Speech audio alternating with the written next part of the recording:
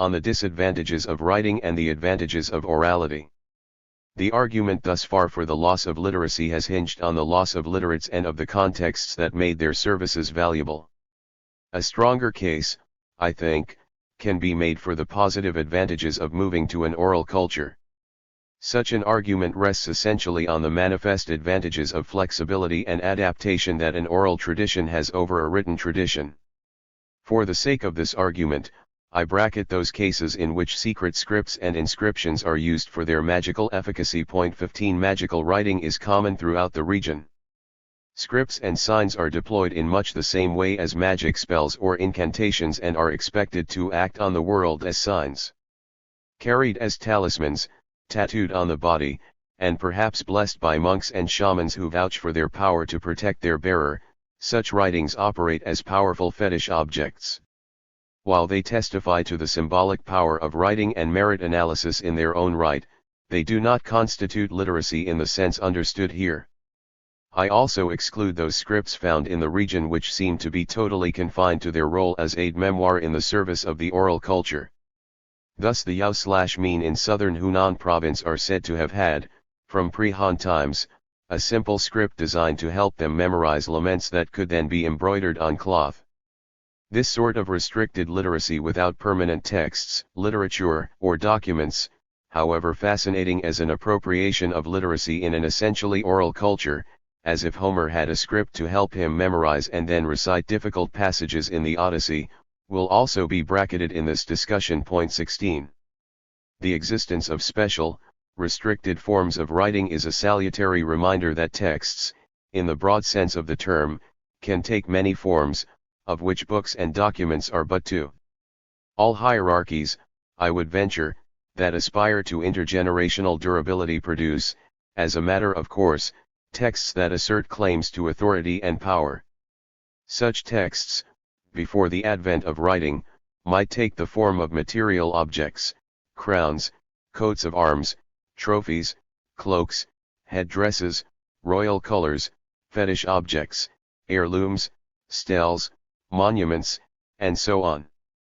The state, as the most ambitious claimant of this kind, multiplies such texts as assertions of permanence. Early states combine the permanence of stone tablets with writing or pictograms as claims to lasting power. The key disadvantage of monuments and written texts is precisely their relative permanence. Contingent though they are, they become, once erected or written down, a sort of social fossil that can be dug up at any time, unchanged.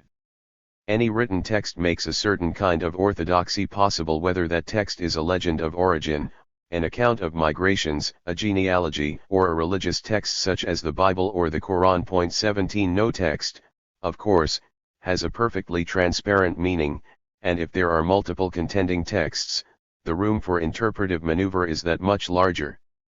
Nonetheless, the text itself is a fixed point of departure. It makes some readings implausible if not impossible. Once there is a text as an indisputable point of reference, it provides the kind of yardstick from which deviations from the original can roughly be judged. 18 This process is most striking when the text in question has been deemed authoritative. Let's say a text asserts that X people originated from a particular place, fled from unjust taxes of a particular lowland king, followed a certain itinerary, worship particular tutelary spirits, and bury their dead in a certain way. The very existence of such texts has powerful consequences. It facilitates the development of an orthodox, standard account. That standard account can be learned directly from the text, and this fact privileges that class of literate scribes who can read the texts. Any subsequent account, depending on its fit with that standard account, allows various degrees of heterodoxy to be inferred.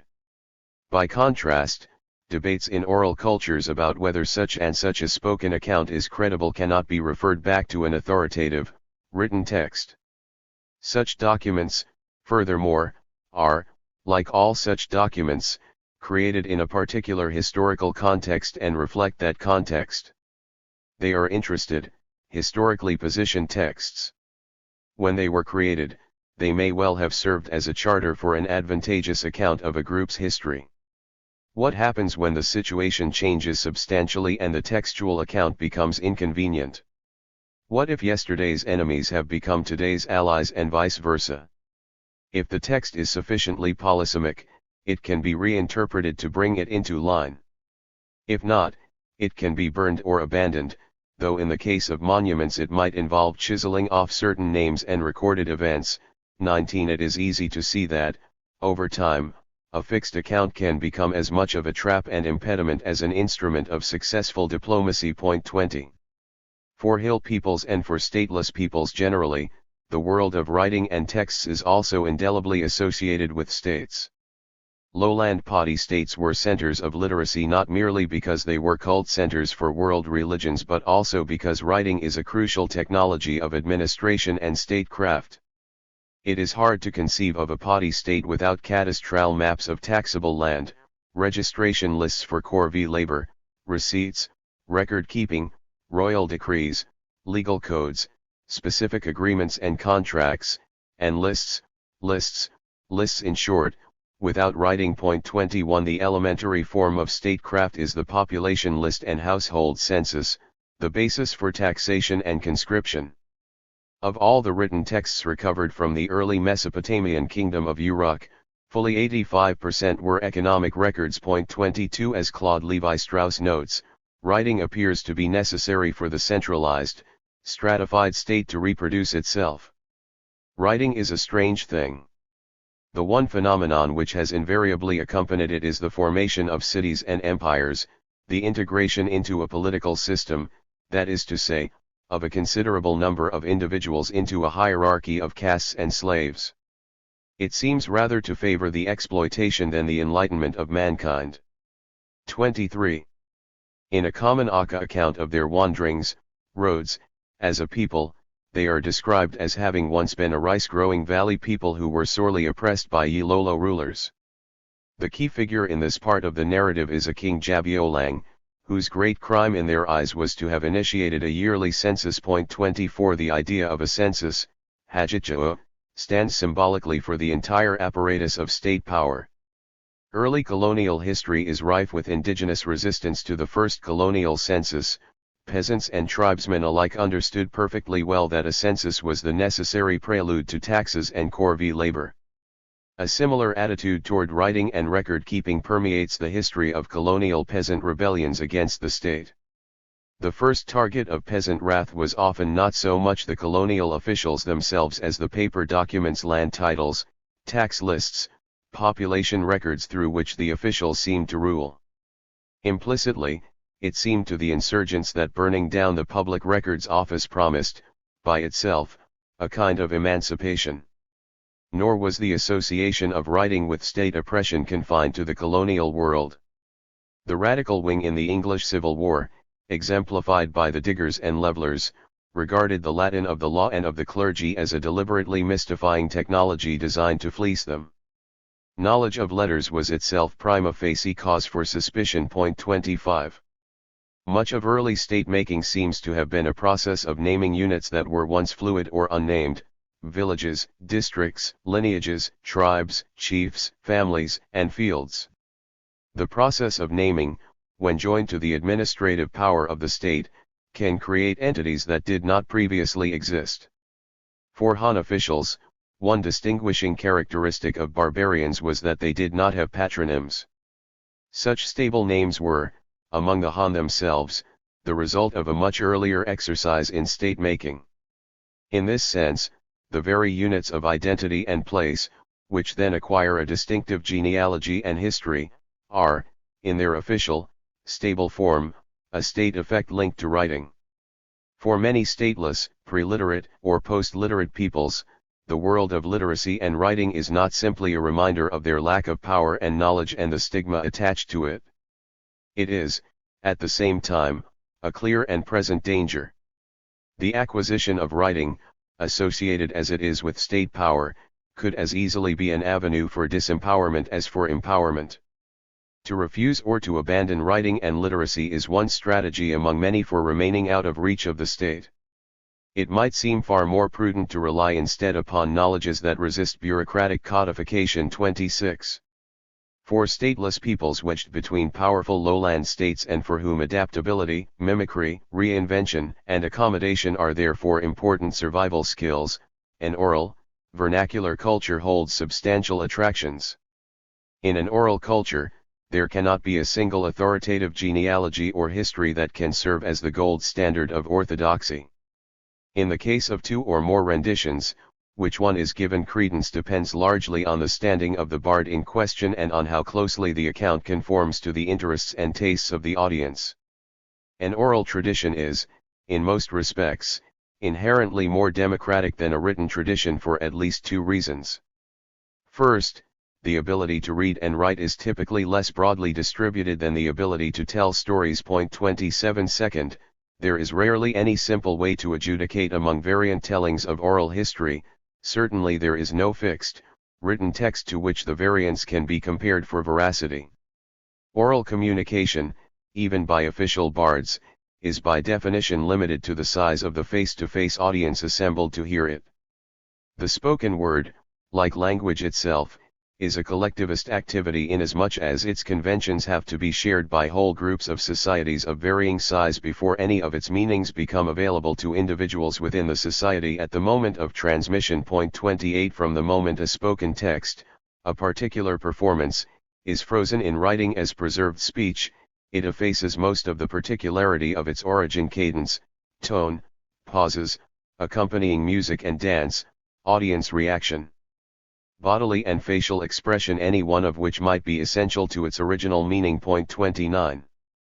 In fact, in the case of oral histories and narratives, the concept of the original simply does not make any sense. 30 Oral culture exists and is sustained only through each unique performance at a particular time and place for an interested audience. These performances are, of course, far more than the transcript of the words spoken. Each includes the setting, the gestures, and the expression of the performer, the audience reaction, and the nature of the occasion itself. Oral culture has therefore an inalterable presentness. If it was of no interest, if it served no purpose for its contemporary audience, it would cease to exist. A written record, in radical contrast, can persist more or less invisibly for a millennium and suddenly be dug up and consulted as an authority. Thus oral traditions are to written traditions more or less what Swidden agriculture is to irrigated wet rice agriculture, or what small, dispersed kin groups are to settled, concentrated societies. They are the jellyfish, shape-shifting, pliable form of custom, history, and law. They permit a certain drift in content and emphasis over time, a strategic and interested readjustment of, say, a group history in which certain events are now omitted and others given stronger emphasis, and still others remembered. Should a group with a common background split into two or more subgroups, each of which finds itself in a materially different setting, one imagines that their oral histories will diverge accordingly. As the different oral traditions drift imperceptibly apart, there can be no reference point which a shared written text would provide by which to gauge how far and in what ways each tradition had diverged from the once common account. Because oral traditions survive only through retelling, they accumulate interpretations as they are transmitted. Each telling forcibly reflects current interests, current power relations, and current views of neighboring societies and kin groups. Barbara Andaya, writing of oral traditions in Sumatra, Jambi and Palembang, captures the process of adjustment and modification. With the community's implicit agreement, details extraneous to the present slipped away from legend to be replaced by newly relevant elements that were incorporated as ancestral lore, thus rendering the past continually meaningful. 31. Oral traditions are capable of impressive feats of faithful transmission over many generations if the group bearing the tradition so desires. We know enough about the bardic tradition through the path-breaking studies of Serbian oral epics and, by extension, the Homeric epics to understand that rhyme, meter, and long apprenticeship can provide high fidelity in the oral transmission of very long passages. 32 Among the Aka, a special caste of Fima, teachers and reciters, has preserved quite elaborate recitations of long genealogies, the major events in Aka history, and customary law, which they sing on ceremonial occasions.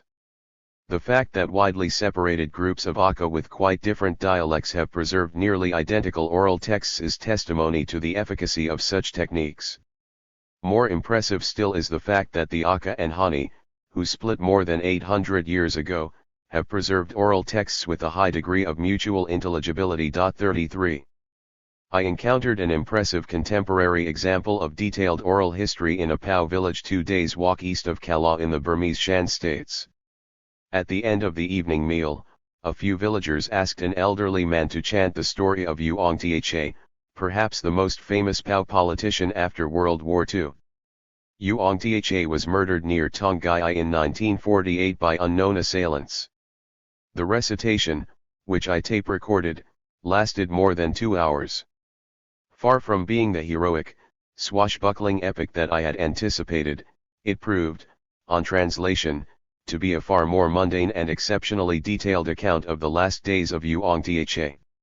It resembled nothing so much as a meticulous police report detailing when Ong Tha arrived in the village, his companions, and what they were wearing, the color of his jeep, whom he spoke to, when he bathed, when several men arrived to ask where they could find him, how they were dressed, the jeep they drove, what they said to Ong Tha's wife, where Ong Tha's body was found, what he was wearing, the identifying ring on his finger, the autopsy findings, and so on. At the end of the recitation, the singer admonished his listeners to take the example of this true story in order to prevent loss or defect in everything. It was as if every effort had been made, by scrupulously careful oral transmission over half a century, to preserve all the evidence and material facts intact in case a serious police investigation ever took place. I was also surprised to learn that the singer and others throughout Pao areas were paid to chant the story of Uong Tha's murder at weddings and feasts. Despite being short on histrionics and long on factual detail, it was a popular and revered story. 34. Oral traditions, then, appear to provide, under certain circumstances, something of the word-for-word constancy of a fixed, written text, together with the potential flexibility of strategic adjustment and change. They can, as it were, have it both ways. They can claim to be precise texts while in fact being substantially novel, and there is no easy way of evaluating this claim. The reasons for strategic and opportunistic adaptation of oral traditions are manifold. Once it is fully appreciated that any account of custom, genealogy, or history is a situated, interested account, variation over time is the presumed norm. Among the Kachin, where the telling of tales is a matter for professional priests and bards, every professional tale will occur in several different versions, each tending to uphold the claims of a different vested interest. In the jostling among different Kachin lineages over relative ranking and competing aristocratic claims, each story of the origin of the Kachin, their history, and the spirits they worship takes on a coloring that is designed to promote the interests of a particular lineage. And, as Edmund Leach warns, there is no authentic version of Kachin tradition, there are merely a number of stories which concern more or less the same set of mythological characters and which make use of the same kinds of structural symbolism, but which differ from one another in crucial details according to who is telling the tale. 35. What applies to the kin group or the lineage applies also to larger social units such as an ethnic group. As its situation changes over time, so do its interests, and thus so does its account of its history, customs, and even deities. One would expect that Karen groups living in different settings adjacent now to the Mon, now to the Thai, now to the Burman or Shan would develop oral traditions inflected by each of the settings in which they found themselves. To the extent that their precarious political position is subject to sudden and radical change, the pliability of an oral tradition would be a positive advantage. If, as Ronald Renard maintains, Karen culture can turn on a dime and is superbly adapted to travel and change, their oral traditions may be at least as useful to this end as shifting cultivation and physical mobility. 36. Far from being cynically manipulated, let alone manufactured out of whole cloth, the drift of oral traditions is likely to occur by imperceptible degrees, by bards who do not see themselves as embroiderers of the truth. The drift is a case of selective emphasis and omission, as certain accounts seem more important or relevant to current conditions. Here the term bricolage applies, inasmuch as variant oral traditions often share the same basic elements, but their arrangement, the emphasis placed on one or another element, and their moral loading convey different meanings. 37 The recitation of genealogical histories by which many hill peoples establish links of alliance or enmity with others is a case in point. Any number of genealogical linkages could be made, so numerous are one's ancestors. A mere 8 generations back, patrilineal reckoning yields 255 direct ancestors. Bilateral reckoning would double that to 510. Which of these lines of ancestry to omit, to trace, to emphasize is, in one sense, arbitrary. By one or another tracing, most Americans have Abraham Lincoln as an ancestor. They are just as likely to have John Wilkes Booth in their lineages but are less likely to seek out and emphasize that connection.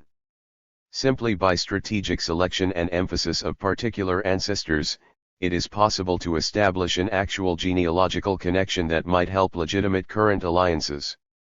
Elaborate genealogies are, in this respect, a vast portfolio of possible connections, most of which remain in the shadows but could, if necessary, be summoned. The more turbulent the social environment, the more frequently groups fission and recombine, the greater the likelihood that more of the portfolio of shadow ancestors will come into play. The Berbers are said to be able to construct a genealogical warrant for virtually any alliance of convenience necessary to politics, grazing rights, or war. 38. A written genealogy, by contrast, freezes one variant of an evolving oral flux and, as it were, removes it from time, making it available in that form to future generations. The first written political record in Japan, 712 CE, is a genealogical history of the great families that was pruned of untruths, memorized, and then written out as the founding document of an official tradition. Its purpose was precisely to codify a selective and self-interested confection of many oral traditions and to decree it as a permanent sacred history. 39 Henceforth other variants would be considered heterodox. The creation of an official, dynastic genealogy has elsewhere been linked directly to the moment of political centralization. The rise to hegemony of one of the many petty kingdoms of Macassar was, in effect, solidified by the promulgation of a written genealogy documenting the quasi-divinity of the victorious ruling family. 40 Early written genealogies are nearly always devised to stabilize a claim to power that eluded such stabilization when it was asserted only orally. Examining the first written genealogies in early historic Scotland, Margaret Nyek captures the difference between oral and written forms. Within the traditions of an oral society, suitable genealogies could be created with relative ease by deliberate manipulation of the evidence, since there was little in the way of externally validating whatever claims were made. Once recorded in documentary form, a genealogy could establish certain individuals and families as office-bearers much more firmly than had ever been the case before.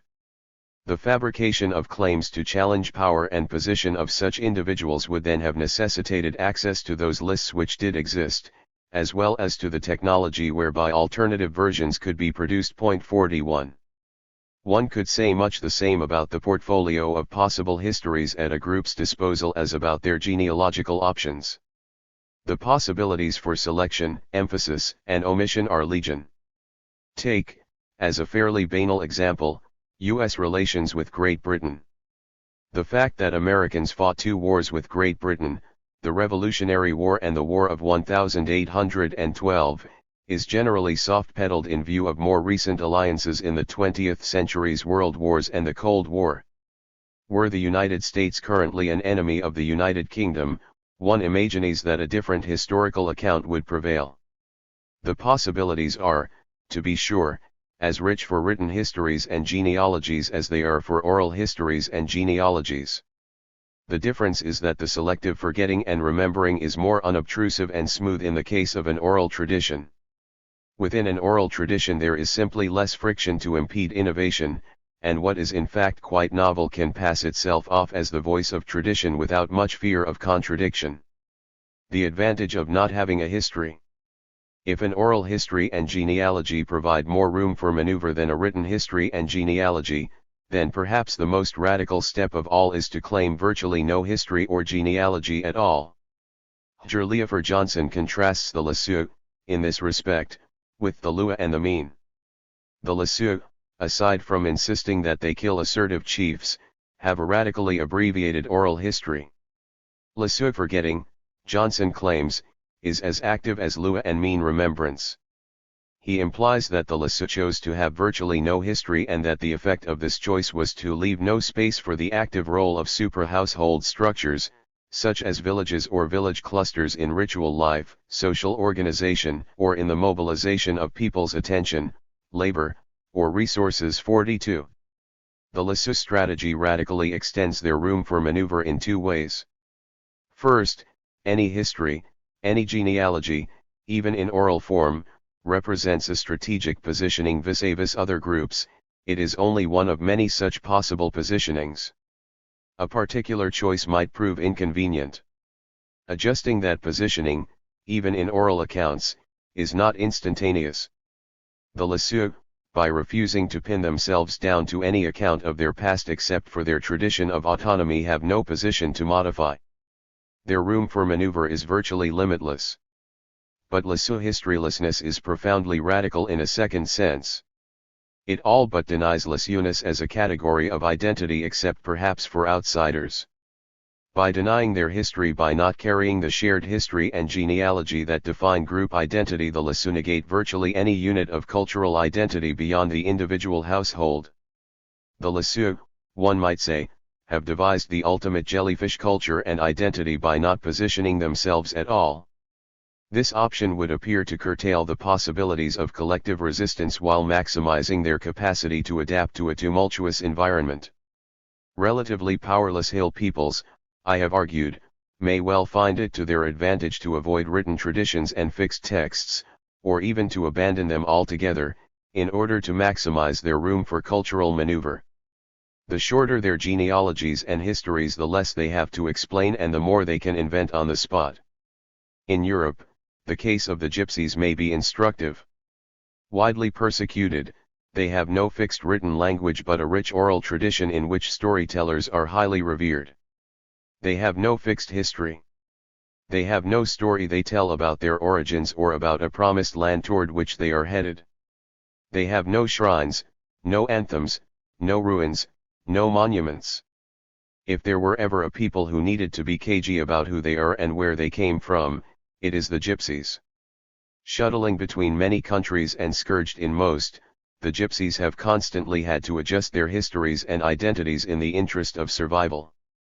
They are the ultimate bobbing and weaving people. How much history does a people need or want? This brief examination of oral and written histories raises the larger question of what, after all, is the history-bearing social unit, whether that history be oral or written. Given the existence of a centralized government and a ruling dynasty, it seems apparent that rulers would want to craft claims, even if fabricated, for their legitimacy and ancientness by genealogies, court legends, poetry, epics, and hymns of praise.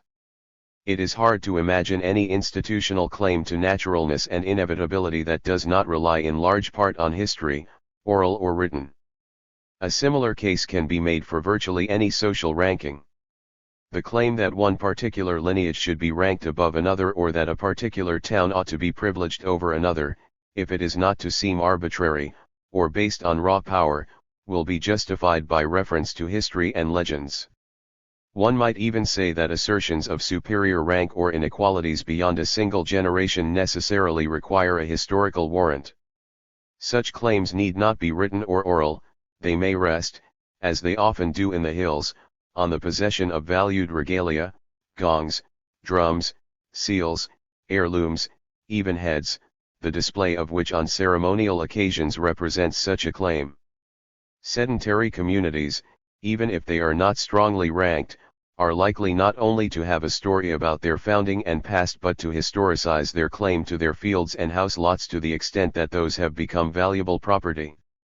What, however, of people living at the margins of the state, in unranked lineages, and moving their fields frequently, as Sweeteners typically do. Does it not follow that such peoples might not only prefer an oral history for its plasticity but might need less history altogether? First, the history-bearing unit itself, including lineages, may be shifting and problematic. Second, whatever the history-bearing unit might be, it is for Sweeteners likely to have little in the way of entrenched historical privileges to defend and many strategic reasons to leave their history open to improvisation. In his classic book on oral history, Jan Vanzina makes a persuasive case along these lines in contrasting the oral traditions of neighboring Burundi and Rwanda. They have much in common, but Burundi is far less hierarchical and centralized and has, as a result, Vanzina claims, far less oral history than centralized Rwanda. Burundi, unlike Rwanda, had no royal genealogy, no court songs, no dynastic poetry. The fluidity of the whole political system is striking.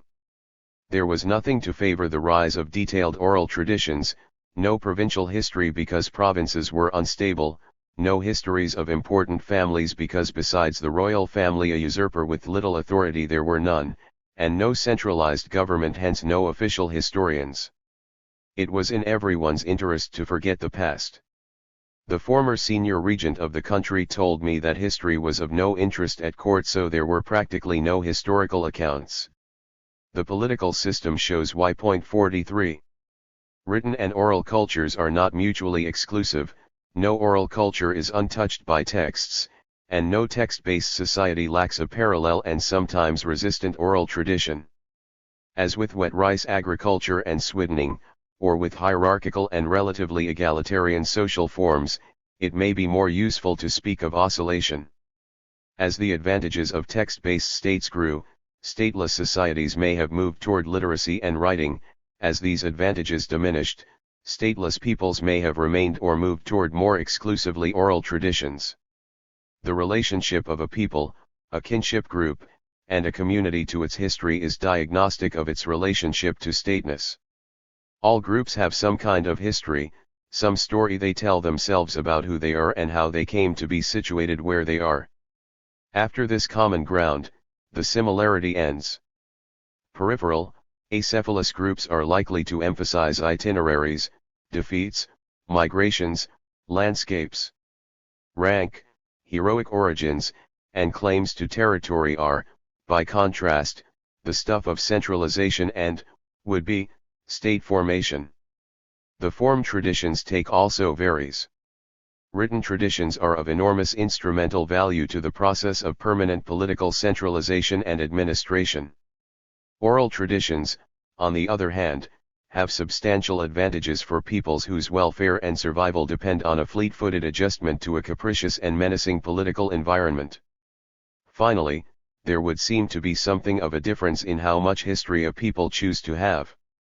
The Lisusu and Karen, for example, seem to prefer to travel lightly and to bring along as little excess historical baggage as possible.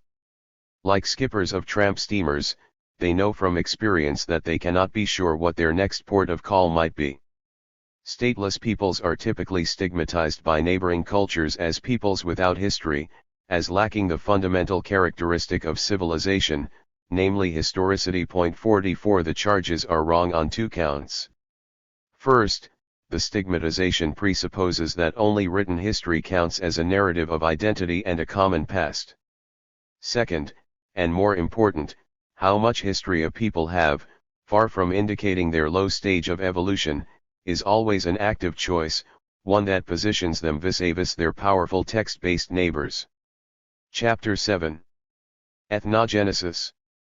A radical constructionist case. Ernest Renan was right when he wrote over a century ago, forgetting, and I would even say historical error, are an essential factor in the creation of a nation, and so it is that progress in historical studies is often a danger to nationality. That is, I believe, a fine task for historians, to be a danger to national myths. Eric Hobsbawm, Nations and Nationalism since 1780. There is nothing more universally modern than purveyors of ancient identities. Charles King. The tribes are by no means to be found together in separate colonies, but are mixed up quite indiscriminately. Moreover, among their Kachin villages are also to be found Pala, La, Wa, Chinese, and a few Shans. J. G. Scott, Gazetteer of Upper Burma and the Shan States. The incoherence of tribe and ethnicity. Like any heir who had come into a large estate, the British proceeded, as elsewhere, to take inventory of their new possessions in Burma. If the cadastral survey was the instrument for inventorying the real estate, the census was the instrument for enumerating the peoples inherited through conquest. Once they came to the hills, the administrators in charge of the 1911 and subsequent censuses were faced with a Baroque complexity that all but defeated their mania for classificatory order. How to proceed when most of the tribal designations were exonyms applied by outsiders and not used at all by the people so designated? Different outsiders seldom agreed on a common term. Furthermore, such exonyms were either derogatory, slaves, dog-eaters, or generic in a geographical sense, hill people, upstream people. Take, for example, the Meris along the border with China in the northern Shan states described by J. G. Scott in the Gazetteer of Upper Burma. They did not call themselves Kachin, nor did the authorities, but their neighbors insisted that they were indeed Kachin. They dress and intermarry with Kachin Jingpo, but their language is closer to Burmese than Jingpo. What should they be called in the census? The operationalization of race in the 1911 and 1931 censuses was, in fact, language. According to the linguistic theories of the time, it was accepted as dogma that those who speak a particular language form a unique, definable unit, and that this unit had a particular culture and a particular history too. With the equation of tribe or race, the two were used interchangeably in the census, and mother tongue, the fun had just begun. The trainers of the enumerators had to point out very carefully that the mother tongue was the language spoken from the cradle and might not be the language spoken ordinarily in the home. This last was to be recorded as a subsidiary language. Except for Burmans at the Padi State Corps who were generally monolingual, bilingualism among minority hill peoples was the rule rather than the exception. Those with Karen, Shan, or other, non-Burman, Tibeto-Burman languages as their mother tongues were typically bilingual, and often trilingual. 3 Nor did the complexity dissolve at the microcosmic level of a single village. In a single Kachin village of a mere 130 households were found no fewer than 6 mother tongues, though the villagers used Jingpo as a lingua franca on the order of Malay or Swahili. 4. The equation of mother tongue with tribe and history assumes implicitly that the spoken language is the constant, steady thread that knits together a people. And yet the authors of the census go out of their way to note the extreme instability of language and racial distinctions in Burma. In an exasperated and instructive, not to say entertaining, appendix to the census titled A Note on Indigenous Races in Burma, J. H. Green goes further. Some of the races or tribes in Burma change their language almost as often as they change their clothes. Languages are changed by conquest, by absorption, by isolation, and by the general tendency to adopt the language of a neighbor who is considered to belong to a more powerful, more numerous, or more advanced tribe or race. Races are becoming more and more mixed, and the threads are more and more difficult to untangle. The unreliability of the language test for race has again become apparent in the census. 5. The conclusion, obvious to Edmund Leach if not to the designers of the census, is that language groups were not established by heredity, nor were they stable over time. This use of language to infer history was therefore nonsense. It is a conclusion shared by most who have considered the issue closely. 6. Again and again one encounters the frustration of those taking the inventory of peoples but, to their dismay, confronting an apparent mess. A tidy, objective, and systematic classification of tribes would require, they believed, a stable trait, or traits, that all members of a tribe shared and that were not to be found outside that tribe. If mother tongue would not serve this purpose, neither would, it turned out, most other traits. It was clear enough that there were Kachin, and Karen, and Chin. What was not clear was where one began and another ended, and whether they had been Kachin, Karen, and Chin in the previous generation or whether they would remain so in the next. The large group, 7.5 million in China alone, known as Miao, and the related Hmong in Thailand and Laos present a case in point. They speak 3 major languages, and within each of those languages there are dialects that are mutually unintelligible. Beyond that, most Miao men and many Miao women can speak 3 languages or more. There are self-identified Miao groups who dwell in valleys growing irrigated rice, and others at higher altitudes sweetening, opium, maize, buckwheat, oats, potatoes, foraging, and hunting. There are Miao who have largely adopted Chinese dress, rituals, and language, and others in remote, isolated locations, who, while still bearing often archaic features of Sinitic culture, have held themselves apart from lowland practices. At the micro level of an individual village, the same cultural sprawl is evident. Intermarriage between Miao and other groups, Khmer, Lisu, Chinese, Thai, Karen, Yao, and so on, is extremely common, as is adoption from other groups. 7 Even those characteristics that many Miao believe distinguish them culturally, such as cattle sacrifices and reed organ pipes, are in fact shared with others. Not a little of this sprawl derives from the fact that in parts of China, Han officials used the term Miao to designate any groups that were rebellious and refused to submit to Han administration. Over time, this appellation, reinforced by state routines of administration, has stuck. The Miao are often those people called Miao by powerful others by those, that is, who can to a great extent impose their categories. The diversity of the Karen is no less daunting. No single trait such as religion, clothing, burial rituals, or even a shared intelligible language applies to all of them. Each of the subdivisions of the Karen also displays an amazing variety. As Martin Smith notes, the term Ska Karen could today apply equally to a Burmese-speaking, University of Rangoon graduate, born and brought up in Basian in the Delta, and an illiterate, animist, hill tribesman in the Donna Range near the Thai border who has never even met an ethnic Burman. 8 The Karen practices of adoption and intermarriage across ethnic groups, though perhaps less widespread than among the Miao or Yao, are nevertheless quite common. Nor does it appear that Karenness is necessarily an exclusive ethnic identity.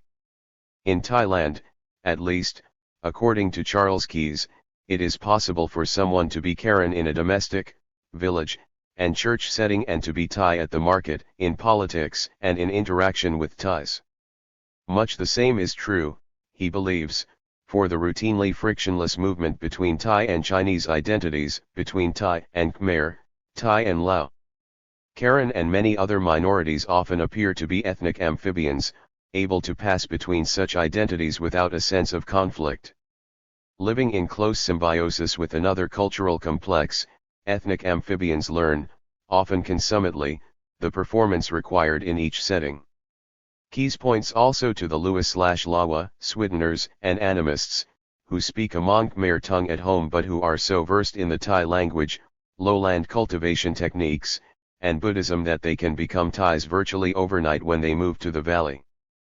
Faced with the cultural plenitude of Karenness, Keyes takes the next logical step of minimizing the importance of shared cultural traits and declares that ethnicity is a self-making project. As he puts it, ethnic identity itself, that is, its assertion, provides the defining cultural characteristic of ethnic groups. Those who adopt this identity assuming that other Karens accept it become ipso facto Karen. 9. What is clear beyond any reasonable doubt is that the trait-based desiderata of ethnicity find little traction in highland Southeast Asia. Even the desideratum of hilliness per se and the sweetening and dispersal that go with it are not completely satisfactory. Most of the Kachin, the Miao, and the Karen, it is true, are associated with hill residence and sweetening. Many of their rituals derive from fire-field farming and from hunting and foraging. But at the same time, a considerable number of self-identified Kachin, Miao, and Karen have come to occupy different subsistence niches, including fixed field, irrigated paddy cultivation, and have adopted other features of lowland residence, including the language of the paddy core. A major reason why trait-based designations of ethnic or tribal identity fail utterly to make sense of actual affiliations is precisely that hill groups themselves, as manpower systems, absorbed whomever they could. This absorptive capacity led to great cultural diversity within hill societies. The adoption of newcomers, rapid social mobility for captives, and genealogical sleight of hand fostered hill systems that were culturally accommodating. Even the presumably distinctive rank segmentary lineage system of the Kachin, far from being rigid, was deployed to incorporate neighboring Lisu and Chinese. It was, as François Robin has argued, a striking example of pluriethnic inclusiveness. Point 10. The failure of any trait or complex of traits to draw a bright boundary around a tribe is reflected in the bewilderment of those whose job it was to create a Linnean classification of peoples. Thus one could write of the struggle of colonial officials, confronted with the diversity of the Naga Hills, now on the Burma-India border, to make sense of the ethnographic chaos they perceived around them. Hundreds, if not thousands, of small villages seemed to be somewhat similar to each other but also very different, by no means always sharing their customs, political system, art, or even language. 11. The confusion was genuine and forebarreled. First, any particular trait was likely to be a gradient and occasionally a seamless continuum from one village or group to another. Lacking sharp, discontinuous changes in ritual, dress, building styles, or even language, any line of demarcation was arbitrary. Second, if one did in fact meticulously chart small variations and then try, conscientiously, to justify a particular trait boundary, another nearly insurmountable problem arose. The boundaries for trait A, B, and C did not map onto one another, each yielded a different line of demarcation, a different classification of ethnicities. The third and fatal difficulty was that any such trait-mapped ethnicities were unlikely to coincide with the phenomenological understandings of the tribal people whose life world was being mapped. The colonial ethnographers' map said they were A, but they said they were B and had always been. How could that not matter? And if the classification exercise somehow survived these blows, a fourth difficulty, time, would surely be the coup de grace. Those with some sense of historical change understood that in terms of traits or in terms of self-identification, the A had, not so long ago, been B and seemed, alarmingly, now on their way to becoming C. How could an ethnic group, a tribe, be so radically unstable over time and still be a people? The radical flux of identity should, in one respect, occasion little surprise. Zomia is and has been what might be called a fracture zone of state-making, much like the Caucasus and the Balkans. It has been peopled for 2 millennia at least by wave after wave of people in retreat and flight from state cores, from invasion, slave raids, epidemics, and corvée. There, in this zone of refuge, they joined a hill population located in a geographical setting of such ruggedness and relative isolation that it encouraged the drift of dialects, customs, and identity. The great variety of subsistence techniques, keyed in large part to altitude, only encouraged this diversity. Add to this the exchange of populations within the hills by slaving, raiding, intermarriage, and adoption, and the complexity of identities is compounded, helping to explain the crazy quilt pattern encountered by the colonizers. The conclusion reached by Jeffrey Benjamin and Cynthia Joe, contemplating an analogous flux in the Malay Peninsula, applies equally to Zomia. The interflow of genes, ideas, and languages has been so intensive and multidirectional as to render futile any attempt to delineate the various peoples in terms of completely distinct bundles of geographical, linguistic, biological, or cultural historical features. 12. This radical undermining would seem to leave us at an impasse. There is, clearly, no such thing as a tribe in the strong sense of the word, no objective genealogical, genetic, linguistic, or cultural formula that will unambiguously distinguish one tribe from another. But, we might well ask, who is confused? The historian and the colonial ethnographer might be mystified. The mixed villages in northern Burma were anathema to the tidy bureaucratic officials who, until the last moment of imperial rule, were still trying in vain to draw administrative lines between the Kachins and Shans. Point 13. But hill people were not confused, they were in no doubt who they were and who they were not. Not sharing the researchers' or administrators' mania for mutually exclusive and exhaustive categories, Hill people were not paralyzed by identities that were plural and variable over time. On the contrary, as we shall see, the ambiguity and porosity of identities was and is, for them, a political resource. There are, of course, tribes in the lived experience of Hill peoples. Self-identified Karen, Kachin, Hmong, and others have fought and died for identities that many believe have a deep and continuous history, a belief that would probably not stand up to critical scrutiny. Such powerful identities are, in this respect, no less fictitious and constructed than most national identities in the modern world. The only viable analytical alternative is to take such self-identifications as our point of departure. As was proposed nearly 40 years ago, we must treat tribal divisions as essentially political in origin. Ethnic identity on this reading is a political project. When, as Michael Moerman noted, Hill peoples in Thailand such as Karen, Thai, Lawa, Pala, and Tian are in an ecological situation that allows a choice among major bases and symbols of ethnicity such as religion and type of farming, as well as among such emblems as dialect, diet, and dress, the key question becomes what calculations govern that choice. Point 14. The perspective adopted and elaborated here is a radical constructionist one, that ethnic identities in the hills are politically crafted and designed to position a group vis-a-vis others in competition for power and resources. In a world crowded with other actors, most of whom, like modern states, are more powerful than they, their freedom of invention is severely constricted. They craft identities, but not in circumstances of their own choosing, to paraphrase Marx. The positioning in question is above all a positioning vis-a-vis the lowland state and other hill peoples. That is the function of hill identities. Those who, over many centuries, migrated into Zomia were, in effect, refusing assimilation into the lowland states as peasants. In coming to the hills, they joined a population that had never been incorporated in a lowland state or one that had left it a long time ago. The basic choice was between statelessness and incorporation. Within each of these choices there were, of course, several possible calibrated variations. This perspective has been persuasively articulated by Jerliafer Johnson, who, in his important study of the mean in northern Thailand, relates how people have moved among the categories of state subjects and non-subject clients in the forest, as well as from being autonomous uplanders dividing into two social directions, some becoming state clients and others abandoning village life for foraging in small bands. This relates back to the general case of a shifting social landscape, and how people move among structural categories, in and out of particular relationships, repeatedly reformulating the parameters of their identities, communities, and histories.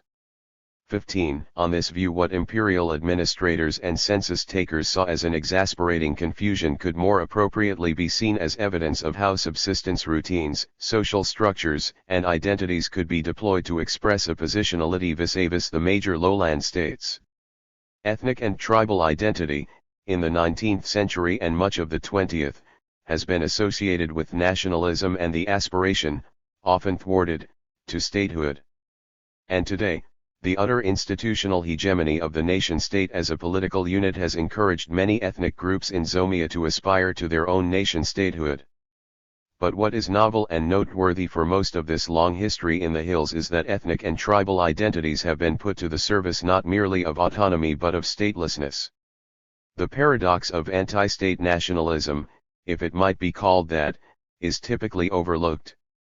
But it must have been a very common, perhaps the most common, basis for identity until, say, the 19th century, when, for the first time, a life outside the state came to seem hopelessly utopian. E. J. Hobsbawm, in his perceptive study of nationalism, took note of these important exceptions. One might even argue that the peoples with the most powerful and lasting sense of what might be called tribal ethnicity not merely resisted the imposition of the modern state, national or otherwise, but very commonly any state, as witness the Pushtun speakers in and around Afghanistan, the pre-1745 Scots Highlanders, the Atlas Berbers, and others who will come readily to mind. 16. The most significant others who ought to come readily to mind are, of course, the innumerable hill peoples of Zomia who have been avoiding states for more than a millennium. It is perhaps because they have fought and fled under so many names, in so many locations, and against so many states, traditional, colonial, and modern, that their struggle lacked the single banner that would have easily identified it. State-making as a cosmopolitan ingathering. The founders of the early Padi state had to assemble their subjects from among hitherto stateless populations. And when, as so often happened, a state disintegrated, subsequent state-makers had to reassemble subjects from among the shards available by raiding other states or incorporating stateless hill peoples. Earlier wave theories of migration supposed that large numbers of Burmans and Thais swept down from the north into the alluvial plateaus suitable for irrigated rice and defeated or chased off the earlier inhabitants. This view, now discredited for lack of evidence, implicitly assumed that the Burmans and Thais came as whole societies, rulers and subjects, to establish themselves as conquerors. It now appears far more plausible that the Burmans and Thai who appeared were a kind of militarily and politically adept pioneer elite with the skills to organize and dominate a Padi corps. Their subjects, on this reading, were gathered in from the surrounding stateless hills and confected into the node of power we have called the Padi state. Providing that we take the long view, then, most of the people today known as Shan Rx, hill people who have, over time, been completely incorporated into the Shan Valley polity.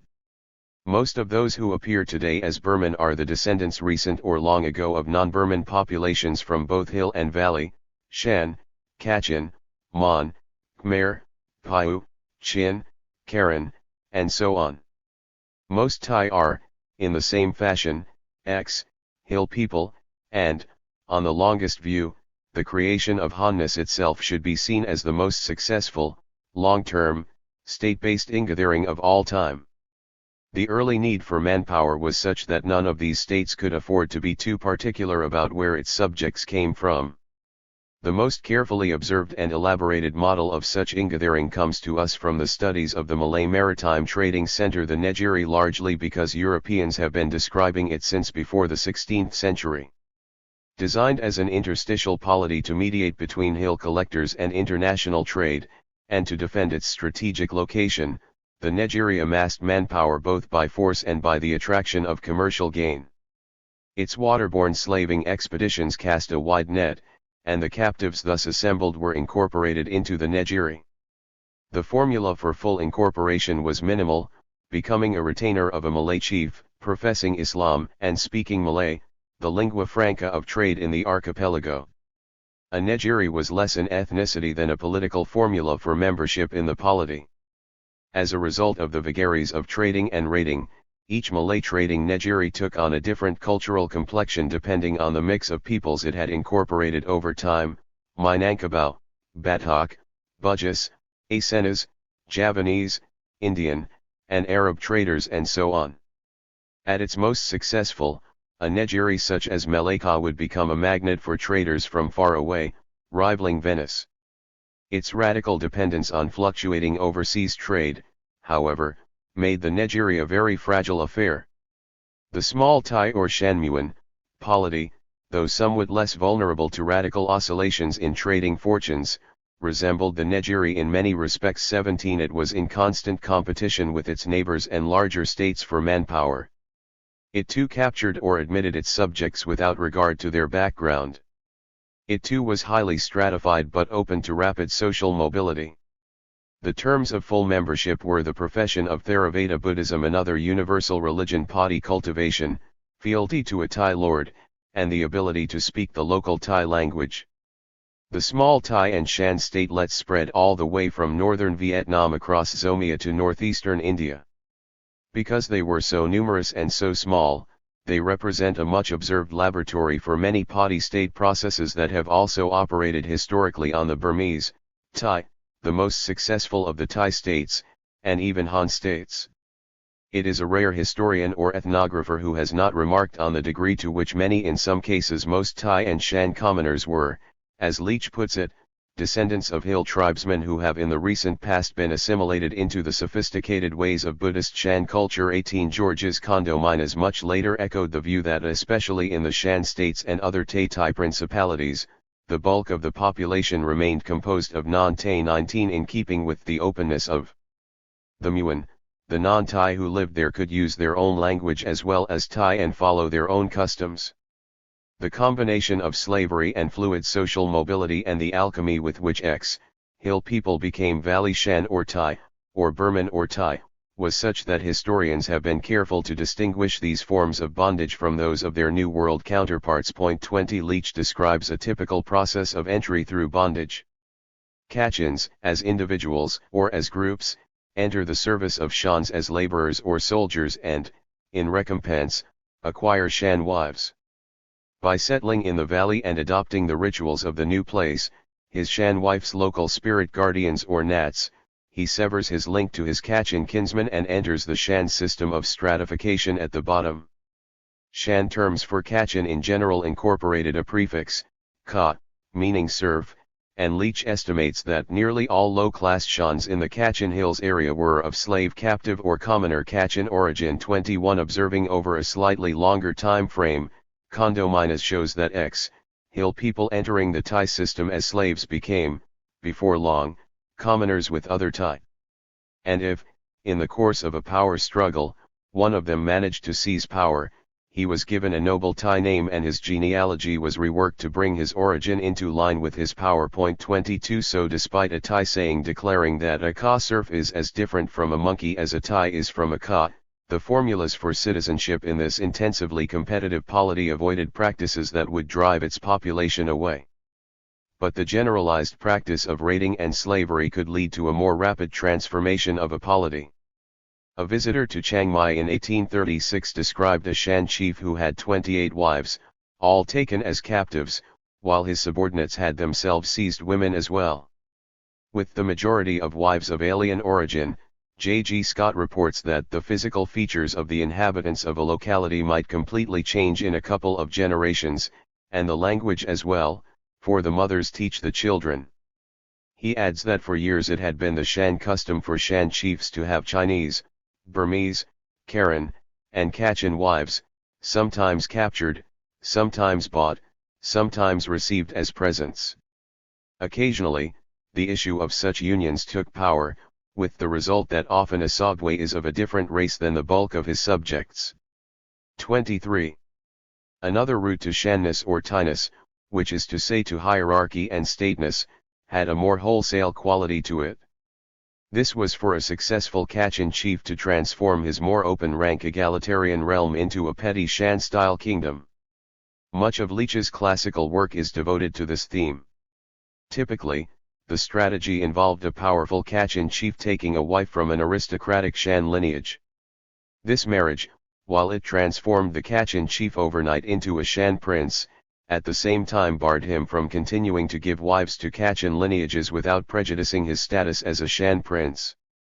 The effect was to prevent his compatriot Kachin lineages from achieving status by contracting marriages with his, chiefly, lineage. His Kachin followers then had a choice between acquiescing in the transformation and, in effect, becoming Shan commoners, revolting and killing or driving off the chief, or leaving and founding a new community. It is this logic that Leach traces out so brilliantly. 24 Wherever a Kachin chief found himself in a position to collect tribute regularly from traders and lowlanders, he inevitably tried to set himself up as a petty Shan Sogwe, not always successfully. This process of petty state-making, of turning hill people into valley people, could, it seems clear, just as easily be reversed. The Tai/Shan statelets were at least as vulnerable as the larger Padi states to the decomposing forces of invasion, famine, tyrannical rule, raids, and civil wars of succession. What became of the dispersed population of a collapsed Shan statelet? Many, it seems from the evidence, may have moved to more hospitable Shan states within striking distance. Many others, perhaps especially the recently ex-Kachin and ex-Lasu, must have returned to the hills, resumed Swiddening, and readopted their prior identities. This would have been a relatively easy and familiar option and would not have prevented them from returning to the Padi core when it became safe to do so. It makes sense to see this ethnic transformation, before the 20th century at least, as a two-way street and ethnic identities as dual or amphibious.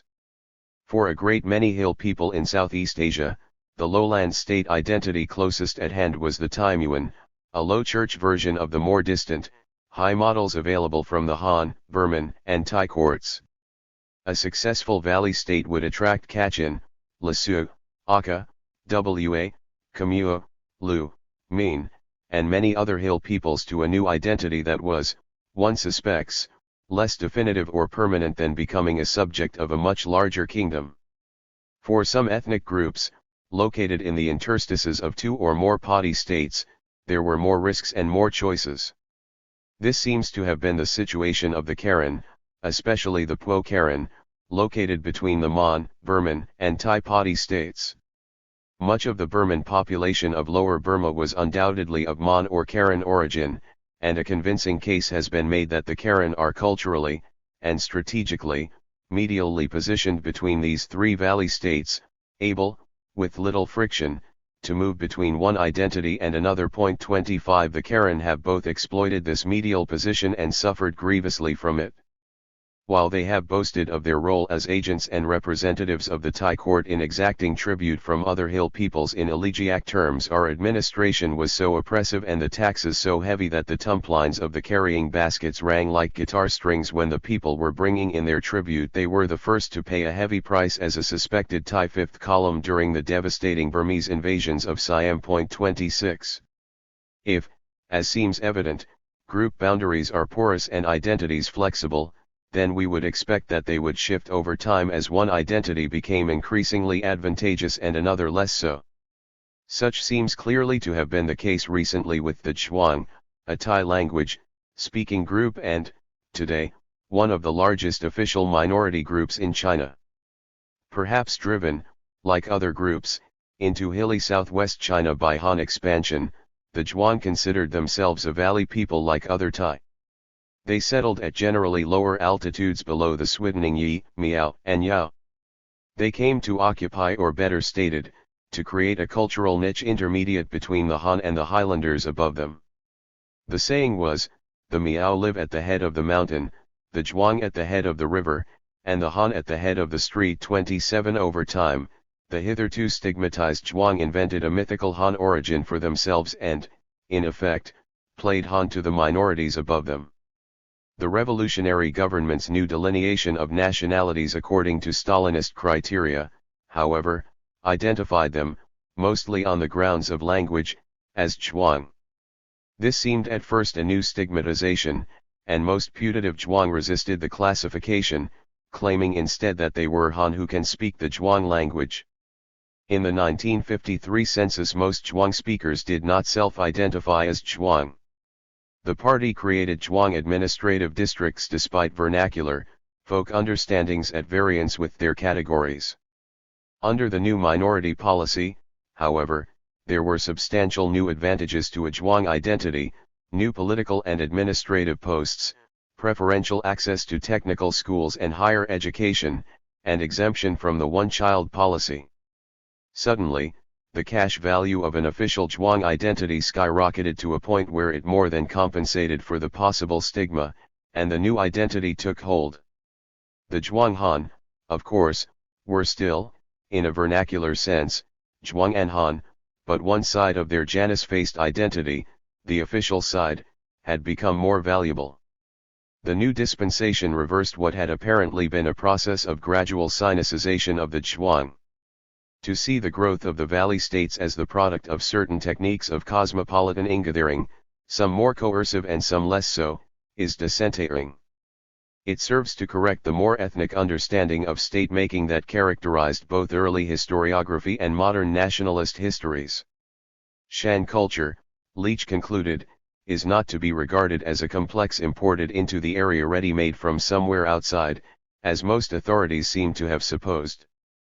It is an indigenous growth resulting from the economic interaction of small-scale military colonies with an indigenous hill population over a long period.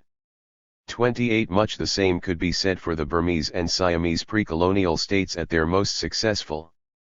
Each was an effective political formula for the gathering and holding of populations from various linguistic and cultural origins at the party core for creating a concentrated, productive force suitable for state building.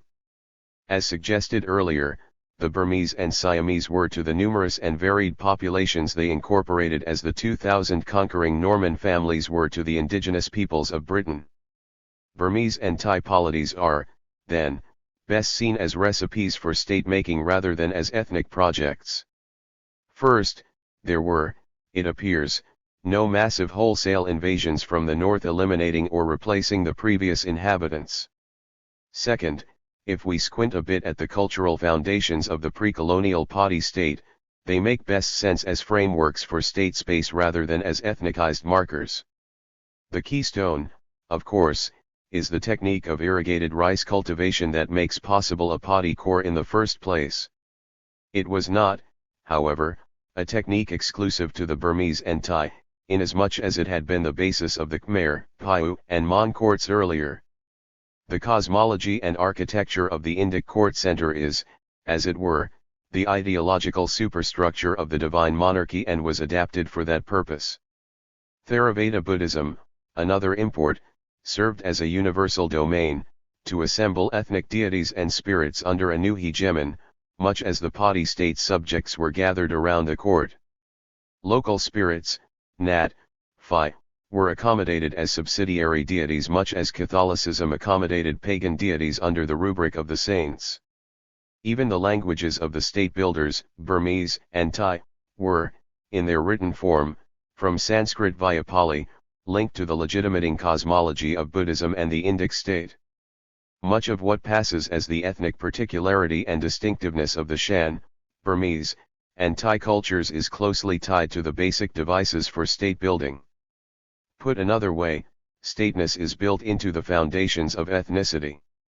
Reciprocally, in the Shan, Burmese, and Thai view, much of the ethnicity of those populations in the hills, those not yet gathered in, consists precisely in their statelessness. Valleys flatten. The great distinction, culturally, between the valley kingdoms and the hills is the striking uniformity of valley society religiously, linguistically, and, over time, ethnically as well. While the historical process of ingathering was a cosmopolitan enterprise, the population thus assembled came to share a set of common cultural practices and institutions. One could travel hundreds of miles within the party state and still encounter religious practices, architecture, class structures, forms of governance, dress, language, and ritual that were strikingly similar from one end to the other. By contrast, traveling even a short distance in the hills would expose one to a crazy quilt of languages, rituals, and identities. Valley systems, in the words of Leofer Johnson, are centripetal, while hill systems are centrifugal. This sharp contrast between the rather uniform lowland areas and a bewildering variety of the upland areas is not, he insists, the result of different migrations but rather the systematically different social outcomes of the centripetal tendencies of closed rank systems, on the one hand, and the centrifugal tendencies of open rank systems on the other. 29.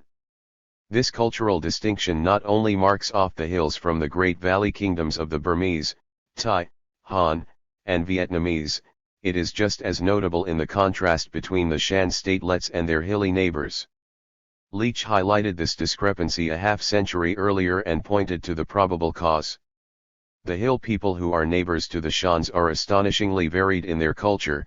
The Shans, considering their wide dispersal and their scattered form of settlement, are astonishingly uniform. My argument is that this uniformity of Shan culture is correlated with a uniformity of Shan political organization, which is in turn largely determined by the special economic facts of the Shan situation.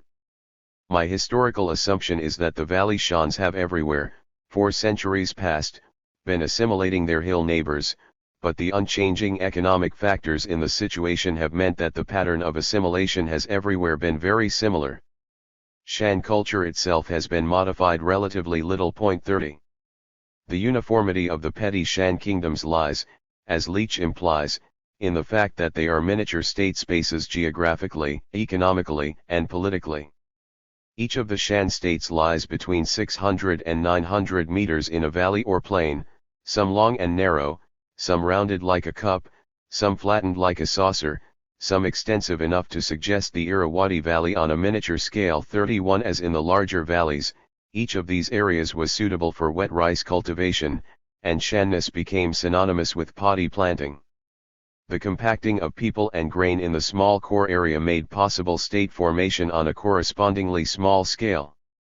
Paddy planting, however, had other decisive social effects. Strong reliance on a single crop, as in the larger valleys, comes to dominate the work routines and social organization of much of the population. Each household planted, transplanted, weeded, and harvested the same crop at virtually the same time, and in much the same way. Coordination of water use required a certain level of institutionalized cooperation and dispute settlement. Agricultural uniformity, in turn, facilitated ritual uniformity around the paddy plant itself, its harvest rituals and the control of water. A paddy planting society also shaped a common material culture diet, cuisine, farm implements, plow animals, household architecture, and so on. 32. Permanent paddy field cultivation also leads to systems of landed property and inheritance and the social class distinctions they foster. Inequalities per se do not distinguish the valleys from the hills. Status differences and inequalities abound in the hills, but in contrast to inequality in the paddy state, they are not underwritten by inherited inequalities of property enforced, if need be, by the coercive power of a rudimentary state. The homogenizing effects of a common agrarian regime and a class system were frequently punctuated by rebellion, which typically reproduced the previous social order under new management. The only structural alternative was flight to the common property regime and the open rank systems of the hills. Social and cultural homogeneity in the valley state was also an artifact of the political sway possible over a paddy zone in which the friction of terrain was low. It permitted the creation and maintenance of a common institutional order, as well as the density of trade and exchange that fostered cultural integration. Power could be projected far more easily across this geographical space than across the heterogeneous hills. Precisely because it exercised many of the same functions, albeit on a miniature scale, as the Great Valley states, the Shan realm's palace, ritual, and cosmology constituted a provincial imitation of the palace, ritual, and cosmology at Ava, Umrapura, and Mandalay. The process of valley homogenization throughout Southeast Asia, Victor Lieberman claims, was much advanced by increasing state centralization between 1600 and 1840. A combination of imitative state building modeled on the West and enlarged revenues from international trade allowed the mainland state to stamp out religious heterodoxy, create a more uniform and efficient tax regime and administration, and promote kingdom-wide economic integration and militarization. 33 Advances in firearms, military organization, land surveying, record-keeping, and the dissemination of texts had, on a modest scale, the same distance-demolishing effects as railroads, steam, power, and the telegraph were to have later in the 19th century. While the valley states were busy fabricating more uniform Burmese, Siamese, Vietnamese, and Shan, the hills continued to fabricate further differences, heterogeneity, and new identities. Identities, porosity, plurality, flux. Most hill people in mainland Southeast Asia, before the colonial state insisted on classifying them, did not have what we might consider proper ethnic identities. They often identified themselves by a place name, the people of X Valley, the people of Y watershed, or by kin group or lineage. And to be sure, their identity would vary depending on whom they were addressing. Many names were implicitly relational. The uphill people, the people of the West Ridge, and their designation made sense only as one element in a relational set. Still other names were exonyms used by outsiders, as was often the case for the Miao, having no further meaning except in that context. Identities were, to complicate matters further, plural. Most hill people had a repertoire of identities they could deploy in different contexts. And such identities as there were were subject to change. Ethnic identity and language differences have tended to be fluid in mainland Southeast Asia. A group could change both in a relatively short period of time as a result of being in close contact with other peoples. 34. A certain plasticity of identity was built into pre-colonial power relations. Many valley peoples, as well as hill peoples, found themselves located between two or more power centers whose waxing and waning influence shaped their world. Before the advent of modern statecraft, with its practices of territorial administration and mutually exclusive sovereignties and ethnicities, such ambiguities were common. Flexible identities also characterized systems of social stratification in which those of lower status sought to emulate, or at least to defer to, powerful others of higher status. In his analysis of a Thai area of northern Vietnam, Grant Evans notes the duality of identities and how they are deployed. 35 Thus a low-status group, the Sing Moon, considered serfs by the Black Thai, speak Thai in addition to their own language, have a Thai name as well as their own ethnic name, and generally emulate the Thai. The Black Thai, for their part, in the past emulated Vietnamese Mandarin dress and incorporated Vietnamese vocabulary, while the higher status White Thai went so far as to adopt Vietnamese funeral ritual and to assimilate into Vietnamese society through intermarriage. Thai elites in general, Evans shows, are culturally amphibious. They deploy the strongly Thai side of their identity when exercising power over their nominally Thai equals and inferiors, and the Vietnamese side when dealing with those above them. His point is that identities are plural and that they are systematically structured by relations of power and prestige. This general theme is elaborated with great subtlety by Johnson in his analysis of the Mean, Yao, of northern Thailand, who embody several registers of self-representation, each of which can be strategically enacted, depending on the context. 36. Quite apart from the confusion of colonial officials and census takers, later ethnographers and historians of Burma have only confirmed Leach's earlier judgment that ethnic boundaries are labile, porous, and largely artificial. Thus, for example, different observers could classify the same group of people as Karen, Lawa, or Thai depending on the criteria used and the purposes of the classification. Where different peoples had long lived in close proximity, they often merged seamlessly into one another so that demarcating a boundary between them seemed both arbitrary and futile. 37 And, as we noted earlier, the Lua/Lawa, a Swidening, Monk Khmer-speaking animist people, are so intimately familiar with the Thai language, Padi cultivation, and Buddhism that it is no exaggeration to say that they can be a convincing Lua on Monday and a convincing Thai on Tuesday. To relegate them to a single ethnic category makes little sense. A better description might be to say that X had a bandwidth of traits or identities that could be deployed or performed as the situation required. A person's ethnic identity in this sense would be the repertoire of possible performances and the contexts in which they are exhibited. 38. Another way of recognizing the bandwidth or repertoire of identities available to many actors is to recognize, as Leach did, that they have, as it were, status positions in several different social systems at the same time. So common was this that F. K. Lehman believed that throughout much of the region ethnicity, far from being an ascriptive given, was a choice.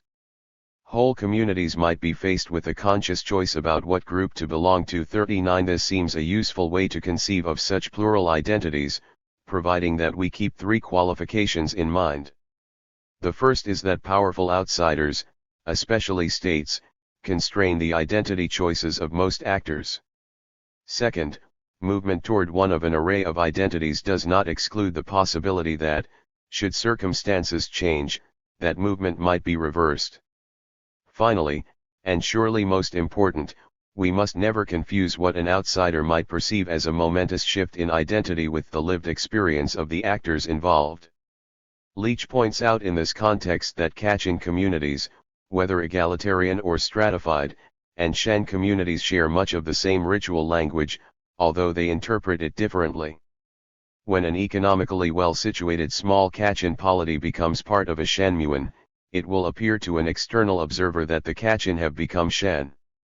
This is true enough, but to the actor, this change may be hardly noticeable.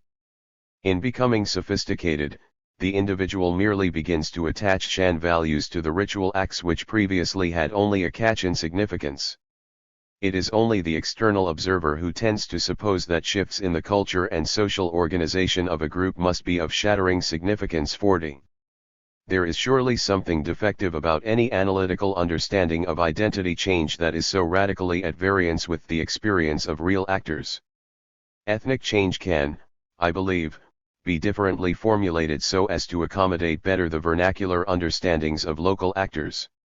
If we assume, for many hill people, a plurality of identity repertoires, then it follows, as we have seen, that various portions of that repertoire will be elicited by a particular social context of action. Performed identity will, in other words, be situationally cued. Someone with, say, a broad Karen Thai repertoire will dress, speak, and behave differently in the Thai marketplace than in the context of the Karen Village Festival.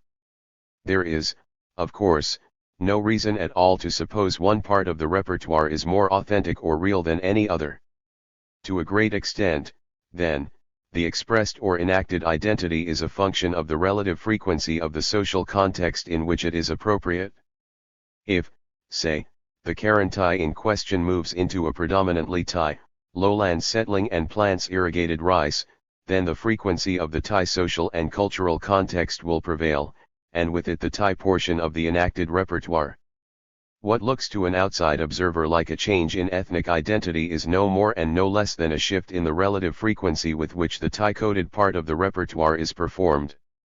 This could occur gradually and, in any event, if conceived in this fashion need not imply any momentous subjective sense of displacement or loss.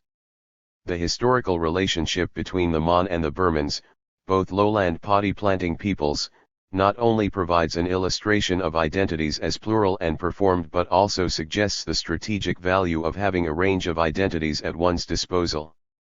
At the start of the 18th century, both Mons, who slightly predominated, and Burmans shared the Irrawaddy Delta. The main differences between them had to do with body markings, Burmans tattooed below the waist, hairstyle, Mons cut their hair round in front, while Burmans had long hair gathered in a top knot, clothing, and language. A change in identity was a matter of substituting these codes, and in those sections of the Delta where Mons and Burmans lived adjacent to each other and were bilingual, this was a comparatively simple matter. As Ava's power waxed, so did the proportion of the population adopting Burman cultural codes speaking Burmese and tattooing their thighs. As Pigo's power waxed, Burmans in its orbit cut their top knot and spoke Mon. Independent municipalities, nominally tributary to Ava or Pigo, switched their loyalties. Although it seemed clear that the conflict itself served to crystallize and politicize certain cultural markers that later came to be seen as ethnic, the origin of the conflict was by no means ethnic. One sees in this context the adaptive value of certain identities. 41 Being able to represent oneself, as the circumstances dictate, as Burman or Mon must have been the salvation of many a bystander or captured combatant in these wars between Pigo and Ava. It is tempting to see this command of a mixed portfolio of identities as a cultural insurance policy, an escape social structure. Like a chameleon's color adapting to the background, a vague and shape-shifting identity has great protective value and may, on that account, be actively cultivated by groups for whom a definite, fixed identity might prove fatal. Like the jellyfish tribes described earlier, such plasticity affords outsiders no easy institutional access. Radical constructionism, the tribe is dead, long live the tribe. Tribes in the strong sense of the word have never existed. By strong sense, I mean tribes as conceived as distinct, bounded, total social units. If the test of tribeness is that the group in question be a genealogically and genetically coherent breeding population, a distinct linguistic community, a unified and bounded political unit, and a culturally distinct and coherent entity, then virtually all tribes fail the test. 42 As noted earlier, the actual disposition of cultural practices, social integration, languages, and ecological zones rarely offers a sharp break, and when it does, one such break almost never maps on another. Nor is tribe, as it was once imagined, part of an evolutionary series of some kind, for example, band tribe chiefdom state, or, alternatively, tribe slavery feudalism capitalism. States and empires have been founded by peoples conventionally understood as tribes: Genghis Khan, Charlemagne, Osman, the Manchu. And yet, it would be far more correct to say that states make tribes, than to say tribes make states. Tribes are what have been called a secondary form, created in two ways and only in the context of a state or empire. The antonym or binary to tribe is peasantry. The difference, of course, is that the peasant is a cultivator already incorporated fully as a subject of a state. Tribes or tribals, on the other hand, are those peripheral subjects not, yet, brought fully under state rule and / or those who have chosen to avoid the state. Colonial empires and the modern state have been most prolific at creating tribes, but the designation of a tribal periphery was just as common for such earlier empires as the Roman, Tang China, and even the small Malay trading state. The tribe might be called a module of rule. Designating tribes was a technique for classifying and, if possible, administering the non or not yet peasants. Once a tribe and its tribal area had been marked off, it might be used as a unit for tribute in goods and men, as a unit over which a recognized chief could be appointed and made responsible for its conduct, and as a military zone of pacification. At the very least, it created, however arbitrarily, a named people and their supposed location for purposes of bureaucratic order where an otherwise indistinguishable mass of settlements and peoples without structure had often prevailed. States and empires create tribes precisely to cut through the flux and formlessness that characterize vernacular social relations. It is true that vernacular distinctions were made between, say, Sweeteners and foragers, between maritime and inland populations, between grain growers and horticulturalists. Such distinctions, however, crisscrossed many other distinctions of language, ritual, and history. They were typically gradients rather than sharp discontinuities and rarely became the basis for political authority. At some level, it simply did not matter how arbitrary the invented tribes were, the point was to put an administrative end to the flux by instituting units of governance and negotiation. Thus the Romans insisted on the territorialization of named barbarians under chiefs who, in principle, could be held responsible for their conduct. The bureaucratic grid was necessary because there was so much fluidity in social bonds and internal barbarian politics. 43 Whether the designations made vernacular sense to the natives was largely beside the point.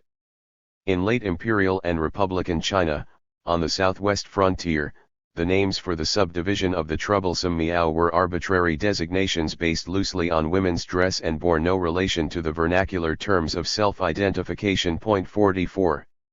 Colonial rulers faced much the same anarchy of vernacular identifications and resolved it by decreeing administrative tribes that were no less arbitrary.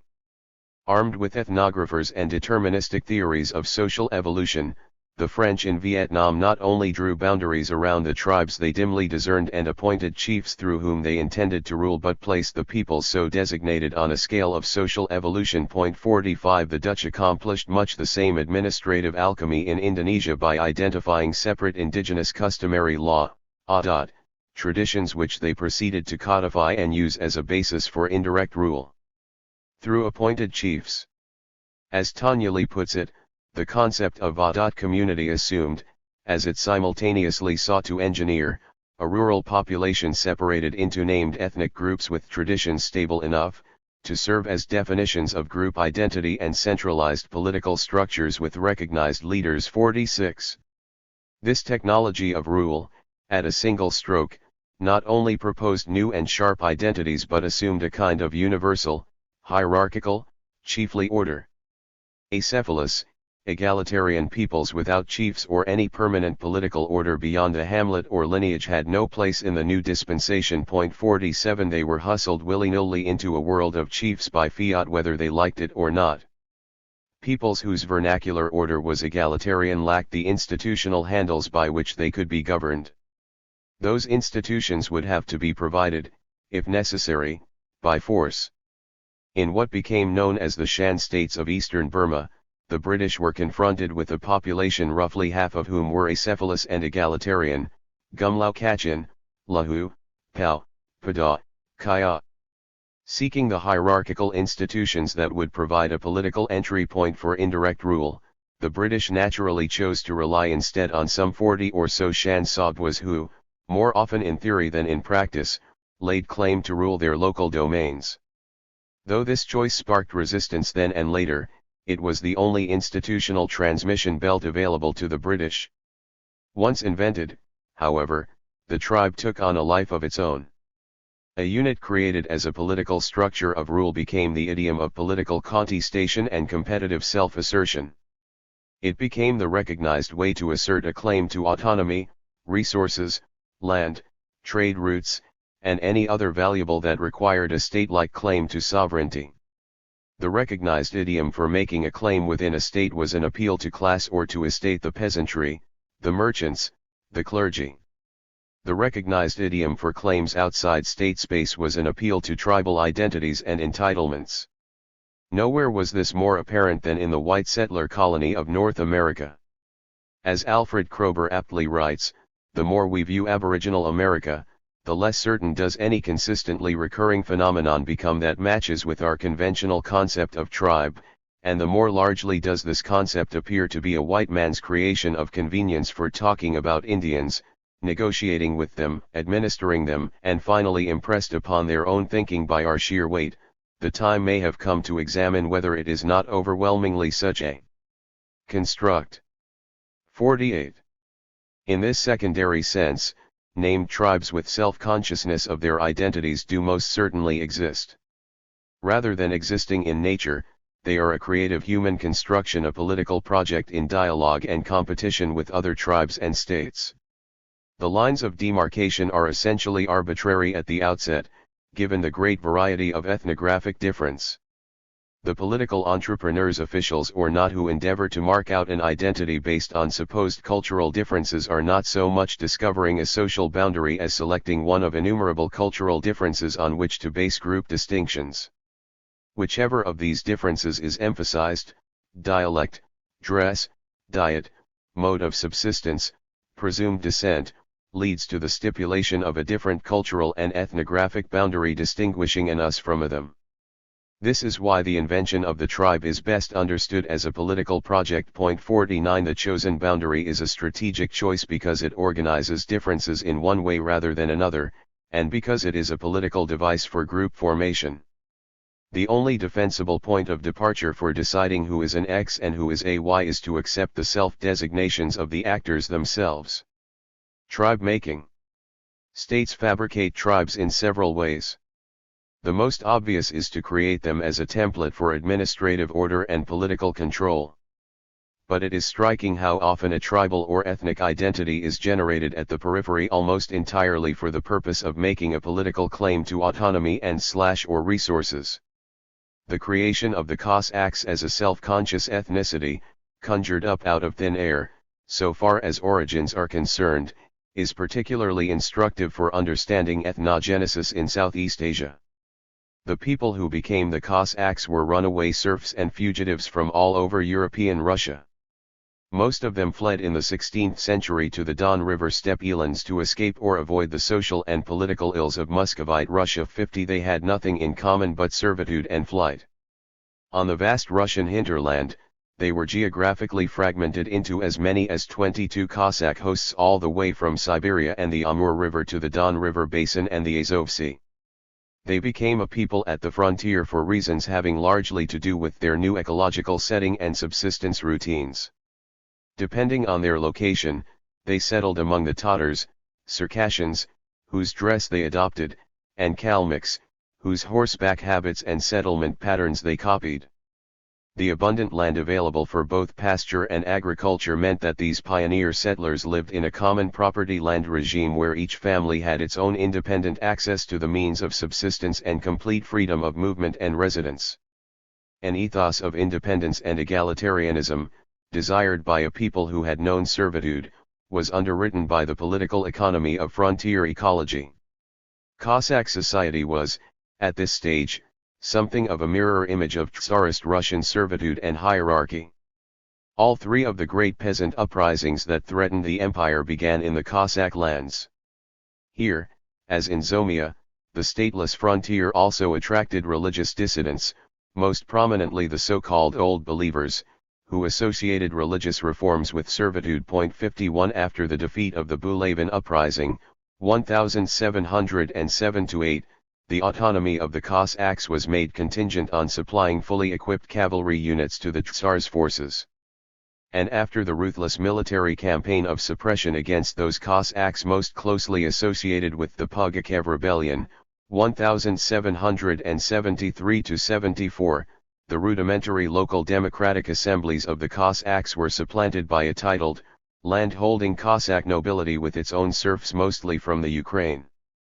Not by any stretch of the imagination a coherent people at the outset, the Cossacks are today perhaps the most solidaristic ethnic minority in Russia.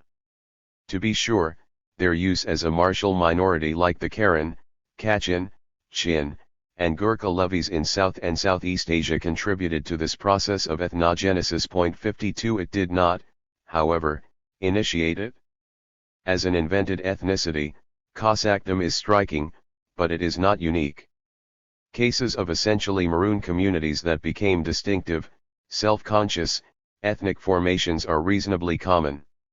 In place of the Cossacks, the case of the Maroons of Suriname who developed into no fewer than 6 different tribes, each with its own dialect, diet, residence, and marriage patterns would have served just as well. 53 The Seminoles of North America or Europe's Gypsies/Roma are also cases of ethnicities that were fused from unpromising, disparate beginnings, by a common ecological and economic niche as well as by persecution.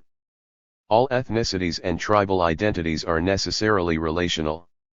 Because each asserts a boundary, it is exclusionary and implicitly expresses a position, or a location, vis-a-vis one or more other groups falling outside the stipulated ethnic boundary.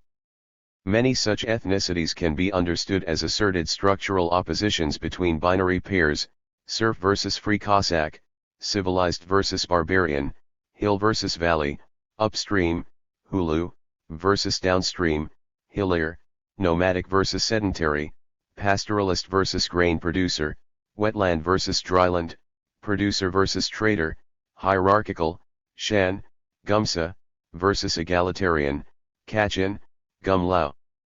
The importance of positionality, and often agroeconomic niche, is so common in the creation of ethnic boundaries that what begins as the term for a location or a subsistence pattern comes to represent ethnicity. For Zomia and the Malay world it is striking how frequently a term merely designating residence in the hills of, for example, Pada, Tongthu, Bukitan, Orang Bukit, Orang Hulu, Mizo, Tai Loi, has become the actual name for a tribe. Many such names surely began as exonyms applied by valley states to the hill people with whom they traded, and connoted rudeness or savagery. Over time, such names have often taken hold as autonyms carried with pride. The frequent coincidence of ecological and occupational niches and ethnic boundaries has often been noted by anthropologists, and Michael Hannon has gone so far as to claim that in equilibrium, ethnic group boundaries coincide with niche boundaries. 54. The most essentialized distinction of this kind is perhaps that between the barbarians and the grain-growing Han people. As the early Han state grew, those remaining in, or fleeing to, the blocks of hilly land, marsh, jungle, or forest within the empire became known by various terms but were, as we have seen, collectively called the inner barbarians. Those extruded to the steppe fringe, where sedentary agriculture was impossible or unrewarding, were the outer barbarians. In each case, the effective boundary between different peoples was ecological. Baron von Richthofen in the 1870s vividly described the abruptness of the boundary between geologies and peoples. It is surprising, after having crossed over several patches of loess soil, to see, on arriving on the summit of the last, suddenly a vast, grassy plain with undulating surface. On the boundary stands the last Chinese village, then follows the Tsadi grassland with Mongol tents. 55 Having shown that the Mongols were not some Ur population, but instead enormously diverse, including many ex-Han, Lattimore saw the hegemony of ecology, the frontiers between different types of soil, between farming and herding, and between Chinese and Mongols coincided exactly 56. Ecological niche, because it marks off different subsistence routines, rituals, and material culture, is one distinction around which ethnogenesis can occur. But it is neither a necessary nor a sufficient condition for ethnic or tribal formation. Inasmuch as the creation of such markers is a political project, it follows that they can also be attached to distinctions of no intrinsic importance in order, for example, to stake a claim to a valuable resource. The invention of the Kaya/Karenni tribe as a people distinct from other nearby Karenic people seems a clear case of this kind. 57. The birth of the Karenni in the early 19th century is recent enough to allow us some grounded speculation about the origin of the tribe. It appears to be associated with the arrival of Karen millenarian pretenders claiming to be princes on the Shan model among this otherwise egalitarian, non-Buddhist community in the 1820s. As we shall see in the next chapter, millenarian movements have played a disproportionate role in the genesis of new communities in the hills. The creation of a Shan-style kingdom with its own subway succeeded in transforming one of a mere congeries of central Karen dialects into a very distinctive Kaya social and cultural system. 58. Imitative state-making of this kind is not so unusual. What is unusual is its success both politically and culturally. That success, in turn, was contingent on the happy fact that the newly minted Karenni statelet was home to the most valuable stands of teak in the country. The assertion of a new tribal identity outfitted with a small-scale state apparatus had the effect of establishing a local monopoly over the trade in teak. Charismatic leadership served to fuse these loosely related Karenic communities into something like a joint stock company in order to wrest control of the increasingly lucrative teak trade from the Shan for whom they had been working. 59. The Karenni ethnic entrepreneurs borrowed the statecraft model closest at hand, that of the Shan Padi state, itself borrowed in turn from the Burmese monarchy, which would serve to make a sovereign claim to the teak and defend it. As an identity-creating and resource-controlling strategy, it succeeded admirably. Many identities are crafted, it is clear, with similar purposes in mind, to defend a strategic trade route location, to assert an exclusive claim to water, minerals, or valuable land, to claim ownership of a particular commodity, to defend fishing or hunting rights against competition, to guard entry into a lucrative occupation, or to claim ritual privileges. The creation of tribes and ethnicities in this sense might be termed the standard mode of claim-making by stateless people who interact with states.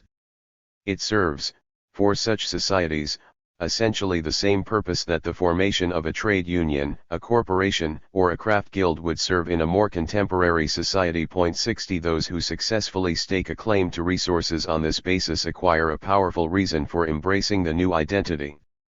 By the same token, they exclude others from access to these same resources. Those thereby excluded and forced into a less desirable niche are often reciprocally ethnicized. 61.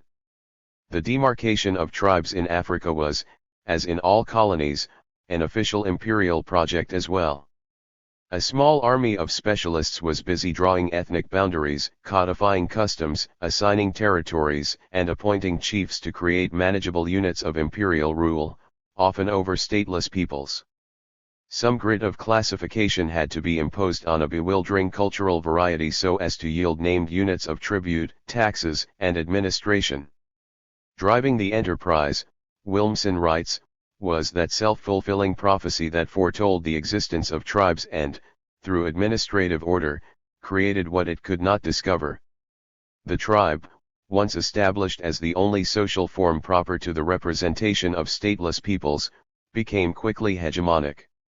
Arbitrary or fictitious as it might be, natives understood that they must draw themselves up into tribes in order to function within the colonial framework. 62. The enterprise of dividing up the natives into mutually exclusive, territorially delimited tribes was not an administrative mania peculiar to Cartesian Enlightenment thinking or, for that matter, Anglo-Saxon, Calvinist tidiness. And one need only read Caesar's Gallic Wars to notice a tribal order of the same kind which, however confounded it might have been by facts on the ground, was a gleam in the eye of every Roman governor. The Han Chinese imperial project, with its appointed tributary chiefs, Tasi, and named barbarians, bears the marks of a comparable administrative exercise. The Tasi system, ruling barbarians with barbarians, was devised in the Yuan dynasty, 1271–1368, and flourished until the 18th century in those areas of the empire where direct control was either impossible or fiscally unprofitable. 63. Underneath the arbitrary exercises of classification elaborated by states lies the ever-changing tumult of local struggles over resources, prestige, and power. These struggles constantly produce new social and cultural cleavages, quarrels over ritual, factions striving to control the best land, lineages vying for marriage alliances, succession struggles for local leadership. The potential basis of new and competitive social units, in other words, is being reproduced daily. Following Max Gluckman's original insight, we can roughly distinguish between centripetal and centrifugal conflict. 64. When factions battle over a chieftainship, implicitly agreeing on what the prize is and so reaffirming the importance of the unit itself, their conflict is centralizing. When a faction splits off or secedes to found another unit, such conflict is decentralizing or centrifugal. The demographic and geographic setting of Zomia, in this context, promoted centrifugal conflict. It was a relatively simple matter, say, for the losing faction in a leadership dispute to hive off, open new swidens, and found a new settlement. It was a relatively egalitarian alternative to what otherwise might have become subordination and permanent hierarchy. The friction of distance also meant that separate communities often remained in relative isolation, especially as compared with valley society. Just as rugged topography and relative isolation, given time to percolate, promote growing differences in speech dialects, a kind of linguistic speciation, so, too, the conditions of Zomia encourage the multiplication and solidification of cultural difference. These processes of cultural drift and differentiation are often the raw material for tribal distinctions. But we must not confuse cultural difference with tribal or ethnic group identity. The creation of named tribes or ethnic groups is a political project that sometimes makes use of cultural differences. Many striking cultural differences, on the other hand, are never politicized, and by the same token, striking cultural differences are frequently accommodated within the same tribal polity. Once launched, the tribe as a politicized entity can set in motion social processes that reproduce and intensify cultural difference. They can, as it were, create the rationale for their own existence. Political institutionalization of identities, if successful, produces this effect by reworking the pattern of social life. The concept of traffic patterns used by Benedict Anderson to describe the creation by the Dutch colonial regime in Indonesia, virtually from thin air, of a Chinese ethnic group, best captures this process. 65. In Batavia, the Dutch discerned, according to their preconception, a Chinese minority. This mixed group did not consider itself Chinese, its boundaries merged seamlessly with those of other Batavians, with whom they freely intermarried. Once the Dutch discerned this ethnicity, however, they institutionalized their administrative fiction. They set about territorializing the Chinese quarter, selected Chinese officials, set up local courts for customary Chinese law as they saw it, instituted Chinese schools, and in general made sure that all those falling within this classification approached the colonial regime as Batavian Chinese. What began as something of a figment of the Dutch imperial imagination took on real sociological substance through the traffic patterns of institutions. And voila, after 60 years or so there was indeed a self-conscious Chinese community.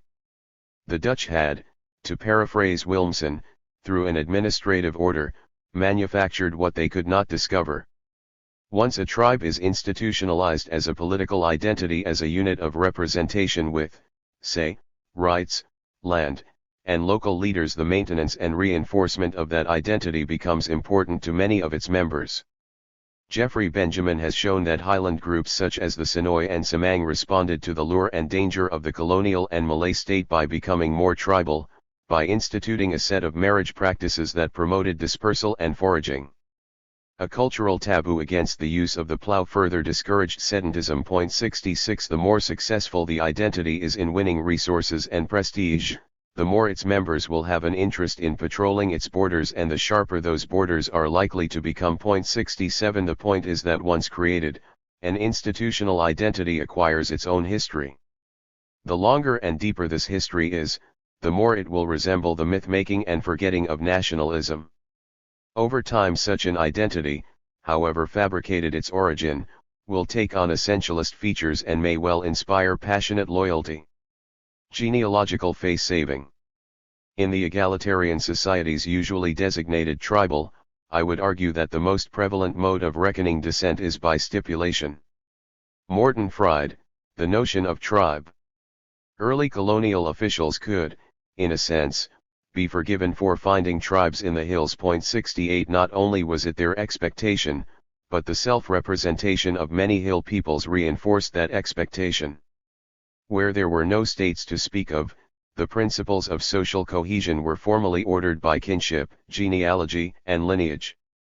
These principles were, of course, exactly what the colonizers expected to find in the tribal zone. While the political realities of competition, usurpation, rebellion, migration, social fission, and fluctuating, plural identities were dizzyingly complex and in constant motion, what Marxists would call the ideological superstructure maintained the appearance of a well-ordered, historically coherent descent group. The formal roles of succession, descent, and precedence were saved by a kind of genealogical and historical legerdemain. If a sense of continuity and symbolic order are important for a given state of affairs, then this process makes eminent sense. After all, contingencies of a fragmented and tumultuous hill politics could not be foreseen, let alone ordered.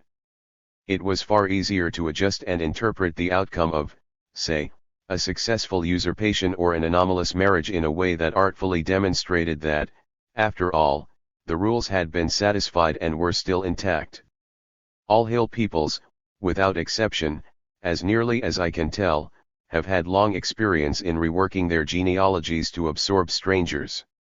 Hill societies were also manpower systems and sought to augment their numbers by absorbing new migrants, by adoption, by marrying and incorporating outsiders, by purchase, and by slave-raiding expeditions.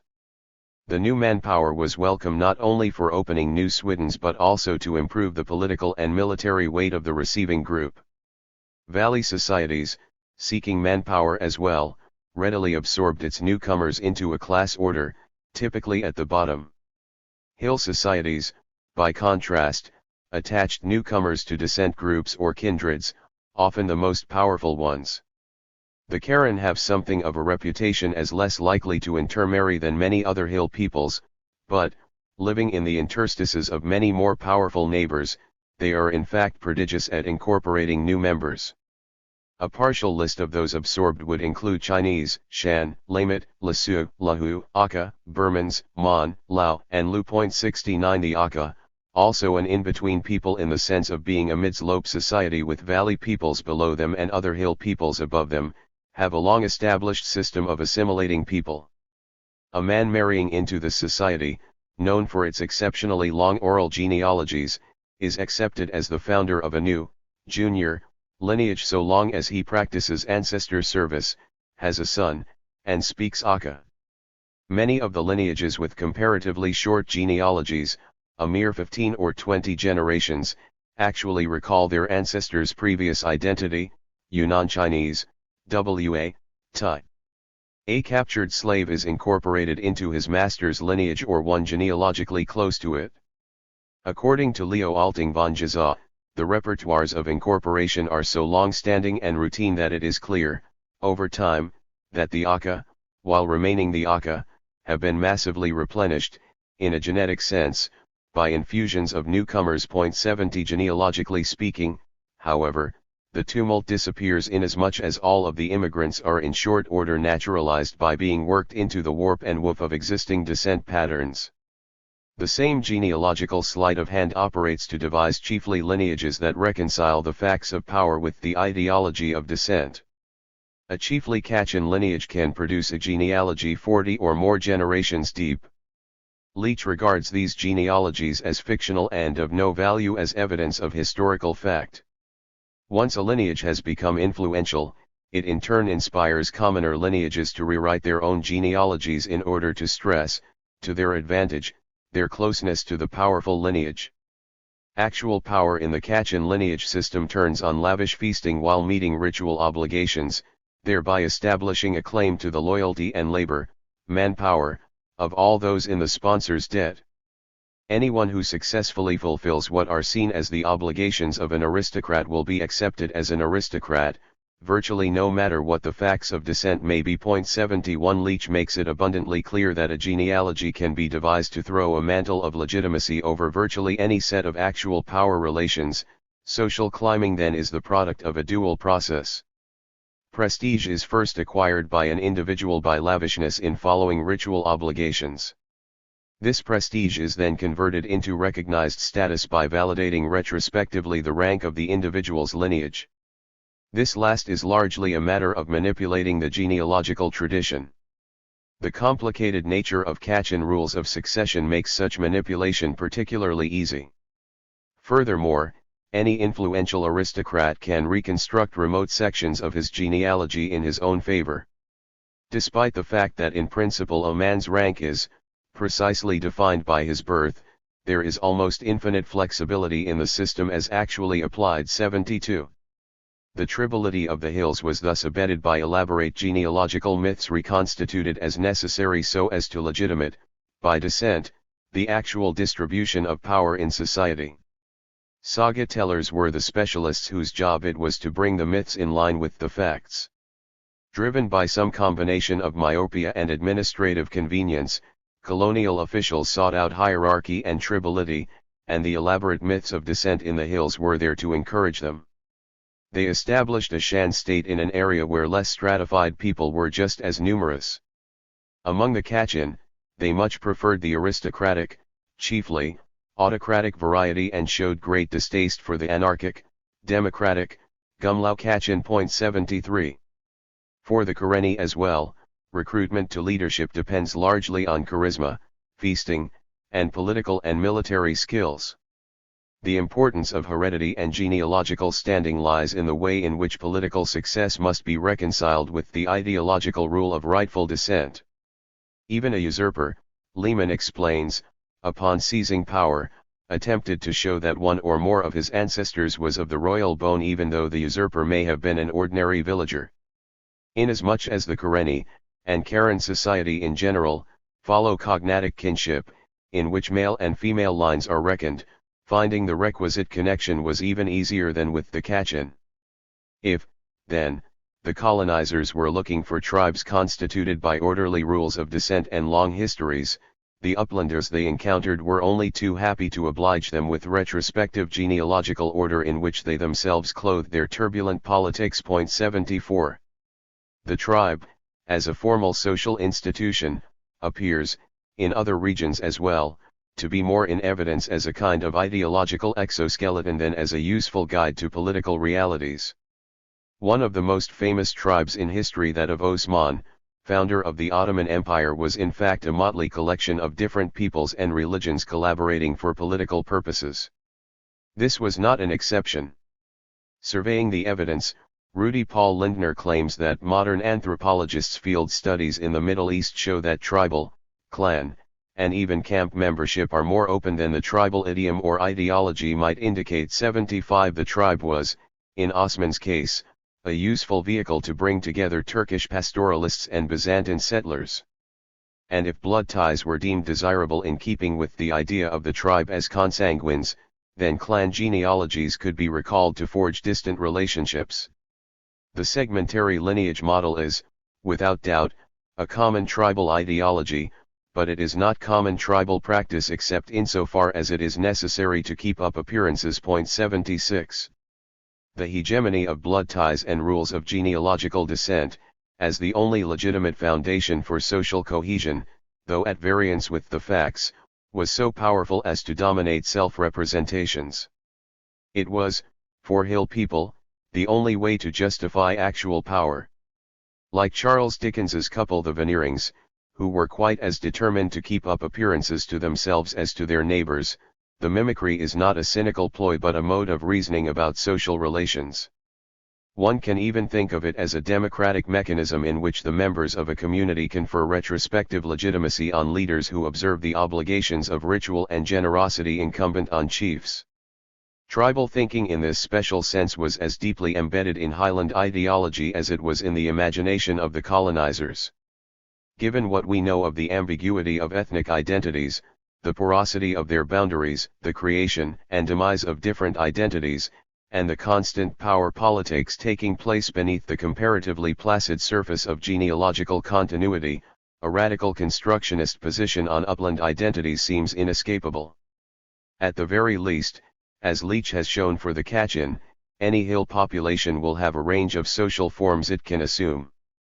Much of the determinate form applied to this flux was, as we have seen, an artifact of the imperial imagination. Thomas Kirsch, following Leach's lead, directed attention to the flux of social organization itself as an important phenomenon to be explained. He argued that none of these various upland peoples enshrined in the ethnographic tradition of Southeast Asia has, or had, any permanent or immutable ethnographic status. Rather they are all undergoing a continuous process of change. 77. The very indeterminacy of social forms in the hills, the pliability of histories and genealogies, the baroque complexity of languages and populations is not just a puzzle for rulers, ethnographers, and historians, it is a constitutive feature of hill societies. First, it is what one might expect in a zone of refuge, peopled, as in parts of Latin America, by a multitude of migrants, deserters, ruined peasants, rebels, and a pre-existing, variegated hill society. The topography itself conspired to promote and preserve the cultural and linguistic pluralism of the hills. But it also seems reasonable to see this indeterminacy as an adaptive response to a context subject to radical, sudden, and unpredictable change. Noting how the Karen are spread throughout many ecological zones and adjacent to several more powerful valley kingdoms, Renard believes that the remarkable suppleness of their social structures, their oral histories, kinship patterns, subsistence techniques, cuisine, and architecture is adapted for travel and change. If necessary, most Karen groups can turn on a dime. It is a quality that has great adaptive advantages and has served them well. 78. Never quite knowing what role they will be called on to play, what situations they will have to adapt to, hill peoples find it in their interest to develop the widest cultural repertoire possible. Johnson refers to much of this repertoire as tribal identity formation and notes in particular that tribality, being virtually the only idiom for extra-village action, was one element of that repertoire. He convincingly places the range of social and economic practices at the disposal of hill peoples at the center of his analysis. People have moved among the categories of state subjects and non-subject clients in the forests, as well as from being autonomous uplanders, dividing in two social directions, some becoming state clients and others abandoning village life for foraging in small bands. This relates back to the general case of a shifting social landscape, and how people move among structural categories, in and out of particular relationships, repeatedly reformulating the parameters of their identities, communities, and histories. 79. We can, I think, discern two axes along which these options are arrayed. They are all but explicit in Johnson's analysis. One axis is that of equality versus hierarchy and the second is statelessness versus stateness, or state subjecthood. The foraging option is both egalitarian and stateless, while absorption into valley states represents hierarchy and subjecthood. In between are open rank societies with or without chiefs and hierarchical chiefly systems sometimes tributary to states. None of these quasi-arbitrarily defined locations along these axes is either stable or permanent. Each represents, along with others, one possible adaptation to be embraced or abandoned as the circumstances require.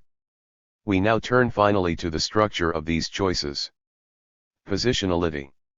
In puzzling through how the Karenni/Kaya came into being as an identity and a petty state, Chidhlain F.K. Lehman concluded that they could be understood only as a position or strategic relationship within the larger constellation of other Korenic-speaking groups and the adjacent Padi states, especially the Shan and Burman. It followed that when that constellation was transformed or disrupted, it would prompt the Koreni to adjust their social structure or even their very identity accordingly. Point 80. If we then think metaphorically of the system Lehman points to as a solar system, we can talk broadly of the mass of different bodies that make it up, the relative distances between them, and the gravitational pull each exerts on the others. The largest planets in these systems are, to pursue the metaphor, the Padi states. They wax and wane, they may, by their rivalry, limit one another, and the smallest of them may be hostage to its hilly neighbors, but by and large their concentration of manpower, material culture, and symbolic centrality make them centers of gravity. Here, however, the metaphor breaks down, inasmuch as the Padi state can be a repelling force as well as an attractive one, and it exerts several different kinds of influence. Its cultural charisma, its symbolic reach, is greater than any other force it exerts. Even in the most remote hill settlements one encounters symbols of authority and tokens of power that seem to float up in fragments from the valley states: robes, hats, ceremonial staffs, scrolls, copies of court architecture, verbal formulas, bits of court ritual. There is hardly any claim to extra-village authority in the hills that does not deploy some cosmopolitan trapping to enhance its assertion of authenticity. In the hills where Han and Theravada symbolic penumbras overlap, fragments from both lowland systems mingle promiscuously. These feather-light symbolic shards travel easily to the hills because they are largely ornamental, a form of cosmological bluster. They recapitulate, in miniature, the journey made by the ideas and symbolic technology of divine kingship from South India to the classical courts of Southeast Asia. Economically, the gravitational attraction of the Padi state core is nearly as broad. The lowland court centers in the mainland, as in the Malay world, were the outlets, for more than a millennium, for an international luxury trade in which hill products were the most valuable commodities. As explored earlier, the hills and valleys, as different ecological zones, were locked in mutual economic dependence. This trade could not, by and large, be coerced. Even in the case of tribute-based exchange, the hill tributary, though nominally inferior according to valley documents, often had the upper hand, and tribute relations were welcomed as opportunities for mutually advantageous exchange. The economic integration of hill and valley was extensive because it was uncoopted and mutually beneficial. The reach of the Southeast Asia Padi state was quite modest, however, when it came to direct, political administrative control. Topography, military technology, low population, and an open frontier conspired to limit the successful application of coercion to a relatively small core area. Where coercion did come into play was enslaving expeditions, via war and intermediary slave raiders, designed to capture and settle a large population within this narrow sphere of control. Flight could negate that achievement. Given these sharp limitations, almost every valley state had a working alliance, sometimes formalized with one or more adjacent hill populations. It was in the interest of some hill groups to settle close by the valley core to take advantage of the often rich ecotone zone between hill and valley in an attempt to dominate, as intermediaries, the trade between them. In the case of the Yao/Min with the Chinese court and the Lawa with the courts of Chiang Mai and Zhengtung, the alliance apparently took the form of a written decree or code. 81 In essence, the contract depicts a kind of bargain. In return for tribute and good behavior, no rebellions, the hill people, in the case of the Yao, are given leave to cross the mountains to find new swidens, are exempt from taxes, corvée, and tolls, and will not be required to kneel before lords and officials. The documents are filled with civilizational discourse placing the Yao and Lawa well outside the magic circle of civilized life. As Johnson astutely points out, they also have the effect of naming and perhaps stabilizing an identity in flux, implicitly abrogating to the court center the right to confer land and mobility rights, and go far toward demarcating a tribal territory and assuming that it will have accountable chiefs. The document could be considered, in Han terms at least, a formula for cooking barbarians. Such valley charters for hill peoples can as well, I think, be read against the grain. It was vitally important for the valley courts to have nearby hill allies. They constituted a crucial buffer and early warning system between the valley core and its valley state enemies across the mountains. 82 The hill allies could guard vital trade routes and mediate trade and diplomatic relations with other hill peoples. Finally, they could become slave raiders themselves, helping to replenish the unstable core population. Though such arrangements might look like deference and submission to a valley official, they could as easily be seen as a hill achievement, insisting on their terms for an alliance, including not having to bow and scrape before valley officials. Truly cooked barbarians would, presumably, bow. The way in which the Yao/Mean is known to flourish the document to valley officials and outsiders suggests that it might be construed this way. 83. Such arrangements are legion. Located in the interstices of several lowland kingdoms, groups of Karen became, at one time or another, allies of each. They were integral to the initial victory of Monpigo over Ava in the mid-18th century, contributing 3,000 troops under a pretender who may have been Karen or Mon-Karen.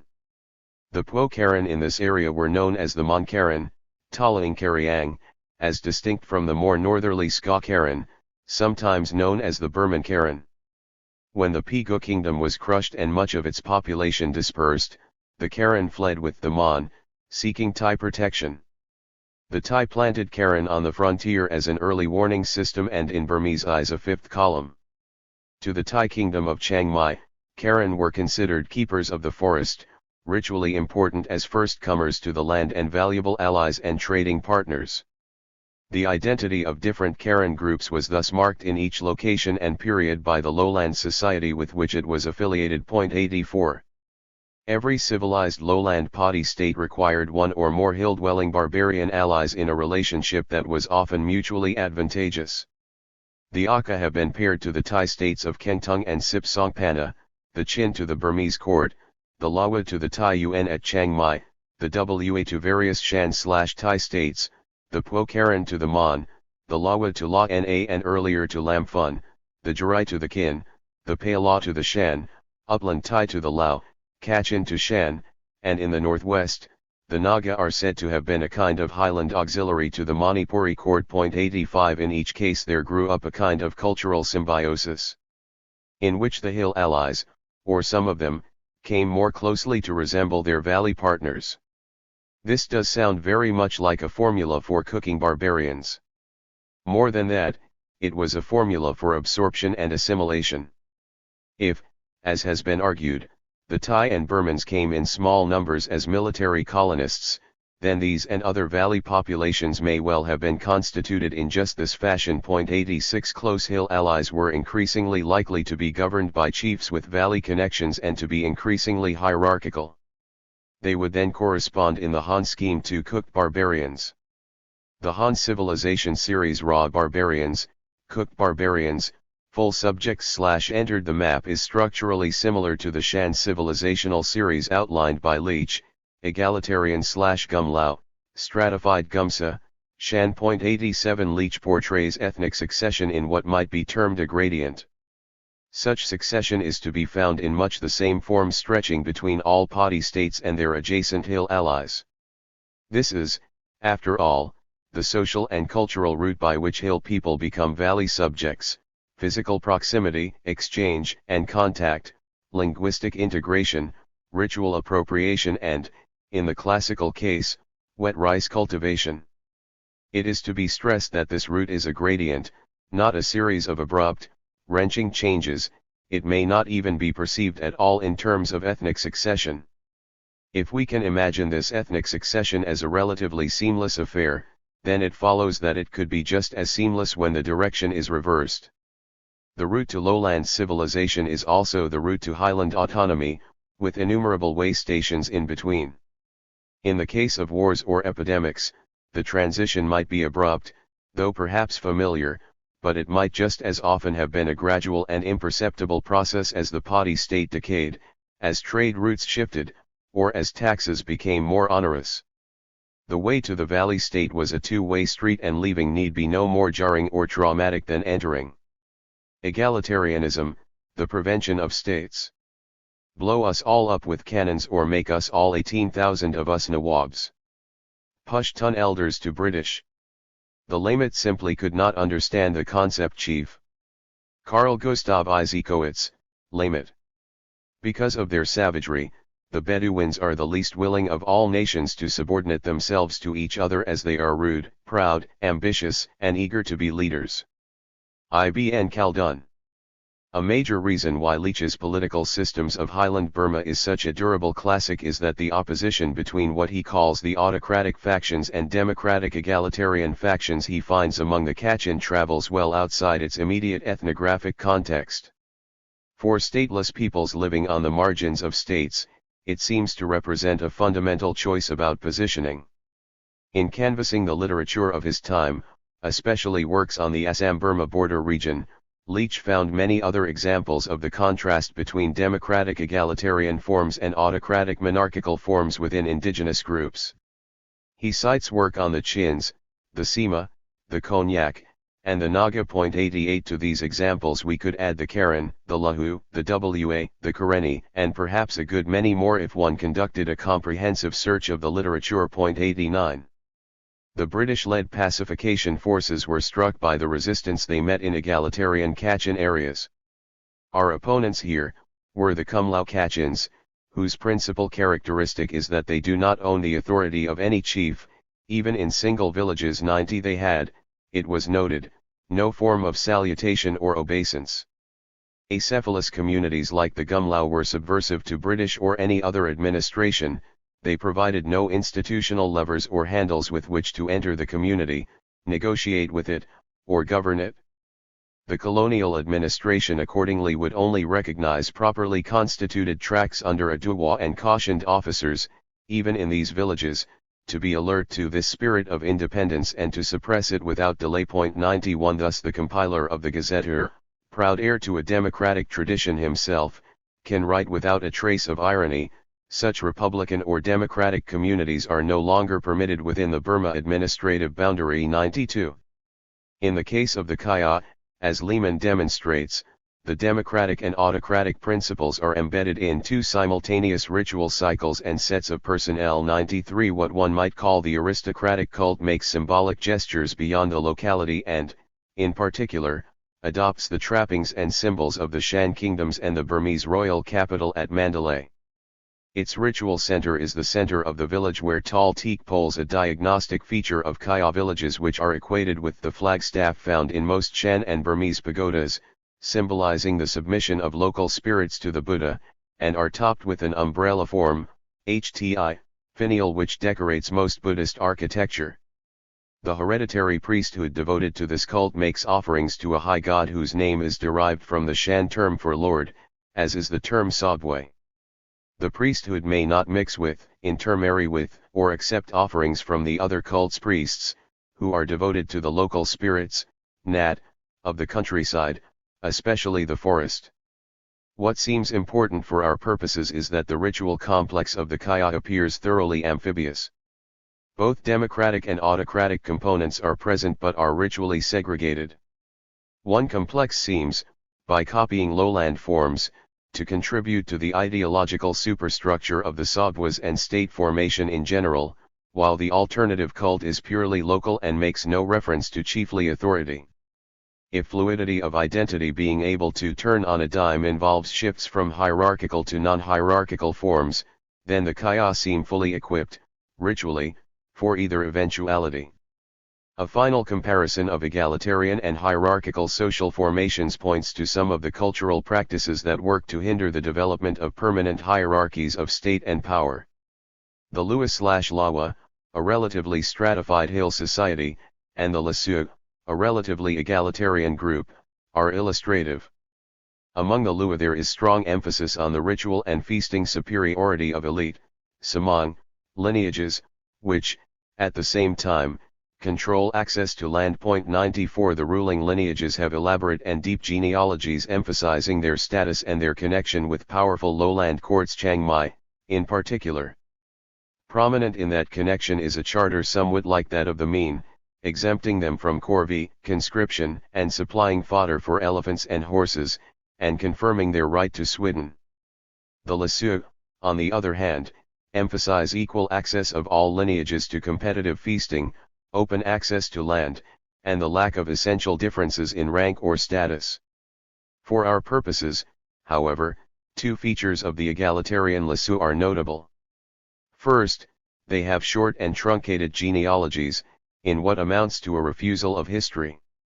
The purpose, after all, of most lineage histories, oral or written, is to establish a claim to distinction and rank, to establish a lineage for those claims.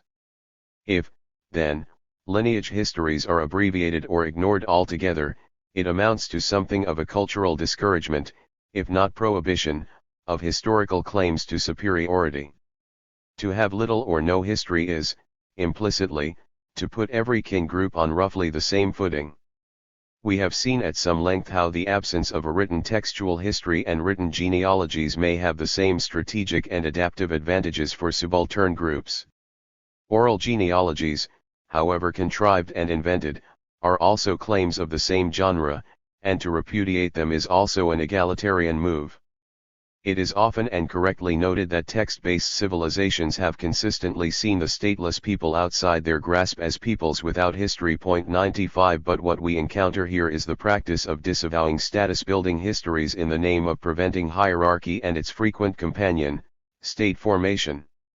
The Lisueux are without history not because they are incapable of history but because they choose to avoid its inconveniences. The absence of history in this sense contributes to the fact that in egalitarian groups, each lineage or, for that matter, each family has its own particular customs and usages. There is, however, one tradition to which most Lisueux proudly point, namely, the tradition of murdering headmen who become too autocratic. As Paul Durenberger puts it, the Lisueux loathe assertive and autocratic headmen, and the stories Lisueux tell of murdered headmen are legion. 96 Such traditions can also be found among a good many egalitarian hill peoples. How frequently these traditions are acted upon is hard to establish, although the original Gumlau revolt against Kachin headmen reported in the sources appears to have been a case in which they sustained something of a political movement. Such cautionary tales are, in any event, a kind of egalitarian, structural prophylactic warning of the possible consequences to any would-be autocratic headman bent on cementing his lineage's power. Among the hierarchical Lua, lineages are ranked, they jockey for status, and part of the jockeying rests on claims to superiority based on different, and fabricated, origin myths and genealogies. The Lisueux, like the Gumlau Kachin, deny lineage ranking and ranked feasting, deny history, and, more directly, thwart the emergence of ambitious headmen who might take them in that direction. The egalitarian Lisueux have, in effect, created a culture that is a fairly comprehensive program of state prevention. The incorporation of egalitarian and hierarchical models of social organization within a recognizably single culture is by no means confined to the Kachin Shan context. It is found throughout much of Southeast Asia. 97 More speculatively, there is some reason to suppose that it is a structural regularity of many stateless peoples living on the borders of states.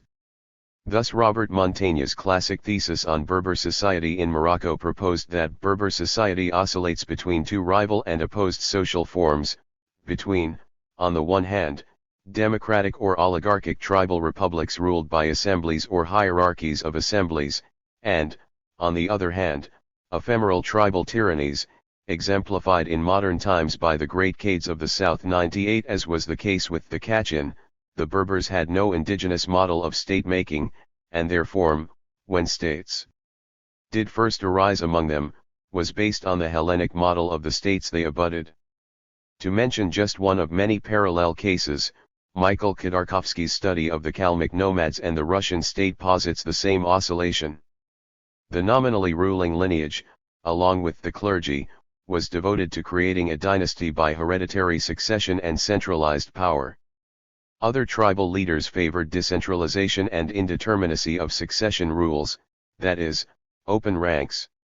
Two structurally antagonistic tendencies, one propelling the top of the society toward increasing centralization, the other consolidating a separatist tendency, may explain the endless cycles of civil wars so often associated with nomadic society. 99 What Khodorkovsky makes clear, however, is that the centralizing tendency was closely associated with accommodation to the adjacent state.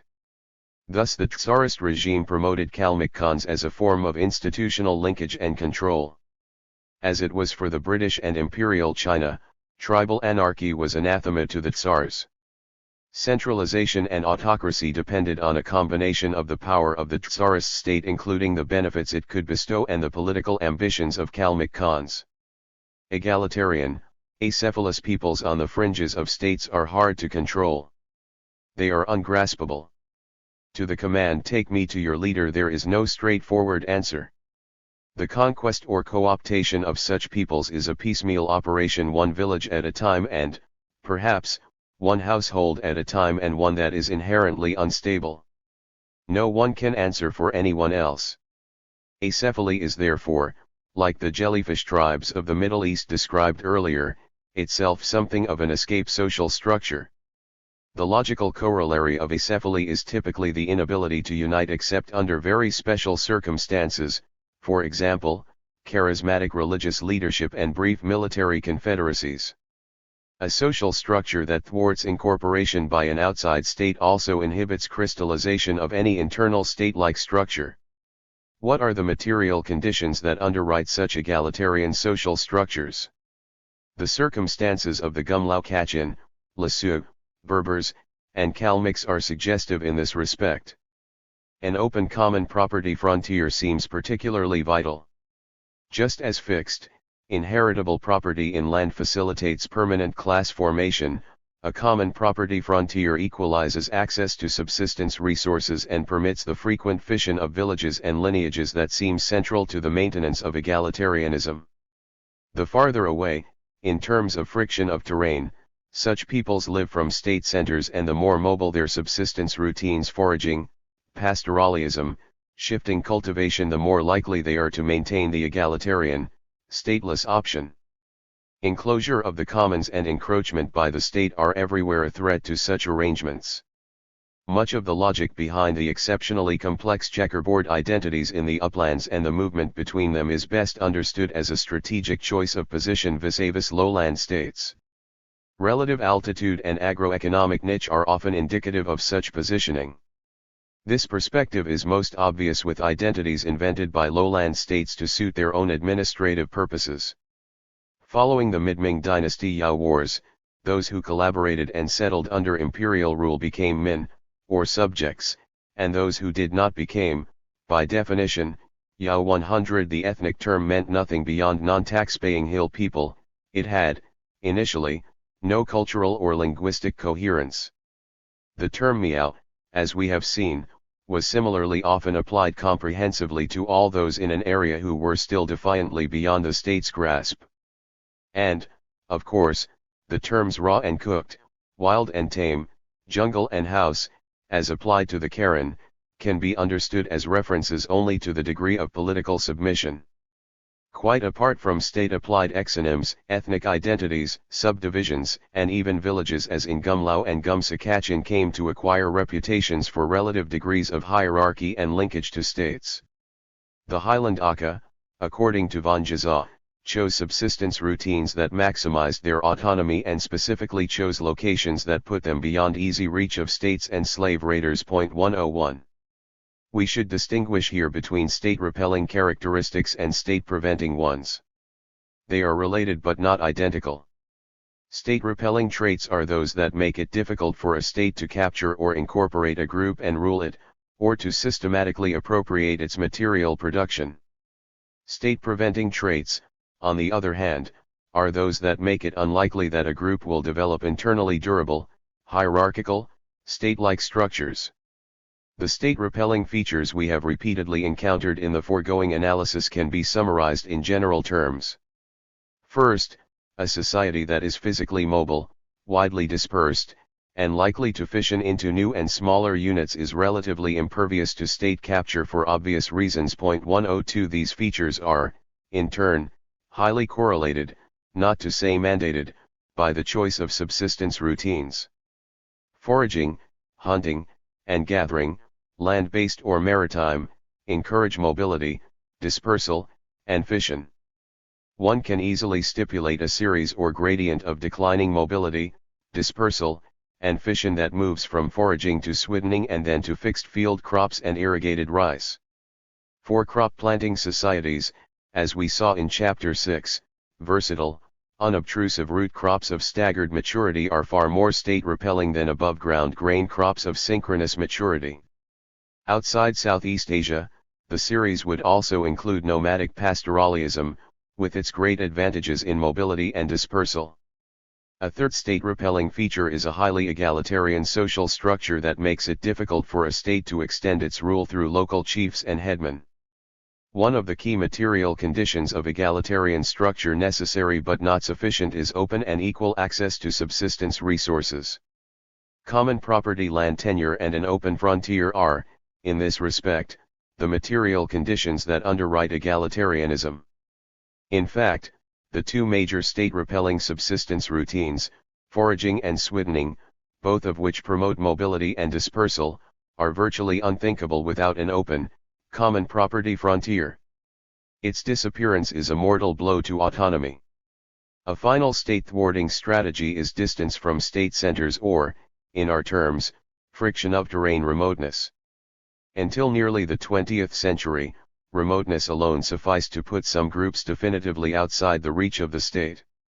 As a distance-making strategy, remoteness could, in fact, substitute for other state-repelling strategies. The Hani and Ifugeo could safely grow irrigated rice in their remote highland terraces precisely because they were at such a great remove from state centers. Certain peoples have for so long manifested these state-repelling characteristics that the invocation of their very name conjures up statelessness often glossed by nearby states as wildness or rawness or barbarity.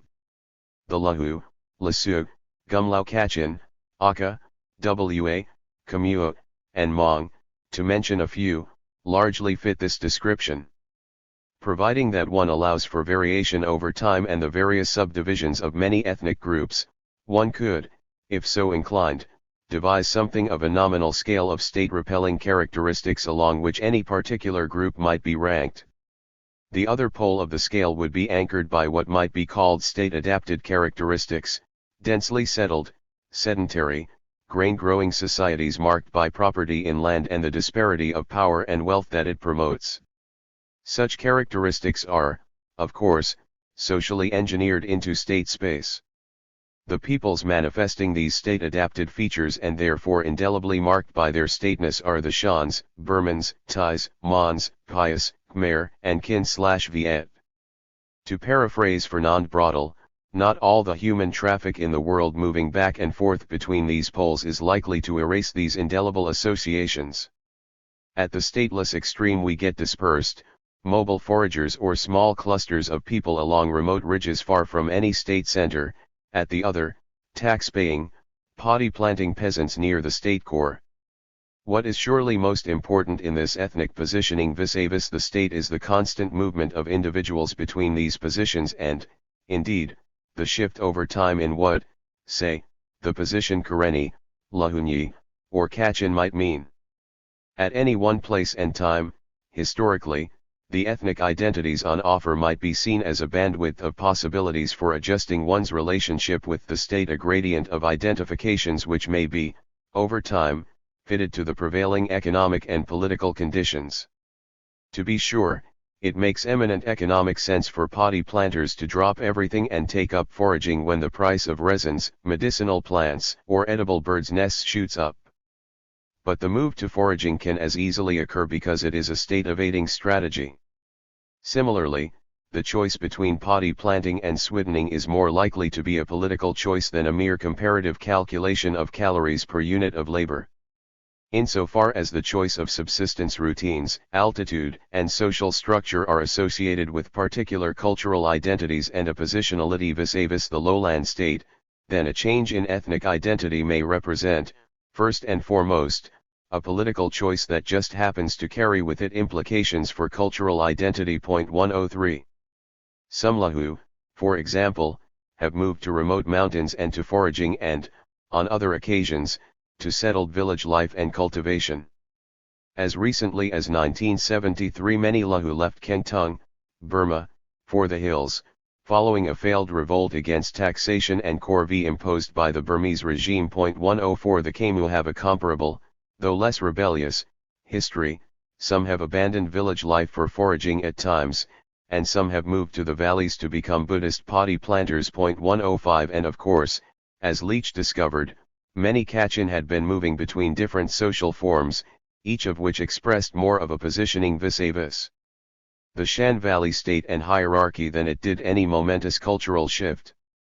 To reiterate what should now be obvious, swiddening and foraging as practiced for the past few centuries in Southeast Asia are not prior to potty planting in some scheme of social evolution, they are, instead, secondary adaptations, indicative of a largely political choice. 106.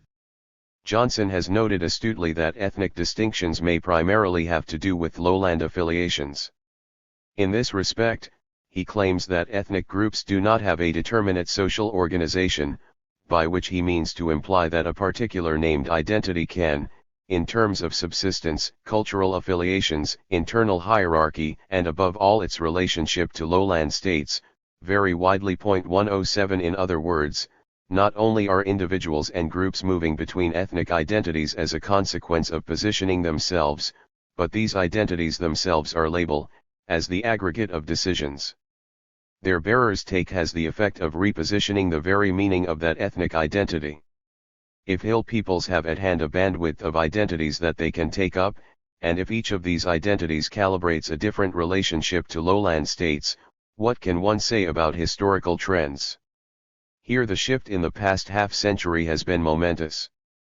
Until then, as we have seen, Zomia was largely a zone of refuge for societies and fragments of societies fleeing or choosing to place themselves beyond the grasp of valley states. The mosaic of named ethnic identities is testimony to a long and complex history of migrations and remigrations marked by rebellions, war, and cultural reformulations. Originally, much of Zomia's population came from the lowlands, particularly from China, and, however they came by their ethnic name, they kept it largely because they had left the realm of state power. Those who stayed, perhaps a majority, became part of the lowland cultural amalgam and were no longer called Miao, Yao, or Tai. This history, together with the exceptional ecological diversity and the geographical isolation of the region, has produced perhaps the largest mosaic of relatively stateless peoples in the world. For the past half-century, however, the gradient of available identities has, as it were, been radically tilted in favor of various degrees of state control. The classical narrative of raw barbarian peoples being brought to civilization has been replicated by a narrative of development and nation building. While the older narrative was, owing to the limitations of state power, more an aspiration than reality, the new narrative is more imposing. At least three factors account for this. First, the modern idea of full sovereignty within a nation-state and the administrative and military wherewithal to effect it means that little effort is spared to project the nation-state's writ to the borders of adjacent states. Zones of overlapping, ambiguous, or no sovereignty once virtually all of Zomia are increasingly rare. Second, the material basis of egalitarian, acephalous societies' common property in land is increasingly replaced by state allocation of land rights or individual freehold tenure. And finally, the massive growth of lowland populations has prompted a massive, growing, state-sponsored or abetted colonization of the hills. The colonists bring with them their crops, their social organization, and, this time, their state. The result is the world's last great enclosure. Chapter 8. Prophets of Renewal. And since it would be good to give a name to the seeker of salvation in Burmese Buddhism, however unclassifiable he may be, why not, inspired once again by the Weberian expression, simply call him the enchanter of the world? Guillaume Rosenberg, Renouncement et Puissance. But it is a world permanently in quest of opportunities for enchantment, and often ready to identify and respond to the most fugitive of cues, not just the youth, energy, and the determination of Tony Blair but the cinematic vigor of Arnold Schwarzenegger or the entrepreneurial momentum of Silvio Berlusconi. John Donne, Setting the People Free. The mere enumeration of the hundreds, nay thousands, of rebellions mounted by Hill people against encroaching states over the past 2 millennia defies easy accounting. Cataloging them in some tidy Linnean classification scheme seems even more daunting. These uprisings, usually led by people styling themselves, or taken to be, wonder-working prophets, shoulder their way to the front of the historical record by virtue of how large they loom in the archives. Precisely because they menaced the routines of administration and tributary relations and because they contradicted the civilizational narrative of a peaceful ingathering of peoples, they have demanded attention. Each uprising provoked its own particular blizzard of military and police reports, finger-pointing, trials and executions, commissions of inquiry, policy changes, and administrative reforms. Thus it is that most Uplanders appear in the archives of Han, Viet, Siamese, and Burman states either as contributors to the routine statistics on tribute, corvée labor, and taxation or as barbarians in open rebellion against the state. The sheer volume of the paper trail dealing with uprisings makes it possible for an unwary scholar to write a history of many a hill people as if it consisted largely of rebellions and, of course, to narrate that history largely from the perspective of those charged with suppressing them. The study of rebellion in Zomia has, as we shall see, much to teach us about resistance to the lowland states. But to focus largely on these flashpoints is to overlook processes equally as important to the evolution of hill society but far less dramatic. It is to overlook, for example, the deep history of migration and flight, sometimes in the aftermath of rebellion but, just as often, as an alternative to a military confrontation. It is to overlook the equally important processes of accommodation with and assimilation into lowland states and peoples.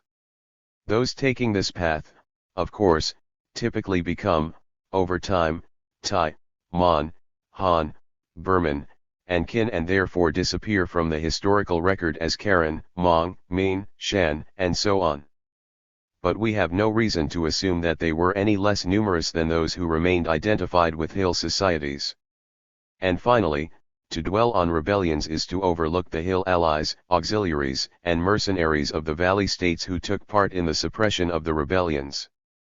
Providing that we are not mesmerized by the paper trail into thinking that the hills were in permanent rebellion, then the prophecies and ideas animating the hill risings against lowland states provide a powerful instance of the fractious dialogue between states and peripheral peoples. A vocation for prophecy and rebellion, Hmong, Karen, and Lahu. Some peoples in the Massif seem to have a vocation for prophets and rebellion. To judge by the literature, the Miao/Hmong, the Karen, and the Lahu fall into this category. Their rebellions are also the best documented. For the Miao/Hmong, who number nearly 9 million, and the Karen, who number more than 4 million, this may be in part an artifact of their size vis-a-vis other minorities, such as the Lahu, population about 650,000, or the Kamua, 568,000, who seem similarly inclined but less numerous. Hmong. The deepest historical record of rebellion surely belongs to the Miao/Hmong. 1 They, for their part, trace the origin of their conflicts with the Han to the legendary defeat of their king Qiyu by the equally legendary Yellow Emperor of the Han, Huang Di, in the 3rd millennium BCE. In the 2 centuries after 400 CE, Harold Wines has calculated, there were more than 40 Miao rebellions, as the Miao contested with the Han for control of the lowlands between the Yellow and Yangtze River basins. Other rebellions followed, and most authorities agree that the past 2,000 years of Miao history has been one long skein of rebellion, defeat, migration, and flight. 2 Until the mid-14th century, Miao history involves a lot of guesswork, inasmuch as Miao was often used as a portmanteau term to label many stateless peoples who resisted Han administration. In addition, in this period, the Miao and the Yao/Min were not sharply distinguished. 3. The staccato of rebellion, repression, and flight from 1413 on, when the Ming authorities sought to enlarge their control and promote large-scale military settlement in Guizhou, is, however, not in dispute. During the Ming and Qing dynasties, 1368 to 1911, there was hardly any time when suppression or pacification campaigns were not being undertaken against the Miao and Yao. For two historians of this period, not given to hyperbole, characterize these as campaigns of extermination. 5. There were large-scale uprisings in 1698, 1733 to 37, 1795 to 803, and, finally, the massive Miao Rebellion, which swept Guizhou from 1854 to 1873, overlapping with the largest peasant revolt in history in central China. The Great Taiping Rebellion. The Miao Rebellion was crushed only with great difficulty, some areas remaining under rebel control for more than a decade. Its defeat, in turn, set in motion a large-scale exodus of Hmong and Taiping remnants moving into the hills of northern Vietnam, Laos, and Thailand. Having fled forced assimilation and sought autonomy across China's southern borders, the Hmong found themselves similarly threatened by the French in Indochina and the Siamese in northern Thailand. There followed a long series of rebellions against the French in 1904, 1911, 1917 to 18, 1925, 1936, and 1943, and against the Siamese authorities in 1901 to 2 and 1921.62. Features of virtually all these rebellions, as well as those of the Lahu and Karen, which we shall explore later, bear emphasis. They were led by prophetic figures appealing to millenarian expectations, and they tended to appeal, as well, to other, neighboring upland peoples. Karen. The Karen have an equally impressive, if less well documented, history of rebellion and prophetism. Their history serves to illuminate the pervasiveness of a culture of liberation and dignity fashioned, for the most part, from the cosmology of the lowland states. Located along the Burmese-Thai border, the Karen number roughly 4.5 million and represent the most numerous highland minority in both countries. Some Karen are Buddhists, some animist, and some Christian. Indeed, the cultural diversity among the Karenic groups is so great that many studies of them begin by pointing out that there is no single trait that all of them share. The Baptist missionary D. L. Brayton, however, disagreed. It is a trait in the national character of the Karen to have prophets rising up among them. 7. No matter what their religious convictions, the Karen have shown, again and again, a devotion to wonder-working, charismatic, heterodox healers, prophets, and would-be kings. As Jonathan Falla, who worked as a nurse in a Karen rebel camp in the late 1980s, noted, the tradition is still very much alive. They are millenarians, forever generating warrior leaders, sects, white monks and prophets, all persuading themselves that the Karen kingdom is, once again, at hand. Animists talk of the coming of YWA, Baptists of the coming of Christ, and the Buddhists of the Arametia, the future Buddha. Somebody is imminent, Tomepa is coming, something will happen. Remember the Israelites in Egypt, Jah. 40 years in the wilderness, and then the promised land. The same will happen for the Karen, when 40 years have passed. 8. It was the good fortune of the Baptist missionaries to have brought the Bible to a people who had long believed in messiahs. It was their mistake to imagine that the Baptist Messiah was the last Messiah the Karens, in their impatience, would be needing. Each of the prophetic traditions embraced with such enthusiasm by the Karen envisions a new mundane order in preparation for the divine coming.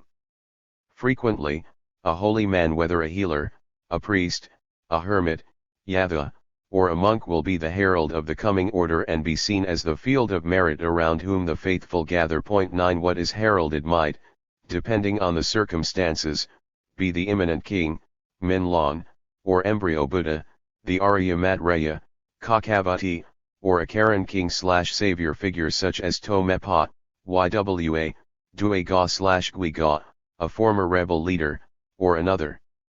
Virtually all of these cosmologies of charisma have lowland analogues. Min Lawn rebellions in Burma and Phu Mi Bun Holy Man rebellions in Siam bear a close resemblance and might fairly be said to constitute the once and future king traditions of the Burmese and the Siamese. The Karen kingdom invokes a silver city and a gold palace to which the righteous shall go when the millennium arrives. Verses from the Karen prophetic tradition recorded by missionaries in the mid-19th century capture the spirit of these aspirations. That a Karen king would yet appear. The Talayan Mon kings have had their season. The Burmese kings have had their season. And the foreign kings will have their season. But the Karen king will yet appear. When the Karen king arrives, there will only be one monarch. When the Karen king arrives, there will be neither rich nor poor. When the Karen king arrives, everything creature will be happy.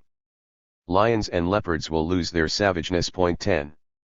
The pervasive idea of a reversal of fortunes, of a world turned upside down, of the conviction that it is the Karen's turn to have power and the wealth, palaces and cities to go along with it, animates a long tradition of rebellions.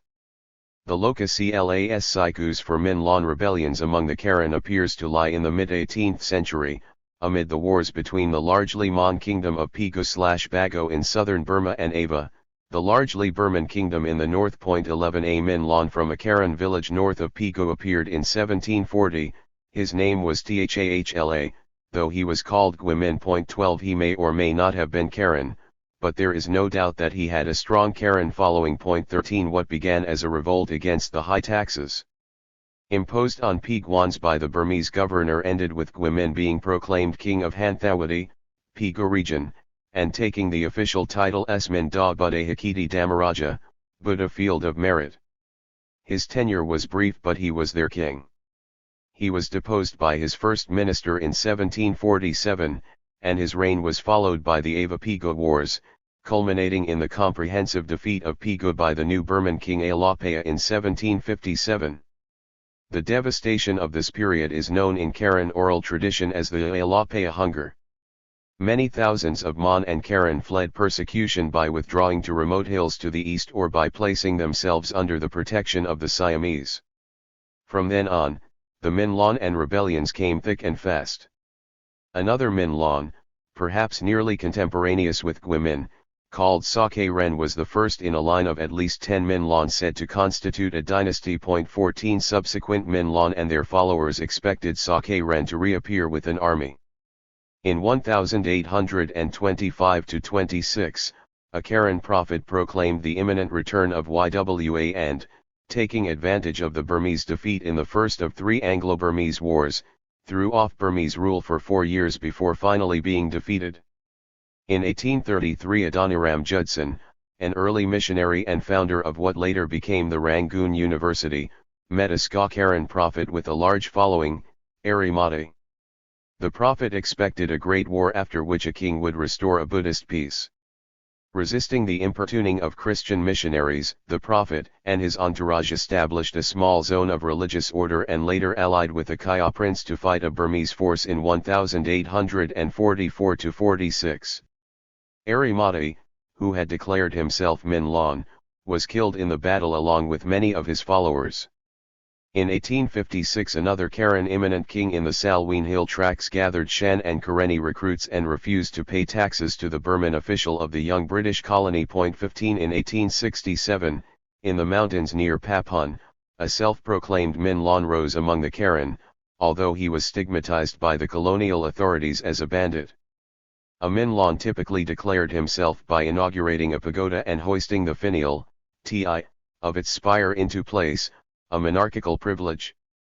One imagines that many smaller-scale prophets, because they were politically passive or never attracted enough followers to qualify for a place in the colonial archives, were active among Buddhist Karen but escaped notice. They are also a religious fixture of 20th-century Karen Buddhist society. Shortly before the Japanese invasion, a Karen calling himself Fugwigo founded a millenarian movement in the Salween area. He was assassinated by the British Organised Force 136 in the course of the war. Among Karen in the Burmese-Thai border area, Mikhail Gravers identifies 2 distinctive millenarian cosmologies. Adherents of one, calling themselves Po Karen of the Yellow Thread movement, are followers of a hermit who prescribed their rites and practices. They are enjoined, among other things, to cease raising pigs and drinking alcohol, to wear a 7-threaded yellow wristband, to erect a pagoda with the pole in front dedicated to the earth goddess, Shangti-Trui, who protects Buddhist merit-making before the arrival of the Arya. This tradition, called Lubang, is locally led by the hermit's disciple who, under certain conditions, might proclaim himself the Minlan and touch off a rebellion. As late as the year 2000, a clash between Lubang Karen villagers and the Thai Border Police Patrol led to the murder of 5 policemen. 16. A second millenarian Buddhist cosmology that circulates among the Karen is represented by the Telakhaung tradition. While it shares many features with the Lubang, it is distinctive in its dynastic descent line from the original hermit prophet, Sayo, and in the exclusion of women from its rituals. Gravers regards the Telakhaung as a more hierarchical, valley version of the Lubang, with its state-like structures and a vision of the future in which all religions will combine. It appears that just as hill peoples often have a dualistic social structure, some variants more egalitarian and others more hierarchical, so do their prophetic movements share an analogous duality. Lahu. The Lahu, speakers of a Tibeto-Burman tongue related to Aka, Hani, Lasu, and Lolo, Yi, are a highland Swidening people whose heartland is in the southwestern corner of Yunnan. 90% of the Lahu population of roughly 650,000 is to be found in western Burma and Yunnan between the upper reaches of the Salween, Nu, and Red rivers. They are, even by hill standards, an exceptionally egalitarian society with little or no political unity beyond the hamlet level, and, to judge from the ethnographer most familiar with them, very little effective authority even within the hamlet. 17 What they do have in abundance, however, are prophets and a deep prophetic tradition. They have deployed this prophetic tradition with its Mahayana, animist, and, now, Christian elements to assert themselves against a variety of lowland foes, Han, Thai, the British, and the Burmans. This brief account of Lahu prophetism is meant to serve 3 purposes. First, it puts a necessary, though abbreviated, historical and ethnographic footing under the religious cosmology that animates Lahu prophets and their followers. Second, it illuminates how a confection of syncretic religious ideas, many of them from state centers, and a mimicry of lowland state institutional forms can be reshaped so as to oppose lowland agendas. Finally, it illustrates how such ideas and their carriers can, on occasion, provide the social cohesion necessary for collective action, not only among the otherwise atomistic Lahu but also between them and other hill societies such as the Wa, Karen, Lasu, Aka, and even Thai. The movements of the Lahu southward and to higher ground over the past 4 centuries, largely in response to pressure from Han authorities and settlers, are reasonably well established. Before then, during the early Ming dynasty, 1368 to 1644, it appears that at least one branch of the Lahu Na, contended with the Thai for control of the fertile bottomland along the Linkang River in southwestern Yunnan. The Thai prevailed and the Lahu were driven into the hills, where many became tributaries to the larger Thai polities. Thus, like quite a few other hill peoples, the Lahu, who now appear as Ur-Swedeners and opium cultivators, may have become Swedeners only following a defeat and perhaps to avoid being absorbed by the Thai as serfs. The larger and more threatening presence looming over the Lahu was the aggressively expansionist early Qing dynasty. An early Qing account of the Lahu, quoting even earlier sources, makes it clear the degree of contempt in which they were held by Han officials. They are black, ugly, and foolish. They eat buckwheat as well as tree bark, wild vegetables, vines, snakes, insects, wasps, ants, cicadas, rats and wild birds. They do not know how to build houses but live in rock caves. They are of the same kind as the Yaren wild men. 18. It was also common lore among the Han that the Lahu were born with tails, which dropped off after a month. Under the Ming policy of ruling barbarians with barbarians, the Lahu were ruled fairly lightly by Thai chiefs appointed over them. This practice changed dramatically when the Qing began to apply their new policy of direct administration by Han civil magistrates in Lahu areas. To implement direct rule, the Han authorities dismissed Thai officials, conducted a cadastral survey of cultivated lands by soil fertility, and began registering households with a view toward imposing a systematic tax regime. This policy, applied first in 1725, touched off a series of major rebellions beginning in 1728 and lasting 6 years. They all involved inter-ethnic coalitions of Lahu, Thai, Hani, Lopang, and Yi opposed to the new taxes and the encroaching Han settlers, as well as the imperial monopoly on tea. In the later phases of these rebellions, the Lahu were led by a Thai monk who claimed supernatural ability to deliver them from oppression. 19. The central role of wonder-working monks, or what have been called Lahu god-men, becomes unmistakably clear at the turn of the century in a series of uprisings, 1796 to 1807, by Lahu, Wa, and Bulang, this time against the taxes and corvée exacted by their remaining Thai overlords. A revered Mahayana monk of Han ethnicity, known locally as the Copper and Gold Monk, was instrumental in rallying the Lahu to the rebels' cause. The crushing of this rebellion by imperial troops appears to have set off a large-scale migration southward into Burma's Shan states. Those Lahu who remained in the area of the uprisings have subsequently become increasingly sinicized. By 1800 a kind of cultural template had been established for Lahu rebellions, which were innumerable. They were almost always led by holy men seen by the Lahu as god-kings who could cure illnesses, purify the community, and constitute a Buddhist field of merit. Thanks to the careful reconstruction of this cultural complex by Anthony Walker, we can identify the key elements of Lahu cosmology that make up this amalgam. Like many of their neighboring hill societies, the Kachin, Lasu, Aka, the Lahu have a legendary creator god, a dualistic male-female figure who formed the heaven and the earth. 20 This pre-Buddhist tradition became, by the mid-19th century at the latest, thoroughly fused with Mahayana Buddhism, not the Theravada of the Thai, to which the Lahu were converted by a succession of charismatic monks who established temples, Phofang, in the Lahu hills. The second of these monks, Asha, and his sister were also credited by legend with defeating the Wa, converting them to Mahayana practices, and subordinating them to the Lahu. Mahayana brought with it the Golden Land tradition of a new world of equality, peace, material abundance, and autonomy from outside rule. Above and beyond bringing millenarian beliefs, Mahayana monastic structure provided something of a pan-Lahu organizing grid that served both as a social mechanism for dispute settlement and, at the same time, a supervillage network for rebellion. The teacher-disciple relationship, so central to Mahayana and Tantric Buddhism, led to daughter temples linked in discipleship and doctrine to the Phofang of the most revered founding monks. Lahu prophets subsequently were virtually all charismatic monks who saw themselves, and were seen, as the incarnation of the Lahu creator spirit, Goisha, and simultaneously the Buddha Sakyamuni, Burmese Seqk Yamin, come to restore an ethical, peaceful world. The two figures become one and the same, an immanent divinity representing both the Lahu ancestral spirit and the conquering, wheel-turning, immanent Buddha.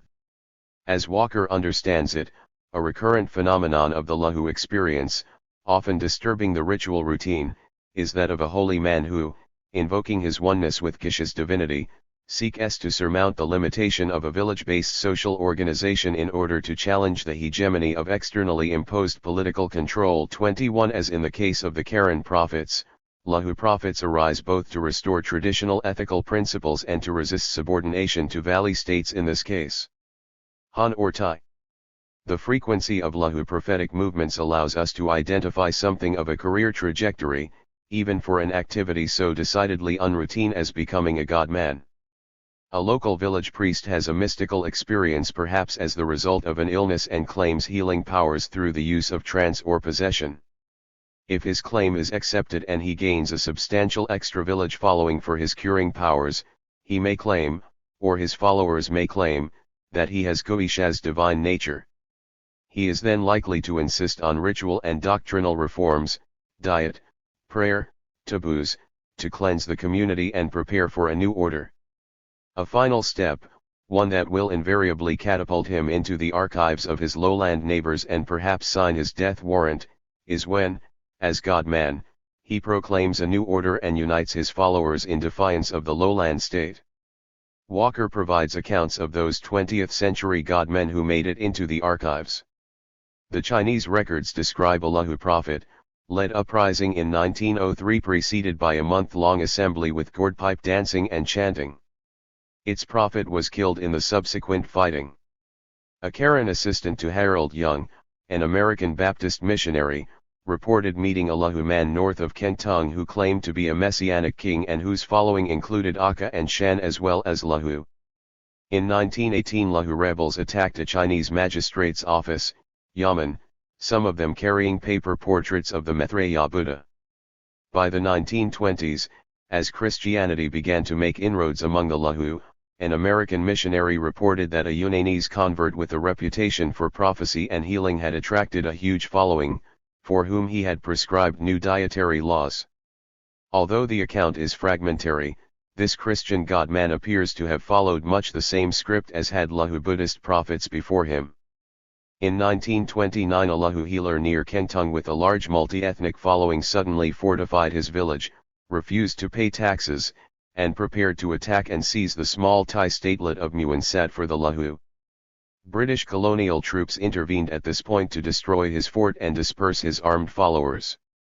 Another Lahu prophet, active from 1930 to 1932, attacked a local Wa chief and then retreated into the inaccessible Onglong Mountains, along with his numerous followers. There, he ruled a partly independent kingdom. Although the archives, written from a state perspective, often describe rebels and uprisings as essentially irrational, it is not hard to reconstruct more plausible precipitating factors, such as the desire to defend autonomy against valley state incursions. This was surely the case in the massive and comparatively recent clashes in 1973 between Burma's military government and the Lahu near Kentung. 22 The spiritual and secular leader of the Lahu, revered for the past 60 years as endowed with Goisha's divinity and hence the guardian of the Lahu moral order, was Ma Na Pauku. The proximate reasons for the clash were the campaign by Burma's army to disarm the Lahu, take over the opium trade, and impose taxes on households, livestock, and the slaughter of animals for market. For Burmese authorities, the prophet represented an intolerable zone of autonomous power they were determined to break. After 2 Lahu traders were arrested, the fighting began. Thousands of Lahu were involved, hundreds were killed, in part owing to their initial belief in their invulnerability. The Burmese losses in the more than 50 engagements that ensued were also considerable. There even appears to be a direct link between this particular rebellion and a subsequent anti-Han prophetic movement in Yunnan in 1976.23. That Christians, particularly Baptists, should have made many converts among the Lahu is not surprising. Generally receptive to prophetism, many Lahu saw in baptism a way to general health, everlasting life, and a powerful ally in their age-old attempts to free themselves from Han and Thai domination. The opening of schools and the acquisition of a prophetic book promised to put them on an equal footing with valley societies that stigmatized them for their backwardness.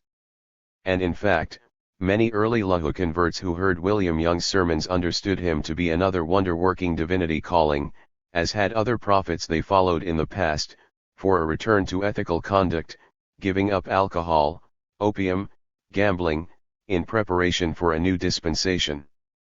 In other words, the Lahu who converted could retain virtually all their cosmology and prophetic expectations with little adjustment.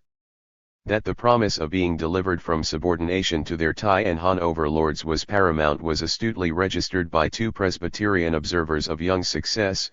We mention first the political phase of the movement because in our judgment political considerations such as exemption from taxes, mitigation of forced labor and relief from the necessity of bringing gifts to their Thai rulers were the most prominent considerations in the minds of most of the Lahu state who have been baptized. 24. Theodicy of the marginal and dispossessed. In a world with the odds stacked so massively against them, Surely the astounding fact about marginal hill peoples and many of the world's dispossessed is that they should so often believe and act as though their deliverance were at hand. Though it so often ends tragically, this radical bias for hope, the conviction that the world is headed their way, is worthy of our careful attention and perhaps even our admiration. It is hard to imagine what the world would be like if the dispossessed, knowing the long odds, were all hard-headed realists. Marx, even in the context of his critique of religion, was not above a certain admiration. In a passage of which only the very last phrase is generally quoted, he wrote, "But man is no abstract being squatting outside the world. Man is the world of man's state, society. This state and this society produce religion, which is an inverted consciousness of the world, because they are in an inverted world. Religious suffering is, at one and the same time, the expression of real suffering and a protest against real suffering. Religion is the sigh of the oppressed creature, the heart of a heartless world, and the soul of soulless conditions. It is the opium of the people." 25. The repeated insistence among so many hill peoples on reading the world in their favor, on believing in their imminent emancipation, bears an unmistakable family resemblance to the expectations of other dispossessed and stigmatized peoples, the Anabaptists of the Reformation civil wars, the cargo cults of Melanesia, the belief of Russian serfs that the Tsar had issued a decree freeing them, the conviction among New World slaves that a Redeemer was at hand, and hundreds of other millenarian expectations of a coming, or returning, king or god, by no means confined to Judeo-Christian settings. Ironically, these misreadings of the world were occasionally so widespread and massive that they touched off rebellions that in fact changed the odds. Given their elements of divine intervention and of magic, it is all too easy to exoticize prophetic movements cast in religious garb. This is a temptation that should be resisted. It should be resisted because virtually all popular struggles for power that today would qualify as revolutionary were, before the last quarter of the 18th century, generally understood in a religious idiom. Popular mass politics was religion, and religion was political. To paraphrase Mark Bloch, millennial revolt was as natural to the seigneurial, feudal, world as strikes, let us say, are to large-scale capitalism. 26 Before the first two avowedly secular revolutions in North America and France in 1776 and 1789, virtually all mass political movements expressed their aspirations in religious terms. Ideas of justice and of rights and, indeed, what we might today call class consciousness were religiously phrased. If, then, we are interested in popular aspirations and subaltern politics, we will rarely find them dressed in completely secular clothing. That such aspirations should take an extra-mundane form is not trivial, as we shall see. But when is politics not, at some level, a theological debate about moral order? The strong and continuing animist substratum of popular religion, not excluding the salvation religions of Buddhism, Christianity, and Islam, also ensures that real existing practical religion does not ignore mundane concerns. Animist religious practices, after all, are largely about influencing worldly affairs, ensuring good crops, curing disease, influencing the hunt, succeeding in love and war, thwarting enemies of all kinds, succeeding in exams, ensuring human fertility. Most of the actual practice of the salvation religions, as opposed to the high doctrine, reflects this animist preoccupation with worldly results.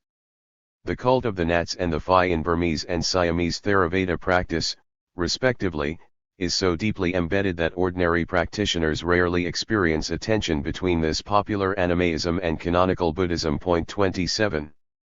Prophets are a dime a dozen. A prophetic rebellion is often named, reasonably enough, after the prophet who appears as its central, charismatic figure, for example, the Sayasan Rebellion in Lower Burma, 1930-31. This practice seems to me an unfortunate misplacing of emphasis. First, while most prophetic movements do revolve around single charismatic figures, on many occasions a generalized millenarian activity lacks a single leader, or has a series of figures, none of whom appears to play a decisive role. A second and far more important objection is that prophets seem rarely to be in short supply. Only those whose activities reach a level that catapults them into the archives, newspapers, and police and court records commend our attention. As Guillaume Rosenberg notes in the case of Burmese hermit monks, we haven't even considered the innumerable failures, this crowd of unknown forest monks who aspired in vain to sainthood. It's true that the anonymous destiny of those who failed in their quest for sainthood remains much more difficult to grasp than the striking trajectory of the glorious victors. 28 One imagines that in early 1st century Roman Palestine there were innumerable would-be messiahs, each believing himself the fulfillment of the ancient Judaic prophecy. 29 Yet the cult of only one, Jesus of Nazareth, later became institutionalized as a world religion. Charisma is, above all, a specific cultural relationship between a would-be prophetic figure and his or her potential following. And because it is a relationship or an interpersonal resonance, we cannot claim that an individual has charisma in the same way we might say that someone has a gold coin in his pocket. What constitutes a charismatic connection is always somewhat elusive, but what is charismatic in one cultural setting is unlikely to be charismatic in another, and what is charismatic at one historical moment might well be merely incomprehensible at another. Underpinning the individual gifts or radiant personality of a single figure, then, lie the more durable cultural expectations and desires that create, as it were, a kind or repertoire into which a prophet might fit. Thus from this perspective, a charismatic connection might be conceived as a specific congregation looking for a preacher whose message it can wholeheartedly embrace and whom it believes it can trust. It is as if the destination is largely known and specified, however ambitious it may be, and the congregation is in search of reliable transportation. The prophet is, in this sense, a vehicle. By the same token, a specific prophecy, for example, a new world will arrive when 50 white pagodas are built, is less interesting, since it is always disconfirmed, than is the underlying readiness to entertain certain kinds of futures.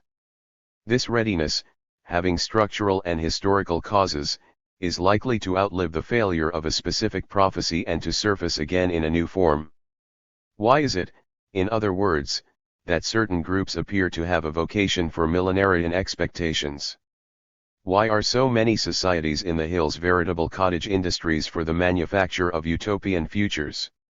There would seem to be something generic about many upland societies that is generative of prophecy. It is the society within which a successful prophet appears that, in effect, lays down the basic script that shapes the prophet's repertoire. We saw, in this connection, that it was possible to set out something like a standard career pattern for a Lahu prophet. How this process of reciprocal influence might work can be likened to the influence that an audience might have on a medieval bard. Let us imagine a bard who lives exclusively by the voluntary contributions of ordinary people in the marketplace. And let us assume, for the sake of argument, that each of those who like what he sings gives him an identical small copper. Having conjured up a bard who wants to please a large audience, let us further imagine that this bard has a repertoire of, say, 1,000 songs and stories from which to select. Assuming that his audience has definite tastes, I imagine that, little by little, as the bard comes to know his audience, the actual songs he sings in the market square, perhaps even the order and style in which he sings them, will come to more closely approximate the distribution of tastes among his audience. Even if our bard is not adept at reading the expressions and enthusiasms of the crowd, the size of the pile of coppers at the close of the market will provoke adjustments in his repertoire. Like any analogy, this one has its limitations. It allows too little for the creativity of the prophet and his capacity to add to the repertoire and to change tastes. By using the rather banal activity of singing in the public square as an analogy, I most certainly miss the huge stakes and high passions that animate a prophetic movement. Nonetheless, the analogy does illustrate the way in which the cultural expectations and historical understanding of a charismatic public, often misunderstood as mere putty in his hands, can play a decisive role in influencing the script of a successful prophet. This stochastic process of successive adjustment is familiar enough. It is the stock in trade of most successful politicians and preachers. 30. Sooner or later, Any social hierarchy creates, by its very existence, a stratification of wealth, privilege, and honor. Each principle of stratification may yield a slightly different ranking. The Confucian scholar or the Buddhist abbot may top the ranking for prestige but may be materially poor. For most societies, of course, the correlations of rankings are high and, over time, many rankings are, to use the financial term, fungible. This social hierarchy is manifested by a pattern of ceremony, ritual, and consumption, often glossed as civilized conduct. Certain ways of celebrating marriages and funerals, certain clothes, housing styles, certain patterns of feasting, of ritual and religious behavior, of entertainment come to be seen as proper and worthy. Those who have the means to acquit themselves honorably by these standards come to see themselves, and are usually seen, as more exemplary and honorable than those who lack the means to emulate them. 31. When Max Weber writes of the religion of non-privileged classes, he has this sort of social and cultural distinction in mind. The stigma and dishonor experienced by the non-privileged in a stratified order is less a question of calories and cash than one of standing and social esteem. They are daily reminded that their diet, their rights, their funerals, and by extension they themselves are inferior to the privileged. It is immediately evident, as Weber notes, that a need for salvation in the widest sense of the term has as one of its foci, disprivileged classes. In contrast, turning to the sated and privileged strata, the need for salvation is remote and alien to warriors, bureaucrats, and the plutocracy. 32. The disprivileged have the least interest in maintaining the current distribution of status and wealth and potentially the most to gain from a radical reshuffling of the social order. Little wonder, then, that they should be disproportionately attracted to movements and religions that promise a completely new dispensation. The lively interest of the disprivileged strata in a world turned upside down is, as it were, formally recognized in the Jewish tradition of the Jubilee year, when debts are forgiven, slaves redeemed, and prisoners released. This message of the Old Testament, as well as the idea of an escape from Egyptian bondage and a promised land, was taken to heart by North American slaves, for whom a Jubilee year and redemption were taken literally. This interest is also manifested in annual rituals of reversal such as Carnival in Catholic countries, the Feast of Holi in Hindu India, and the water festivals of Southeast Asia, where, for a brief period, the normal social order is suspended or reversed. Far from being mere safety valves serving harmlessly to release tension, the better to impose hierarchy the rest of the year, these ritual sites have always been zones of struggle, threatening to spill over into actual revolt. 33. Weber tried to be more precise in specifying those among the disprivileged who would be most likely to believe that sooner or later there would arise some tremendous hero or god who would place his followers in the positions they truly deserved in the world. He believed that among the peasantry, for example, the appeal of a revolutionary religion was greatest for those at the edge, those threatened by enslavement or proletarianization, either by domestic forces, financial, agrarian, seigneurial, or by some external political power. That is, it was not so much penury that led peasants to radical religious sects as the imminent prospect of losing their status as independent smallholders and falling into abject dependence as landless laborers or, worse, someone's serf. Not particularly religious to begin with, let alone orthodox, peasants, etymologically, the term pagan, meaning non-believer, comes to us directly from the Latin paganus, meaning country dweller, turned to anti-establishment revolutionary sects when their economic and social independence was menaced. Among others, Weber pointed to the Donatist sects of Roman North Africa, the Taborites, aka Hussites, of early 15th century Bohemia, the diggers of the English civil wars, and Russian peasant sectarians as examples of the prophetic tradition of agrarian radicalism. 34. Weber's insight will prove useful when it comes to a close discussion of prophetic movements in the hills. For the moment, it is sufficient to note that peasant communities already incorporated into a state-based order are prone to support radical prophetic movements whenever their relatively autonomous village order, local dispute settlement, managing grazing rights and common land, selecting their own leaders, is threatened by an intrusive centralizing state. Again, it appears to be less a question of income and food supply than one of autonomy. 35. Religious heterodoxy and prophetism with millenarian overtones are, historically at least, as common in the lowlands and within populations already part of lowland states as they are in the hills. In fact, as indicated earlier, the millenarian ideas circulating in the hills are, for the most part, assembled from fragments that have been imported from valley states. If we take Burma as our Theravada example, it is clear that it has the full complement of heterodox practices and beliefs. There is a long tradition of Waiksa, adepts at alchemy, magic, flying, and immortality, hermit monks, yatha, healers by possession and trance, astrologers, Bidin Saya, black magic practitioners, Upland Saya, and wonder-working monks, any of whom might be taken for an embryo Buddha, Chakavati, Maitreya. 36. One of the basic oppositions within lowland Theravada Buddhism is that between the forest or hermit monk on the one hand and, on the other, the settled clergy living under the monastic discipline of one of the 9 recognized orders. 37 The monk who decides to pursue a personal quest for spiritual powers as a hermit, a quest often accompanied by great austerities, rigorous fasting, and meditation in cemeteries and over cadavers, not only leaves the area of settled agriculture and government. He also enters the dangerous world of powerful spirits and non-domesticated nature. Those forest monks who become the objects of popular veneration, and are therefore known to us, are believed to have thereby acquired miraculous powers, to predict the future, including the winning lottery number, to ward off death until the arrival of the next Buddha, to devise powerful medicines and protective talismans, to master alchemy and the ability to fly, and to confer merit on their faithful devotees.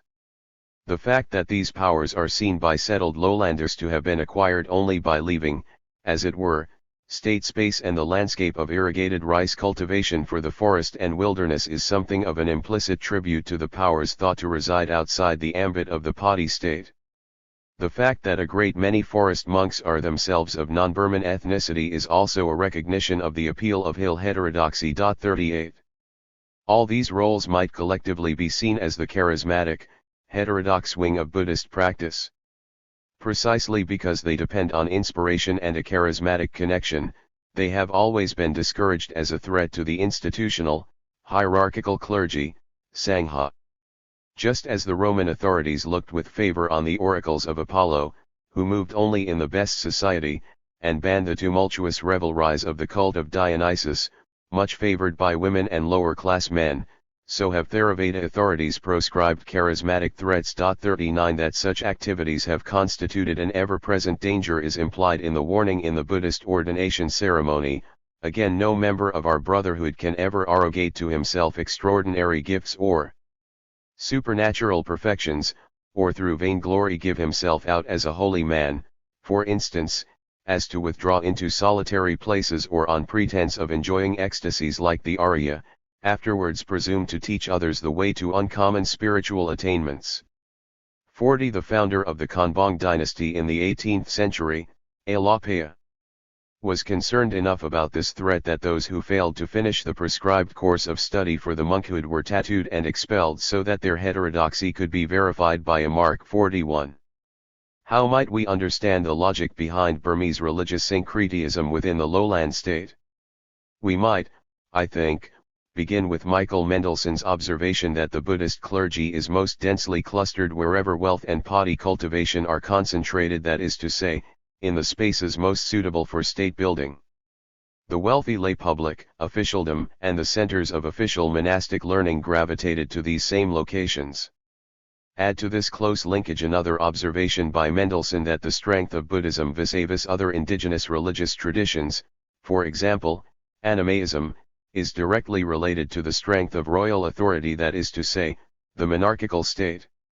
If we then read non-canonical Buddhism, the practices forbidden in the ordination ceremony, nat worship, and other animist practices as reflecting the seams, the ruptures, the fissures in the historical process of state building, a certain logic is discernible.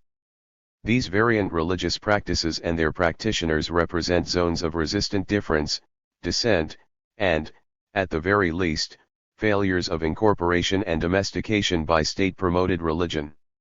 Just as the opposition party in the British Parliament has a shadow cabinet that replicates in waiting the actual cabinet, so does official canonical Buddhism have a set of alternative institutions that both shadow and bedevil it. In place of the iconic monastic school, there are the hermit and the forest monk, outside the state, who escape monastic discipline. In place of the official millennial expectations of Buddhism, there are the curers, the would-be Minlong, Maitreya, Set Kaiman, who promise a double-quick utopia to their followers. In place of central pagodas and shrines, there are the local Nat Puis, spirit ceremonies. In place of merit-making for salvation, there are mundane, here and now techniques for improving one's luck in the world. In place of the bureaucratic, exam-passing Sangha, there are charismatic monks assembling independent followings. Most Burman Buddhists move easily and quite unself-consciously between their household Nat shrine and a reading of the Tripitaka at a pagoda. The distinction I am making is thus, largely, an analytical one. The warrant for seeing alternative forms of worship as representing the sutured but still evident seams in the historical process of state-making is most evident in Nat worship. Most Nats are believed to be the spirits of real existing persons who died green or premature deaths and therefore have left behind powerful spirits that can protect or harm people. What is striking about many of the best-known Nats is that the legends surrounding their earthly lives are emblematic of disobedience or rebellion against the king. 42 Two of the best-known, the Tongbian brothers, were said to have been fun-loving Muslims who, though they had helped the king acquire an important Buddhist relic, were too busy playing marbles to bring their 2 bricks to help build the pagoda to house it. For this act of lèse-majesté, the king had them killed by having their testicles crushed. The annual festival honoring them in Tongbian village, 20 miles north of Mandalay, is a veritable bacchanal of eating, drinking, gambling, and open sexuality, threatening always to get out of hand. Speculating that the Nats may represent the guardian spirit of different groups and localities conquered by the centralizing kings, Melford Spiro notes the political and religious oppositional tone of the Tongbian cult. The Nats symbolize opposition to authority. Here in performing their cultus, the people are expressing their opposition to authority. But the Nats also symbolize opposition to religious authority. The Nat devotees are afforded the opportunity to express their hostility to Buddhism and to satisfy needs which are prohibited by it. 43 other Nats include those who were unjustly put to death by the king, the Mahagiri Nats, brother and sister, for whom most households maintain a shrine, at least 3 regicides, and several libertines exemplifying anti-Buddhist behavior. There is a central pantheon of 37 Nats.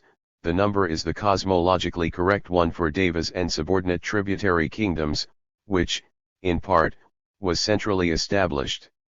Mendelssohn believes that the pantheon represents an effort to appropriate a series of local cults under a monarchical Buddhist umbrella, much as the cults of particular saints in Catholic countries are often associated with pre-Christian deities.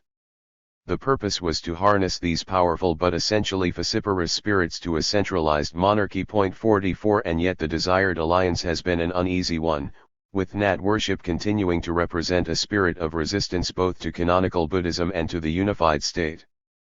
As Mendelssohn summarizes it, there is evidence for believing that, whenever Buddhism was strong, the Nat cult was weakened, say, by measures prohibiting local Nat cults. Thus Buddhism goes along with a strong central monarchy while animism coincides with the triumph of the forces of locality and rebellion. 45 The ritual life of the Burmans, then, continues to reflect the still unresolved conflicts of state-making.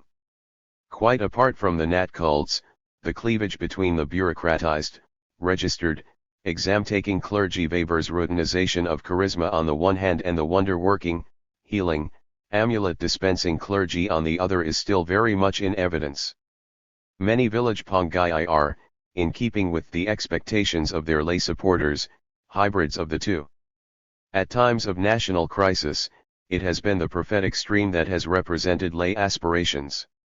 It would be impossible, in fact, to write a credible history of 20th century Burmese nationalism without this prophetic tradition.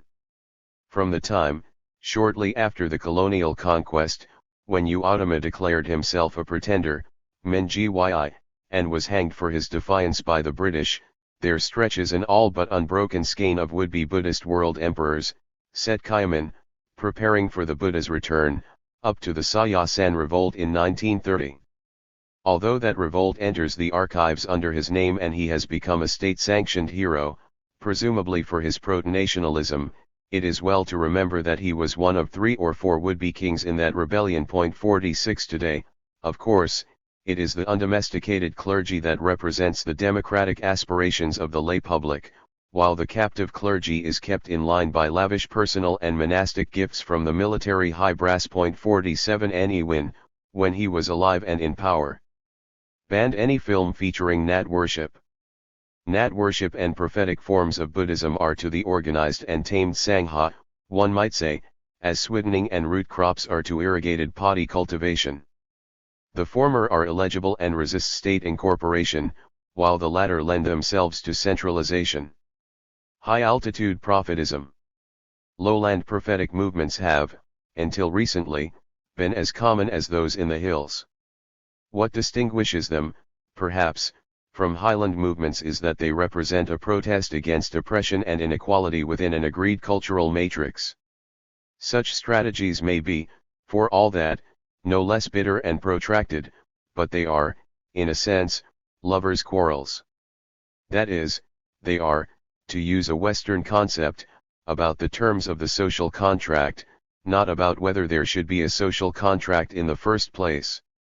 The growing cultural, linguistic, and religious flattening of valley society since at least the 12th century a hard-won state effect has left its scars, but there is rarely a naked bid for cultural or political secession. Within this cultural matrix, radical options are still imaginable for those who are impoverished and or stigmatized. A radical reshuffling of the cards in which existing class and status distinctions might be abolished is thinkable. But it is, to pursue the metaphor, a question of redistributing the cards in an existing card game, not a question of whether to sit at the table at all or, for that matter, to throw the table over. 48. The sorts of precipitating conditions that seem associated with prophetic and millenarian activity are so varied as to defy easy accounting. Suffice it to say that each involves a sense of overwhelming collective peril to which the prophecy and the actions taken to realize that prophecy constitute an attempted remedy. The peril in question can take the form of a natural disaster: floods, crop failures, epidemics, earthquakes, cyclones, though the agency of the spirits or gods is typically seen at work, as in the case of the Old Testament Israelites. The perils may also be eminently man-made, as in the case of war, invasion, crushing taxes, or corvée, and integral to the history of most state peoples. What relatively autonomous hill peoples have historically faced, however, are the ominous choices forced on them by encroaching state power. This might mean the choice between enslavement and headlong flight, between the loss of direct control of their communities or subsistence activities and open revolt, between forced sedentarization and breaking up and scattering. Compared with the choices that valley populations face, these seem far more draconian, not to say revolutionary, and the information that hill peoples have on which to base their choices is often minimal. Imagine, to take a more contemporary example, the fateful choice of Hmong groups in the 1960s, between allying themselves with the Americans, supporting the Pathet Lao, or moving away. Hill peoples are by no means naive when dealing with valley powers, but they often confront threats that are both hard to comprehend and fraught with grave consequences for their way of life. Something of the difference can be appreciated from the different sorts of revolts along the Siamese-Lao borders from the late 17th century on. Revolts at the close of the 17th century were caused by commoner resentment over taxes, poor harvests, and an influx of Chinese tax collectors working for the Siamese. These revolts, though led by miracle-working holy men with visions of local autonomy and social equality, were rebellions of state populations determined to force a renegotiation of the terms of their incorporation. 49 By the late 19th century, however, the expansionist Chukri kings were extending their power to the hills, enslaving large numbers of people, massacring those who resisted, and imposing direct administration on hill peoples. Prophetic rebellions broke out and culminated in Anavong's massive revolt, centered in Vientiane, against Siamese rule. These later rebellions, unlike the earlier ones by commoners, Phra, might be termed virgin land revolts in the sense that many relatively independent populations were being threatened with absorption by the state for the first time. The issue at stake was not reforming the terms of incorporation but whether these populations would be administered at all. Lest the hill peoples invoked here seem like the native peoples of the New World suddenly, in the 16th century, confronted by the organization and weaponry of a more technically advanced state, it must be emphasized that these populations were not naive. They had long been acquainted with lowland states.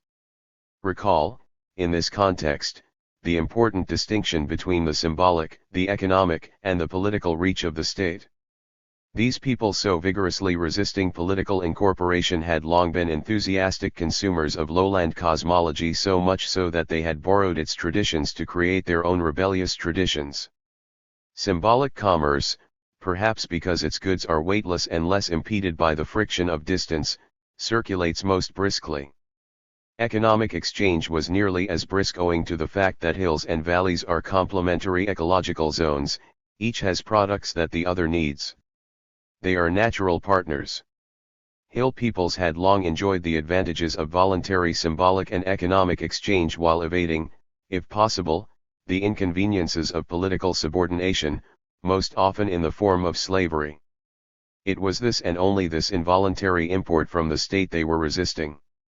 Prophetic, holy man revolts were, parenthetically, not only deployed against lowland state intrusion. They were also deployed within the hills, often in the same ethnic group as a state prevention measure. This much is implicit in Edmund Leach's analysis of revolts against tyrannical village heads among the Kachin. It is also apparent in Thomas Kirsch's account of a syncretic Chin democratic cult that successfully repudiated the community feasts monopolized by the chiefs and restored private feasts that allowed everyone to compete for ritual status. The cultural technique of prophetic movements can be as useful for state prevention as for state evasion. Holy man revolts in the hills might well be considered one of several techniques for thwarting state incorporation. The standard, lower-risk techniques we have discussed at great length, swiddening, escape crops, social physioning and dispersal, and perhaps oral traditions might be together considered one half the hill armory for state evasion. The other, perhaps last-ditch, high-stakes technique in the armory is rebellion and the prophetic cosmology that goes with it. This is precisely what Mikhail Gravers intriguingly suggests for the Karen. As he put it, the ambiguity of the Karen strategy between valley and hills can be described as a double strategy with a defensive dimension avoiding taxes, corvée and political suppression and subsisting on swidden agriculture, hunting and collecting, or an offensive dimension emulating royal powers to resist state administration and coercion and also to construct their own polity. Both dimensions look for a moral leadership founded on Buddhist ethics and contain an emulation of the Buddhist states as well as a cultural, ethnic, critique of neighboring monarchies and states. 50. Dialogue, mimicry, and connections. The legends, rituals, and politics of hill societies can be usefully read as a contentious dialogue with the valley state that looms largest in its imagination. The closer and larger that state, the more of the conversation it will usurp. Most of the origin myths of hill societies assert a hybridity or connection that implies kinship. In some cases a stranger/foreigner arrives and forms a union with an autochthonous woman. Their joint progeny are this hill people. In other legends, hill and valley people are hatched from different eggs of the same parentage and are, hence, brother and sister. Already, a certain original equality between highland and lowland becomes part of the narrative. In the same fashion, the claim in many hill legends that their people once had a king, books, and writing, and that they planted wet rice in the valleys, is a claim of an original equal status that has been lost, treacherously withheld, or stolen. One of the central promises of many a prophet is precisely that he will be the king who will right this injustice and restore this equality, or perhaps even turn the tables. The Hmong version is a particularly strong one. Their king Qiyu was, by legend, murdered by the founder of the Chinese state. A new king will arise one day to liberate the Hmong and inaugurate a golden age. 51. The presumption of a cultural dialogue between hill and valley has at least two additional sources. First, both hill and valley societies were planets in a larger galactic system, Indic or Sinic, of mutual influence. Hill peoples may not have been political subjects of valley states, but they were active participants in the economic system of exchange and in the even wider cosmopolitan circulation of ideas, symbols, cosmology, titles, political formulas, medical recipes, and legends. As has been said of folk culture, hill peoples continually incorporate into their fabrics significant parts of the sophisticated intellectual traditions, which are part of a supercultural area of 52 more frictionless than economic exchange, cheaper, and completely voluntary. This cultural buffet allowed hill societies to take just what they wanted from it and put it to precisely the use they chose. Hill and valley are also firmly joined by a shared history. We must not forget that many hill peoples are descendants in some cases fairly recent of valley-dwelling state populations. They brought with them much of the culture and beliefs that prevailed in the places they left. Just as isolated Appalachian valleys have preserved older English and Scottish dialects, music, and dance long after they have disappeared from their place of origin, so do hill societies constitute something of a living historical archive of beliefs and rituals their ancestors brought with them or picked up en route in their long migrations. Hmong geomancy, for example, appears to be a faithful replica of Han practices several centuries ago. Their formulas of authority, insignia of rank, titles, and chiefly costumes might be museum pieces in a valley exhibit. Curiously enough, the valley prejudice that hill peoples represent our past turns out to be partly true, but not at all in the way imagined. Rather than being social fossils themselves, hill people have brought and often kept antique practices from the valleys. When one adds to this the constant flight to the hills of persecuted religious sects, hermit monks, dissident political factions, royal pretenders, and their entourages, and outlaws, one can see how hill society did come to reflect back aspects of the valley's often repressed past. When it comes to cosmology and religion in particular, there would seem to be a plausible connection between dissident, charismatic religious movements in the hills and the disprivileged strata within state populations. Remarking that Highlanders had remained largely aloof from the religions of the state cores in Southeast Asia, Buddhism, Islam, Oscar Salemink also astutely noted that Highland religion, often labeled animism, has many beliefs and practices in common with lowland folk religion. 53. If we in turn take note of the fact that when valley religions do make it to the hills, for example, Karen and Shan Buddhism, they are likely to take heterodox and charismatic forms, then something of a continuum between symbolic descent by subaltern state populations and relatively independent hill societies emerges. It is among these peoples, dispossessed and marginal, respectively, that the more revolutionary, world upside-down prophetic message makes its greatest appeal. And of course, it is with the fringes of the valley population that hill peoples are likely to have most contact. Arriving in the valleys for trade and work, hill visitors are in closest contact with the bottom of the valley social hierarchy. The lower echelons of the valley population, along with the lumpen intelligentsia of monks and hermits, are also the most likely to drift into the hills. Thus, in terms of structural position as well as of social contact, we should probably treat radical valley religious movements as different in degree but not in kind from hill prophetic movements. Both emphasize the mundane functions of salvation religion, both share myths of a just king or returning Buddha who will restore justice, and both have ample reasons, though not the same ones, to resent the valley state.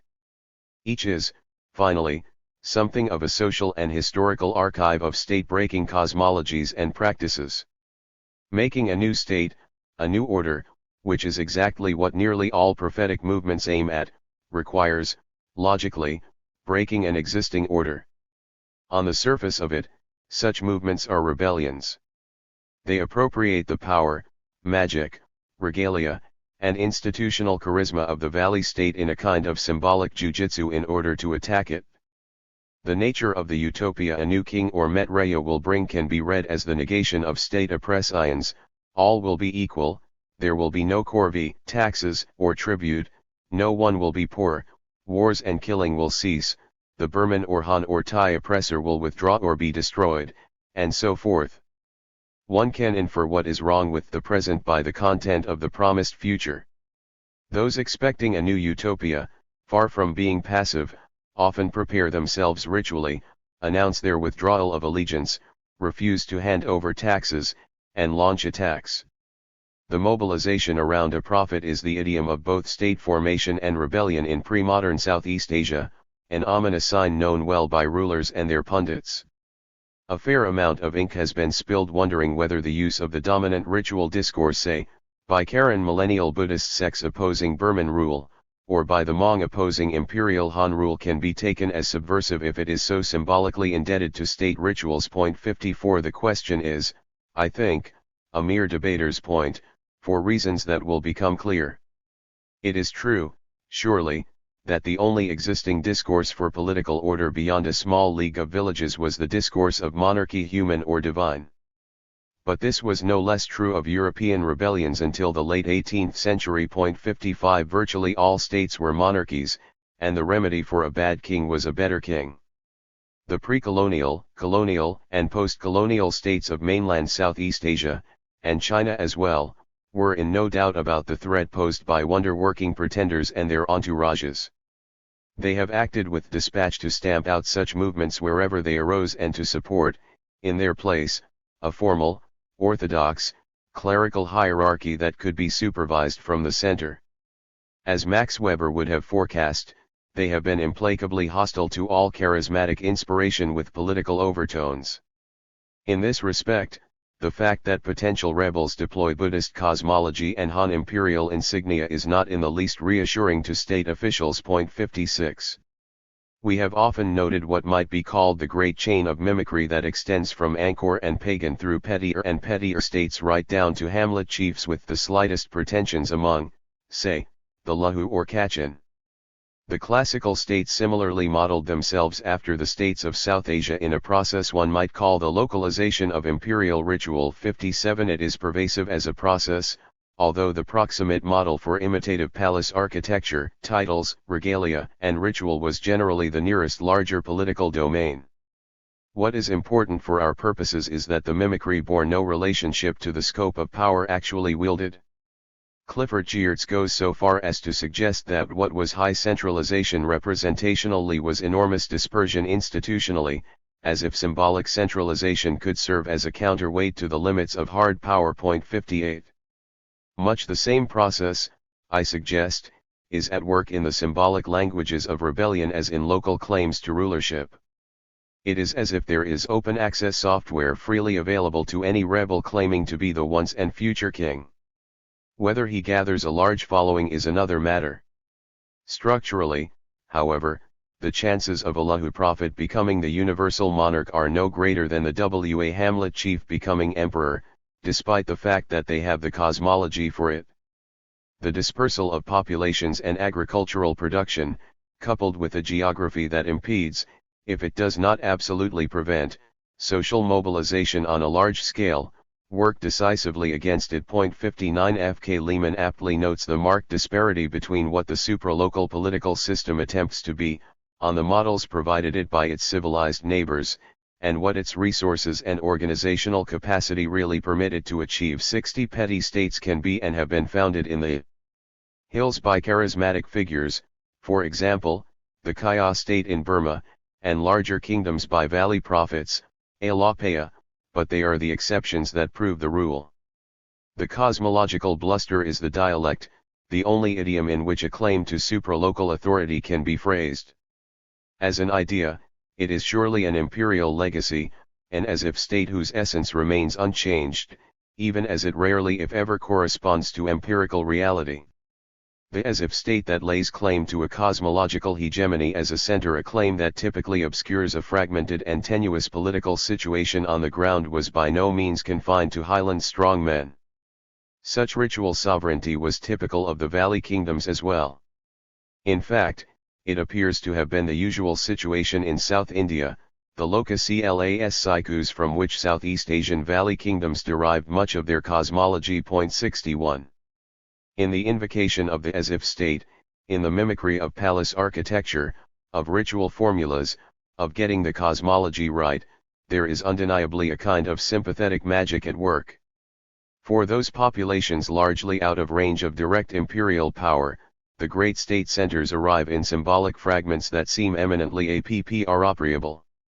Their situation is not much different from that of the Japanese officials who toured the West at the beginning of the Meiji Restoration and who imagined that the key to Western progress was the Constitution. If they got the Constitution right, they reasoned, progress would more or less automatically follow. The formula itself was deemed efficacious.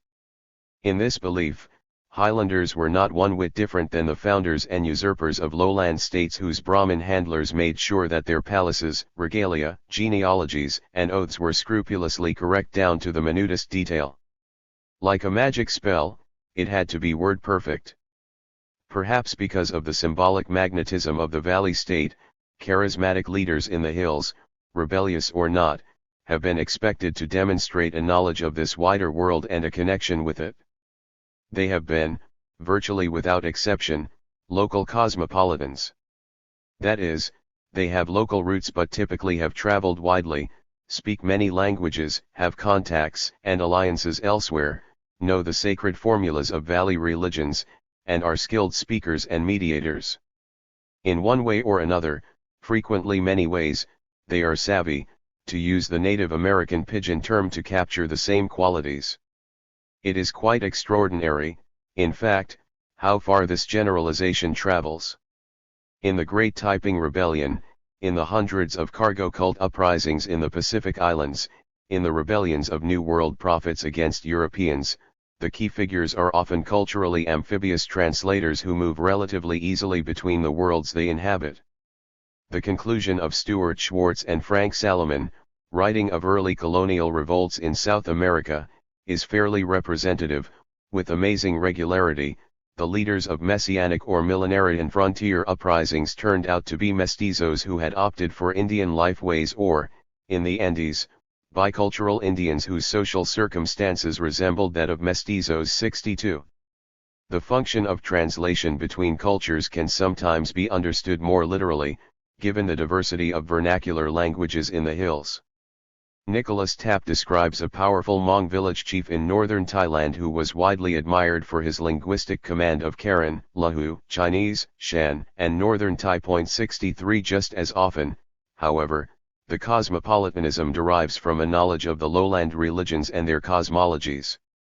This helps explain why monks, ex-seminarians, catechists, healers, traders, and peripheral local clergy are vastly overrepresented in the ranks of prophets.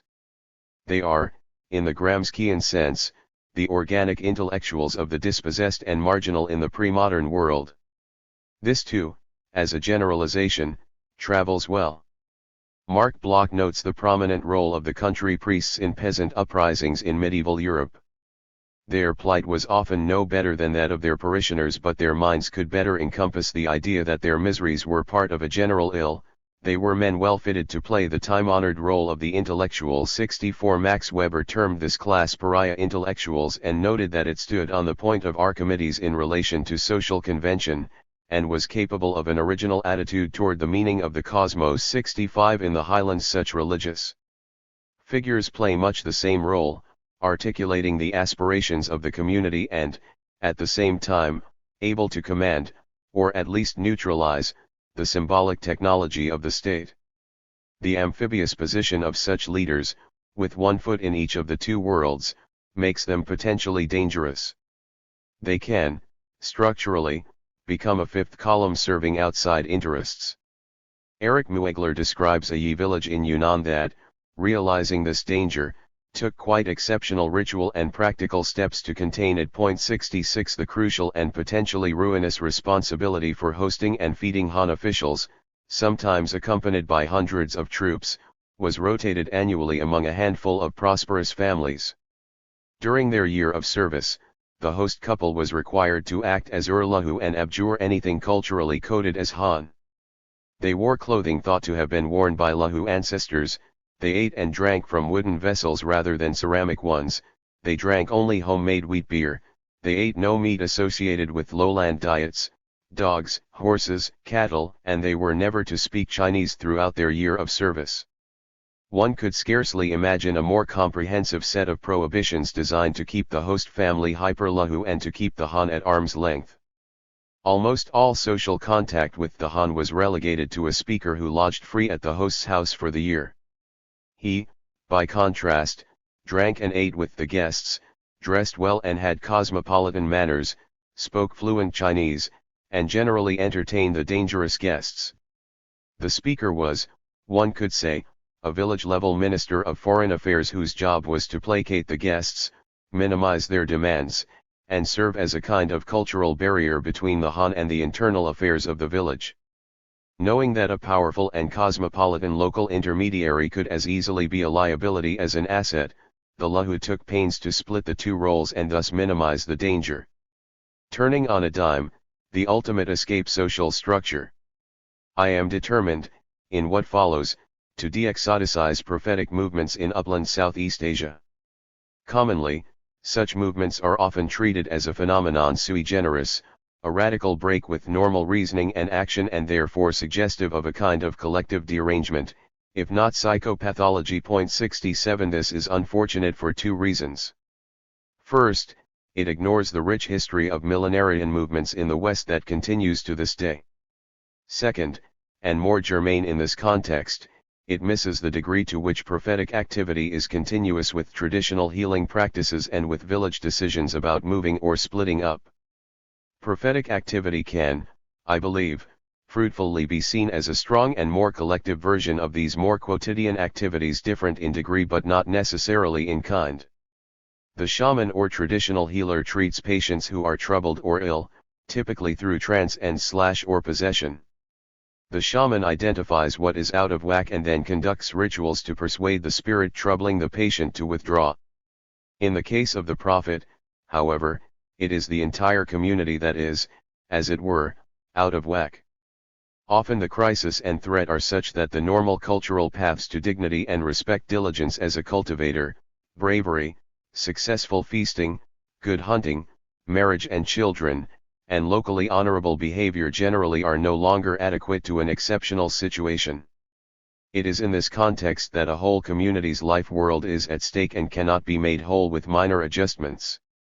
As Tapp has expressed it, if the shaman is concerned with the health and well-being of individual patients and their families, the messianic prophet is ultimately concerned with the salvation of Hmong society as a whole. 68 The role is more grandiose, the patient is a collectivity, and the stakes are far greater, but the prophet is, or proposes to be, the shaman for a whole community in trouble. Treating prophetism as something altogether exceptional overlooks what is essentially a minor league version of prophet-inspired change, that associated with the physioning or movement of an existing village site. Though it is hardly a daily occurrence, it is common enough to be the object of what might be called cultural routinization.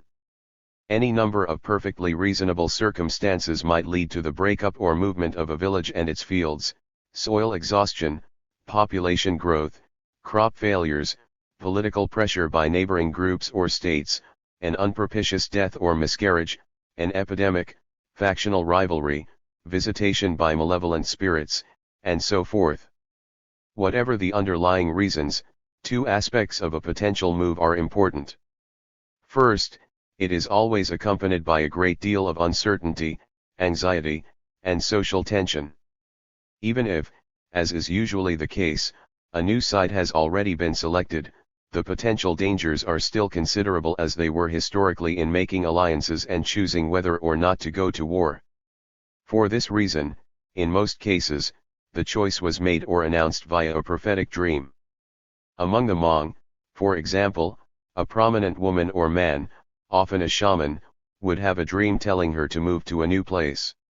If it were a question of fission, the dreamer would, with his or her followers, pick up and leave, sometimes founding a daughter village nearby. 69 For the Hmong, with their strong belief in geomancy, every change in landscape was, by definition, a change of luck. Karen villages are likely to move or split in much the same way.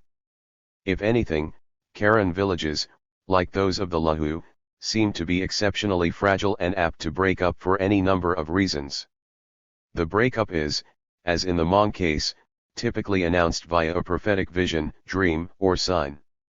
It is not the case, then, that prophets come either in the form of world conquerors or not at all. Prophetism is a comparatively ordinary experience tied to important but less earth-shaking decisions. On this reading, the prophets who make it into the archives are not the only prophets, they are, rather, the major league prophets with larger followings and more audacious goals. What distinguishes a major league millenarian movement from small-scale prophetism is that its followers so frequently, as their prophet instructs, burn their bridges.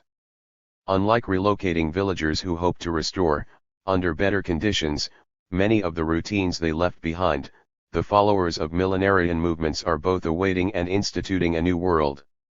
They often completely cease their previous practices. They may stop planting, sell their rice and land, give away their money, slaughter their livestock, radically change their diet, don new clothes and amulets, burn their houses, and break sacred taboos. After this kind of bridge burning, there is no easy way back. 70 It also follows that revolutionary acts of this magnitude completely change the social hierarchy of a village community. Previous standing and prestige mean nothing in the new order, and the prophet and his acolytes, many of them perhaps of low status in the old order, are now elevated. Whether it brings a revolution in the external world, there is no doubt that it is revolutionary, in the full sense of the word, for the community that experiences it. As a social process, millenarianism of this kind is escape social structure of a high order. And although it is not sufficient to explain millenarian movement by the functions they may perform, one is driven to wonder whether such movements facilitate a rapid and massive adaptation to radically changed circumstances.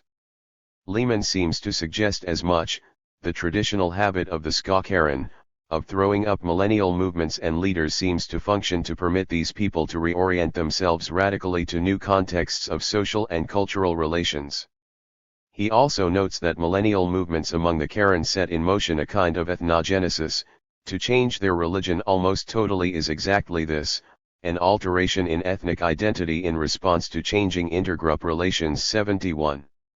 In his account of the rise of a recent Karen Buddhist sect under Yuthusana in southeastern Burma, Mikhail Gravers emphasizes that it had the effect of repositioning these Karen in a zone of war and massive relocation. These movements signify a continuous revaluation of cosmology and ethnic identity, aiming at creating order and overcoming crisis. 72 For every would-be prophet who manages to lead his followers to a zone of relative peace and stability and subsistence, many others fail. But the coincidence of such movements with economic, political, and military crises suggests that they can be seen as desperate social experiments, a throw of the dice in a setting where the odds of a very favorable outcome are long. We know, in fact, that charismatic movements can and have resulted in the creation of new states and new ethnic and political identities. The most striking and best documented is the founding, in the 19th century, of the two major Kaya states of Baka and Kantarawadi, the first later to form the basis of a new territory and realigned ethnic identity in the Kaya/Karenni state in Burma. What we know about this history clearly indicates that the founders both came out of the south and that they were typically charismatic personages capitalizing on the knowledge of the outside world. They founded a religious cult, on which the Kaya polity was explicitly based, strikingly reminiscent of the millennial ideology, among Mon and Burman Buddhist and Plains Karen, both Buddhist and animist during this era. 73 There were mundane considerations involved as well, not least, as we noted earlier, the fact that this area contained one of the last great stands of valuable teak. Nevertheless, It was a major ethnic repositioning within Korenic groups, and it was inaugurated by a charismatic prophet. The Lahu, like a great many hill peoples, are subdivided into smaller factions usually identified by colors, the red Lahu, yellow Lahu, black Lahu, and so on. The origin of these factions is lost in the mists of time and legends, but Anthony Walker believes that some almost certainly originated with Messianic leaders. 74 It is probable that the prophetic movement has historically been the dominant mode of collective ethnic reformulation in the hills. If so, this process could be seen as resembling village fission on a far grander and more dramatic scale, but one not fundamentally different in kind. As in the case of village fissioning, such political reshufflings nearly always involve a repositioning vis-a-vis adjacent ethnic groups and valley states. The Karen Buddhist sect leader Yuthusana sought to create a zone of peace for his followers. He was also decisively repositioning them closer to the Burmese state to the point where his fighters, the Democratic Karen Buddhist Army, DKBA, became little more than mercenaries and profiteers under Burmese military supervision.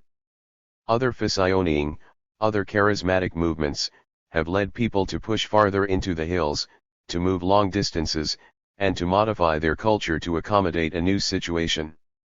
There is, at the very least, an elective affinity, to use Max Weber's term, between the existential situation faced by many hill peoples in Zomia and the remarkable plasticity and adaptability of their social organization, ethnic affiliation, and religious identity. Such mobile, egalitarian, marginal peoples have, for the most part, long histories of defeat and flight and have faced a world of powerful states whose policies they had little chance of shaping. Just as petty sellers in the market are price takers rather than price givers or setters, so have these people had to thread their way through shifting and dangerous constellations of powers in which they have largely been pawns. Faced with slave raids, demands for tribute, invading armies, epidemics, and occasional crop failures, they appear to have developed not just the subsistence routines to keep the state at arm's length but a shape-shifting social and religious organization admirably adapted to cope with a turbulent environment. The concentration of heterodox sects, hermit monks, pretenders, and would-be prophets in most hill societies has provided, in effect, the agency that allows many of them to substantially reinvent themselves when the situation requires it. 75. To stand back and take all this in, to wonder at the capacity of hill peoples to strike out, almost overnight, for new territory socially, religiously, ethnically is to appreciate the mind-boggling cosmopolitanism of relatively marginal and powerless people. Far from being a backward, traditional people in the presumptive grip of custom and habit, they seem positively protean, even Californian, in imagining themselves anew. Cosmologies of ethnic collaboration. The first thing that strikes any observer of hill societies is their bewildering linguistic and political complexity over comparatively small distances. On a stop-action snapshot that freezes the historical flux, it is diversity that seems to dominate the scene as compared with that of the valleys. What was said originally about Balkan nationalisms that they represented the narcissism of small differences would be even more appropriate for Zomia. And in fact, all the valley powers from the classical states to the colonial regimes to the U.S. Special Forces, the Central Intelligence Agency, and the Burmese ruling junta today have exploited these differences for their own purposes.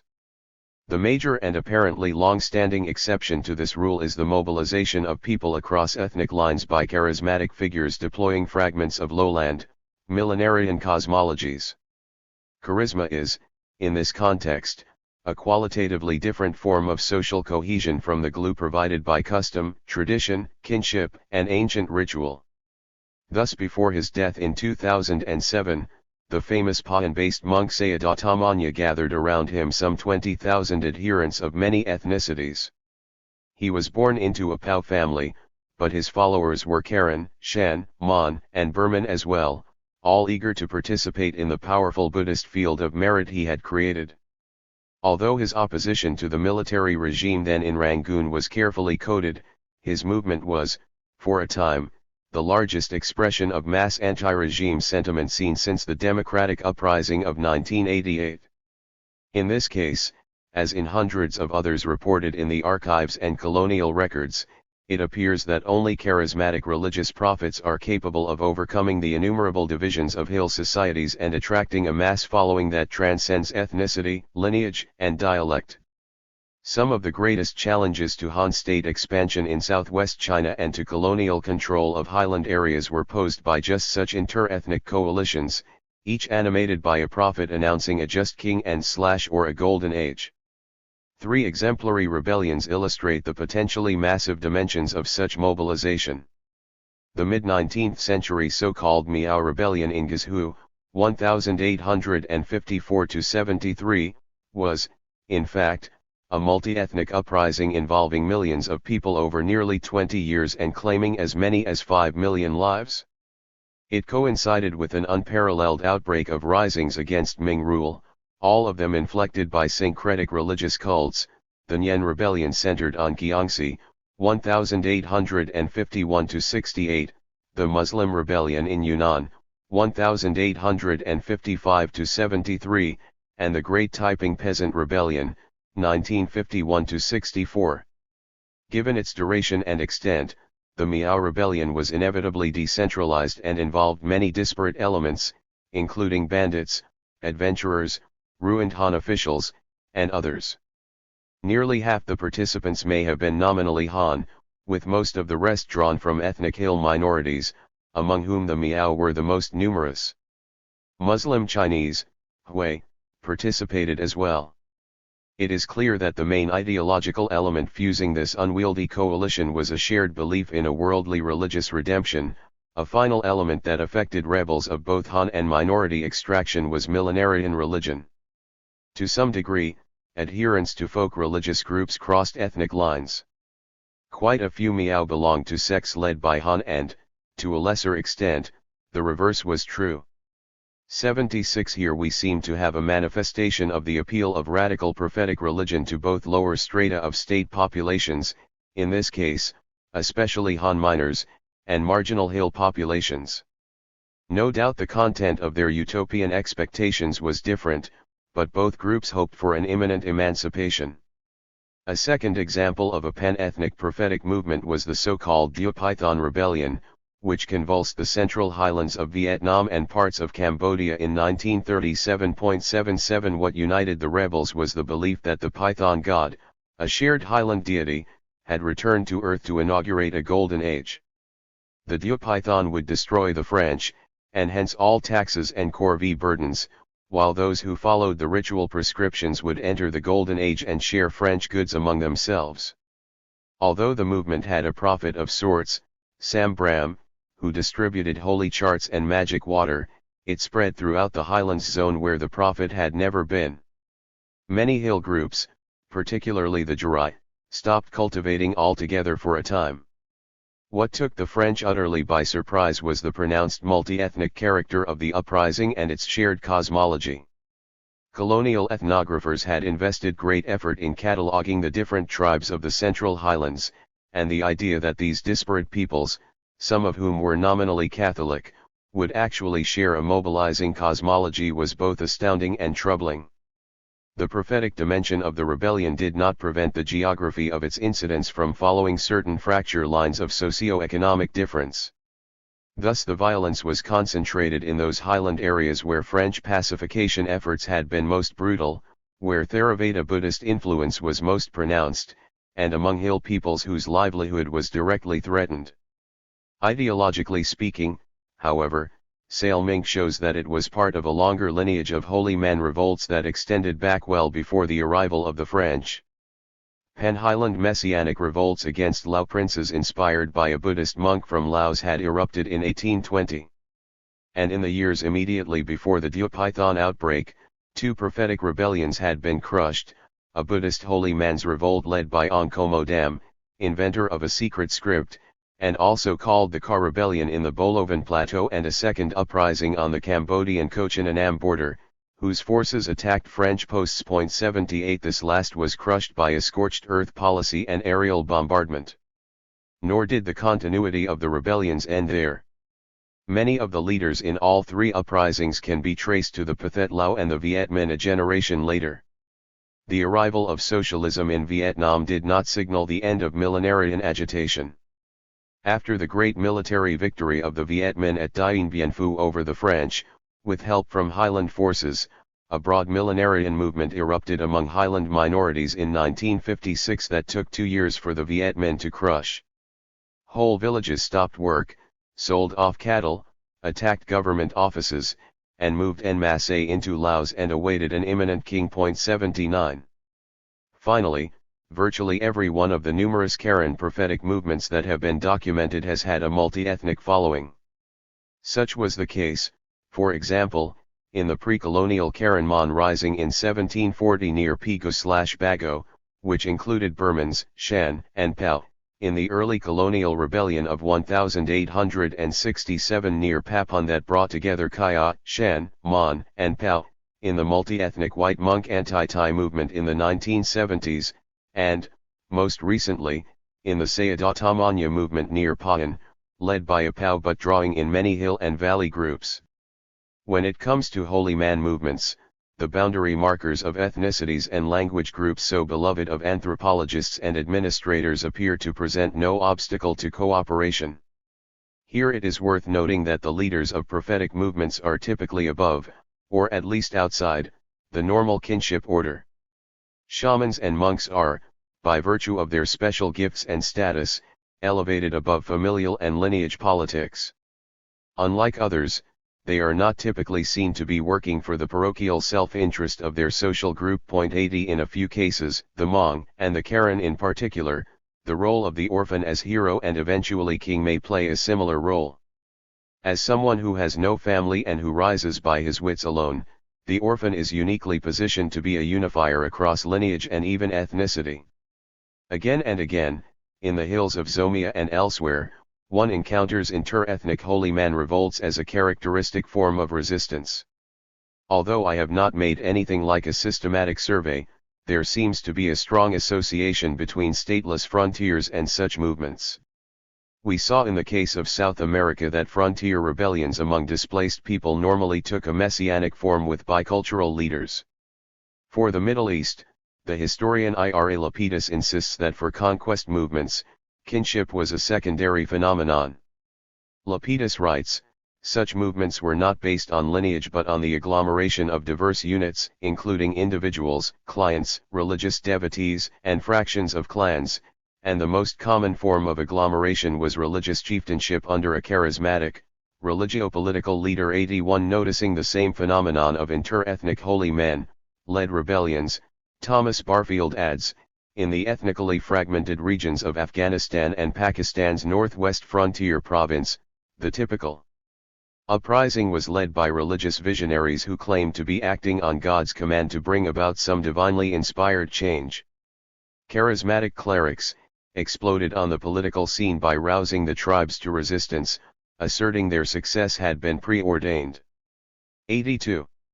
In settings that range from Buddhist to Christian to Muslim to animist, Messianic holy man rebellions seem prevalent.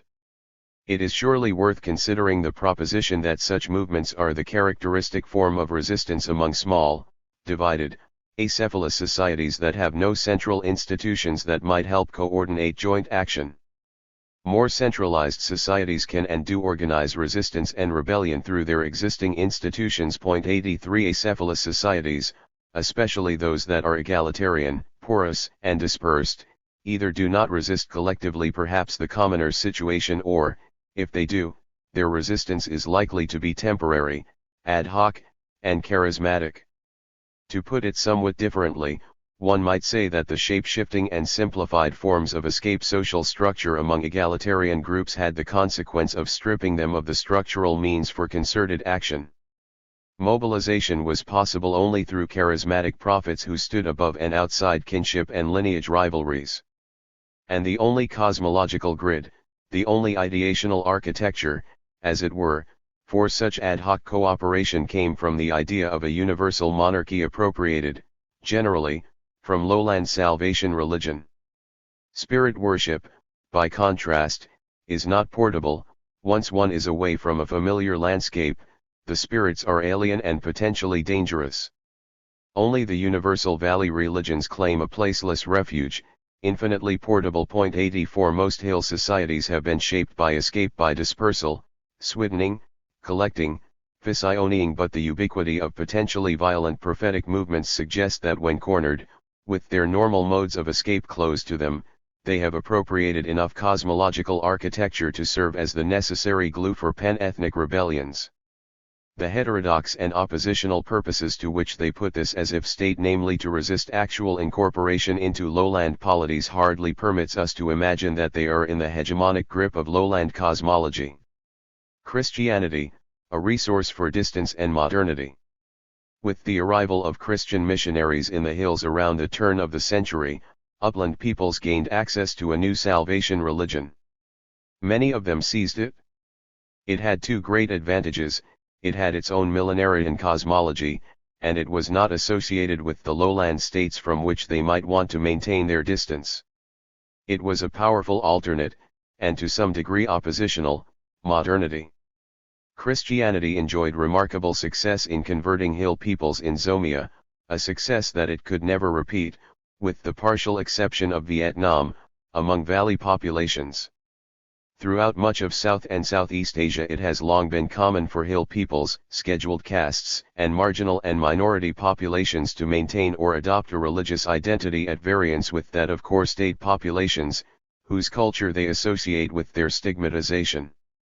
Thus, where we find Hinduism in the valleys, we might find Animism, Islam, Christianity, or Buddhism in the hills. Where, as in Java, we might find Islam in the valleys, we are likely to find Christianity, Animism, or Hinduism in the hills. In Malaysia, where the rulers are Muslim, many of the minority hill peoples are Christian, Animist, or Baha'i. Where hill peoples do adopt the prevailing lowland religion, it is often a heterodox version of lowland doctrine. In most cases, then, upland populations, while borrowing lowland cosmologies for their own purposes, have chosen to mark themselves off religiously from the lowlands. For our particular purposes, Christianity in the hills bears on hill-valley relations in two ways. First, it represents a modern identity that confers the uniqueness and dignity which the wider world refused to acknowledge. 85 This new identity, as we shall see, promises literacy and education, modern medicine, and material prosperity. It has, furthermore, a built-in millenarian cosmology that promises its own version of a conquering king who will destroy the wicked and uplift the virtuous. Second, the presence of Christianity as an institution as well as an ideology ought to be seen as an additional vector, another resource, for group formation. It allows a group or a fraction of a group to reposition itself in the ethnic mosaic. Like village physioneing or more modern techniques of social identity, the political party, the revolutionary cell, the ethnic movement, Christianity offers a powerful way of creating a place for new elites and an institutional grid for social mobilization. Each of these techniques can be put to the service of maintaining and emphasizing hill-valley distinctions, sometimes a kind of proxy for hill nationalism or, more rarely, for minimizing them. Until the arrival of Christian missionaries, Hmong prophetic rebellions drew on their own rich legend of a great king who would one day return to save his people, supplemented with elements of popular, Mahayana, Buddhism and Taoism that were compatible with these expectations. As substantial numbers of Hmong became familiar with the Christian scriptures, Jesus Christ, Mary, and the Holy Trinity were easily assimilated into the Hmong view of a coming liberation. It became as common for prophets in some areas to claim to be Jesus, Mary, or the Holy Ghost, or all three as to claim to announce the arrival of Huabtais, the ancient Hmong king. 86 The eschatological message of scriptural Christianity mapped closely enough on Hmong millenarian beliefs that little adjustment was required. The promise of literacy and the return of the book, the Bible, were enormous attractions for the Hmong. Having had their book stolen, according to legend, by the Chinese, or having lost it, they looked to its recovery to lift the contempt in which they were held by such lowland peoples as the Chinese and the Thai.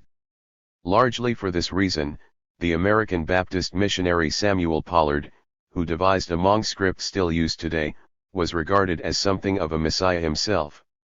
The Hmong now had not just a script but a script of their own. Inasmuch as Hmong identity is understood as a series of negated contrasts with the Chinese, Pollard's achievement allowed them to be, in principle, equally literate, but in a non-Chinese script. Previously, the route to the secular trinity of modernity, cosmopolitanism, and literacy led through the Chinese and Thai lowlands. Now Christianity offered the opportunity to be modern, cosmopolitan, literate, and still Hmong. On almost any view, the Hmong, from the extermination campaigns waged against them by the Qing and Ming, to large-scale pell-mell migration, to their ill-starred alliance with the American CIA's secret war, have had an astoundingly long run of catastrophic bad luck. For the past 5 centuries, the chances of premature death and/or forced flight must have been as great for the Hmong as for any identifiable people in the region. 87 In light of this history, it is perhaps not so surprising that they have been so adept at moving at the drop of a hat, reshuffling their social organization, and shape-shifting between various forms of millenarian dreams and revolt. These are, in a sense, high-stakes experiments in social identity by a people hoping to change their luck. As their situation has worsened, they have developed escape social structure into something of an art form. Lahu have converted as well in substantial numbers to Christianity in Yunnan, Burma, and Thailand, beginning around the turn of the 20th century. According to Lahu legend, the first missionary, William Young, was prophesied by a Lahu religious leader a decade or so before his arrival. God and Jesus were immediately assimilated to the Lahu creator god Gui Sha, whose return was anticipated. This amalgamation of pre-Christian deities with biblical figures was based in part on a Lahu appropriation of the Christian narrative and in part on the missionaries' efforts to work their own deities into what they knew of Lahu legends. The Lahu, like African slaves in the New World, identified with the plight of the Israelites, their wandering, their subjugation, and, of course, their ultimate emancipation. 88. The second coming of Jesus was read as heralding the imminent liberation of the Lahu people. Shortly after the missionaries' first successes in Burma and Thailand, a Lahu prophet, inspired by the Christian message and Mahayana prophecies, announced that 1907 would be the last year the Lahu would pay tribute to the Shan Sobwe of Kengtung, because the Lahu had a new lord.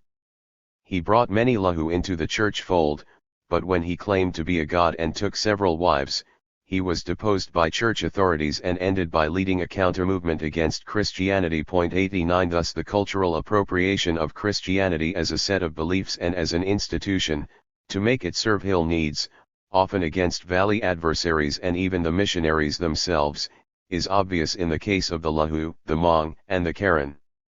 The following much abbreviated account of the Christian nativity story in a Lahu, or Lahu Wa, pamphlet shows the flavor of this mutual appropriation. Jesus Christ was a man whose mother was a widow. Before he was born, some fortune tellers told his mother that she was going to have a son who would be strong enough to conquer the whole world. When the chief heard that, he was so angry that he decided to kill Jesus' mother. With the help of the villagers, Mary escaped to a horse stable where Jesus was born in a horse manger. His mother took him home, and he jumped down from his mother's arms.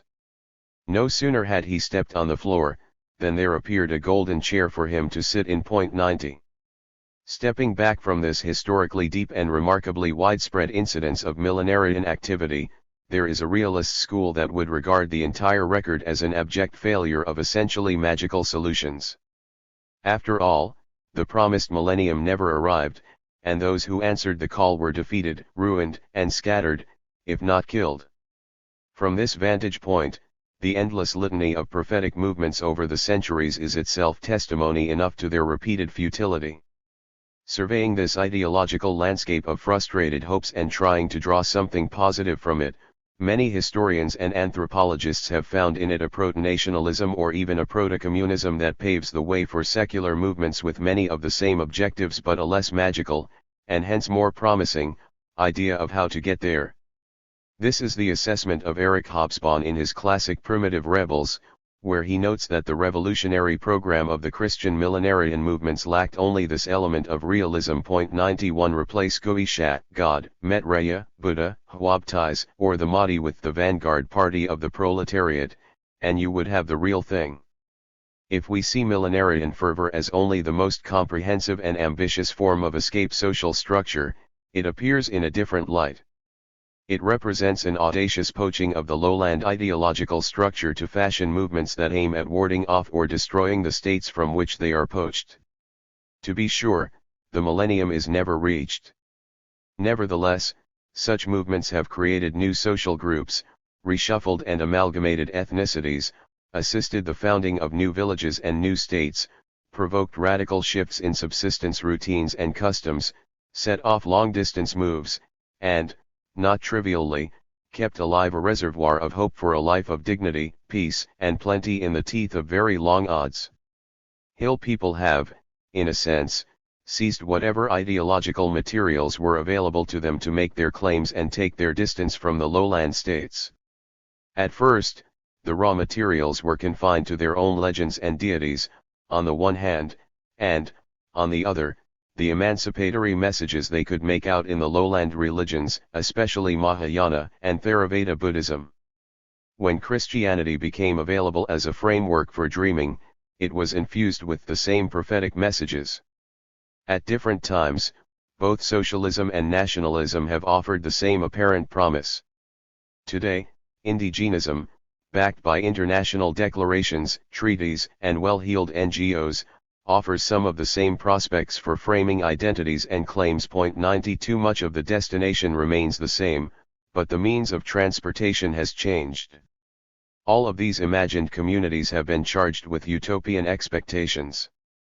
Most have failed, and some have ended at least as badly as millenarian uprisings. Mimicry, fetishism, and utopianism are not a Highland monopoly. Chapter 9. Conclusion. Savagery has become their character and nature.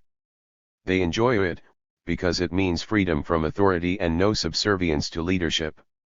Such a natural disposition is the negation and antithesis of civilization. Ibn Khaldun on nomads. As quaint customs and exotic hill tribes are celebrated in museums, the media, and tourism, the populace, or perhaps only the urban middle class, comes to know itself by what they once were and who they are not. Richard O'Connor. The world I have sought to describe and understand here is fast disappearing. For virtually all my readers it will seem a very far cry indeed from the world they inhabit. In the contemporary world, the future of our freedom lies in the daunting task of taming Leviathan, not evading it. Living in a fully occupied world, one with increasingly standardized institutional modules, the two most hegemonic of which are the North Atlantic modules of individual freehold property and the nation-state, we struggle against the enormous disparities in wealth and power spawned by the former and the ever more intrusive regulation of our interdependent lives by the latter. Populations have never, as John Donne tellingly puts it, depended more abjectly for their security and prosperity on the skills and good intentions of those who rule them. And, he adds, the only frail instrument we have for taming Leviathan is another North Atlantic module via Greece, representative democracy. The world evoked here is, by contrast, one in which the state has not come so close, as it now has, to sweeping all before it. That world, on a long view, was the world most of mankind inhabited until quite recently. Simplifying greatly, we might identify four eras: 1. A stateless era, by far the longest; 2. An era of small-scale states encircled by vast and easily reached stateless peripheries; 3. A period in which such peripheries are shrunken and beleaguered by the expansion of state power; and finally, 4. An era in which virtually the entire globe is administered space and the periphery is not much more than a folkloric remnant. The progression from one era to the next has been very uneven geographically, China and Europe being more precocious than, say, Southeast Asia and Africa, and temporally, with peripheries growing and shrinking depending on the vagaries of state-making. But about the long-run trend there can be not a shred of doubt. It just so happens that the upland border area we have chosen to call Zomia represents one of the world's longest-standing and largest refuges of populations who live in the shadow of states but who have not yet been fully incorporated. In the past half-century or so, however, The combination of technological prowess and sovereign ambitions has so compromised even the relative autonomy of Zomian populations that my analysis here has far less applicability to the situation after the Second World War. Since then, throughout Zomia, there has been a truly massive transfer, both planned and spontaneous, of lowland populations of Han, Kin, Thai, and Burmese to the hills. There they serve the dual purpose of peopling the frontiers with a presumably loyal population and producing cash crops for export, while relieving population pressure in the valleys. Demographically, it represents a conscious strategy of engulfment and eventual absorption. Point 2. Until very recently, however, the massive has signified the basic political choice confronting much of mankind before the hegemony of the nation-state. The choice was not how to tame the inevitable Leviathan but rather how to position oneself vis-a-vis valley states. The options ranged from remote, egalitarian, ridgetop swiddening and foraging, staying as far from state centers as possible, to settling in more hierarchical groups close to valley states to take advantage of the tributary, trading, and raiding possibilities. None of these choices was irreversible. A group could adjust its distance from the state by altering its location, social structure, customs, or subsistence patterns. Even if it altered none of its practices or customs, its distance from an adjacent state could shift under its feet, so to speak, by the collapse or rise of a dynasty, a war, or demographic pressure. Who were the Zomians? Initially, of course, the entire population of mainland Southeast Asia, whether in the highlands or lowlands, were Zomians in the sense of not being the subjects of any state. Once the first, small, Hinduizing mandala states were formed, the vast majority of those not yet incorporated as subjects became, ipso facto, the first self-governing peoples in an environment that now included small states. As it happens, we know something about these non-state populations on the basis of archaeological research. These findings suggest widespread craft specialization and complexity, but in a context that appears politically decentralized and relatively egalitarian, suggested by a rough equality in grave goods. The findings are consistent with what some archaeologists have called heterarchy, social and economic complexity without unified, hierarchical ranking. Point 3. What evidence we have indicates that the hills were sparsely populated and that the bulk of these non-state populations lived on arable plateaus or in the lowlands, though rarely on the vulnerable floodplains. As the early states, especially the Han, expanded into the valley lands suitable for wet rice cultivation, they created at least two kinds of refugees who came, over time, to dominate the population in the hills. The first were the hitherto stateless peoples of the plains, many of whom may well have been shifting cultivators, who lay in the path of the Padi state's horizontal expansion.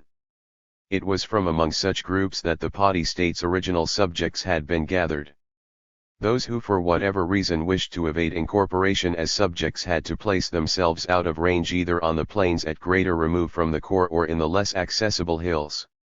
There was, on this reading, a segment of the non-subject population, those already in the hills and those avoiding the early states who had never been directly incorporated into state structures. Over the long haul, however, it is clear that the hills were populated increasingly by pulses of migration by state subjects fleeing valley kingdoms for any one of several reasons: corvée labor, taxes, conscription, war, struggles over succession, religious dissent, all having directly to do with state-making. It could also happen that a subject population could find itself suddenly stateless when war, crop failure, or epidemic destroyed the state or impelled people to move to save their lives. On a time-lapse photograph, these pulses of migration might look like a maniacal game of bumper cars, with each new pulse exerting its own jolt on earlier migrants and they, in turn, resisting or moving into the territory of still earlier migrants. It is this process that has created shatter zones and that goes a long way toward explaining the crazy quilt pattern of constantly reformulated identities and locations in the hills. Zomia was, in all these senses, a state effect, or, more precisely, an effect of state-making and state expansion. Shatter zones and regions of refuge are, then, the inescapable dark twin of state-making projects in the valleys. The state and its resulting shatter zone are mutually constituted in the full sense of that much abused term, each stands in the other's shadow and takes its cultural bearings from the other.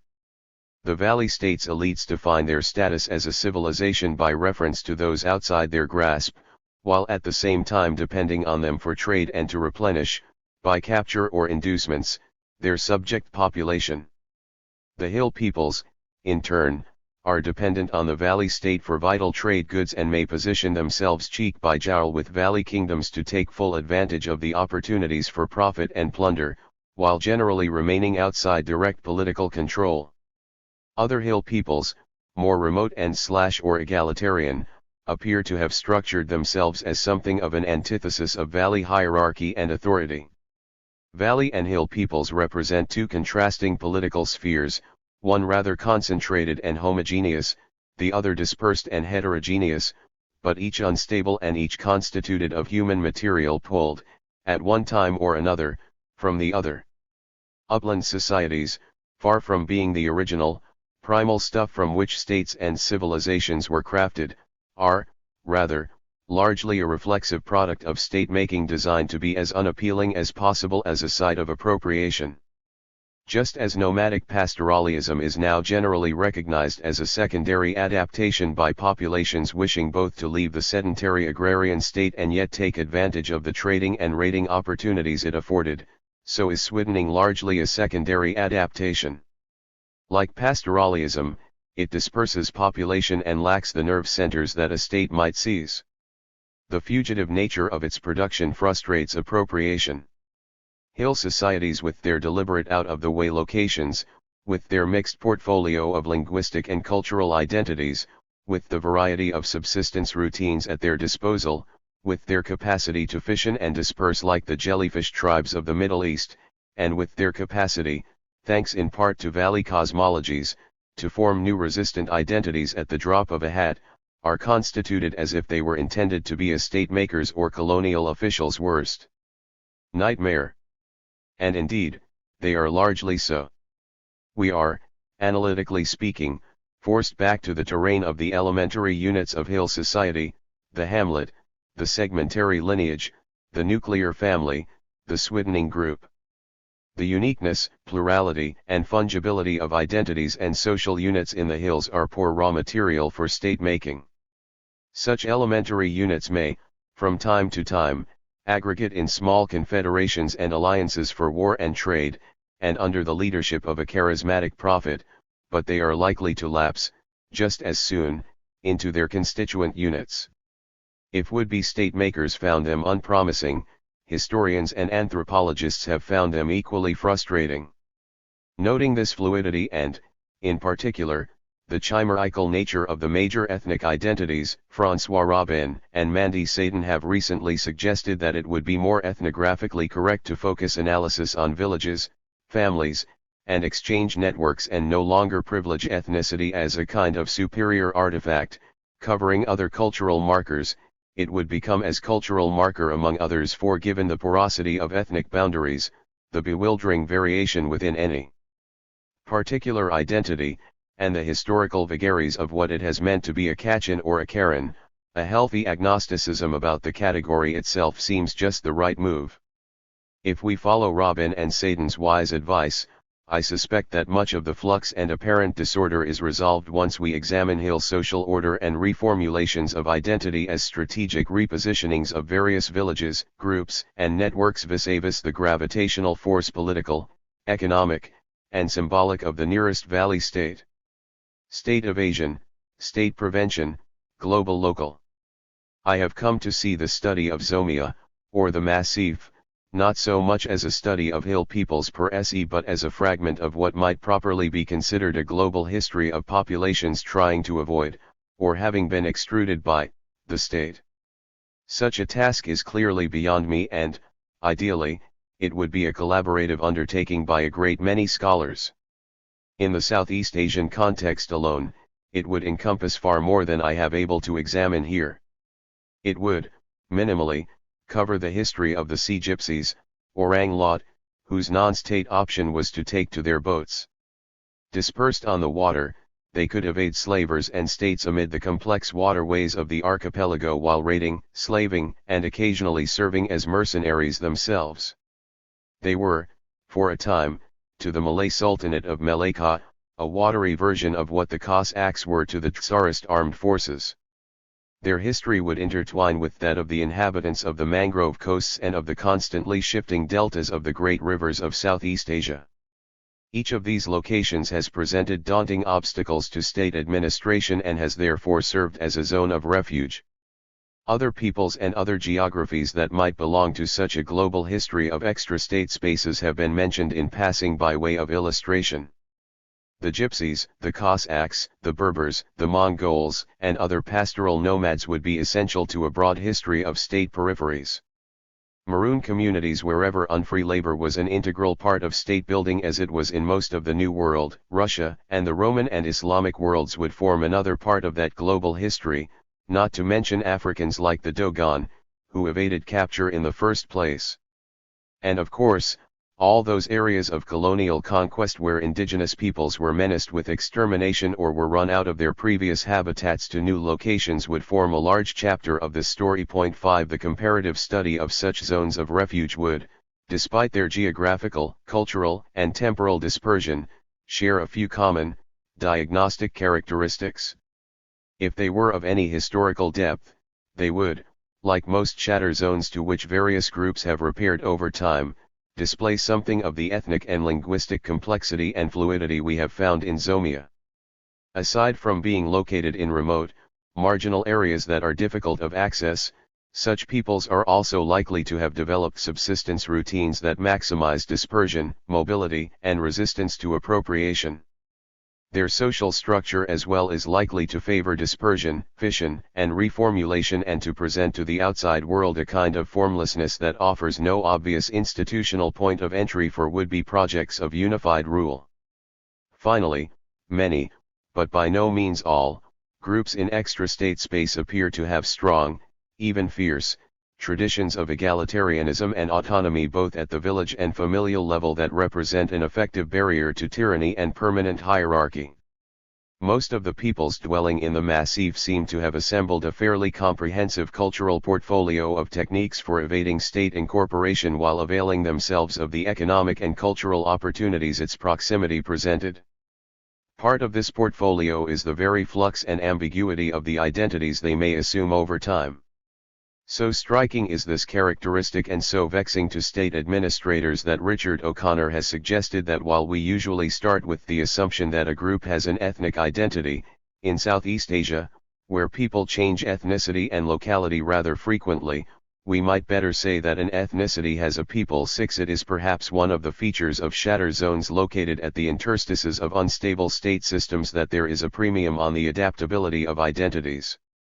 Most hill cultures have, as it were, their bags already packed for travel across space, across identities, or across both.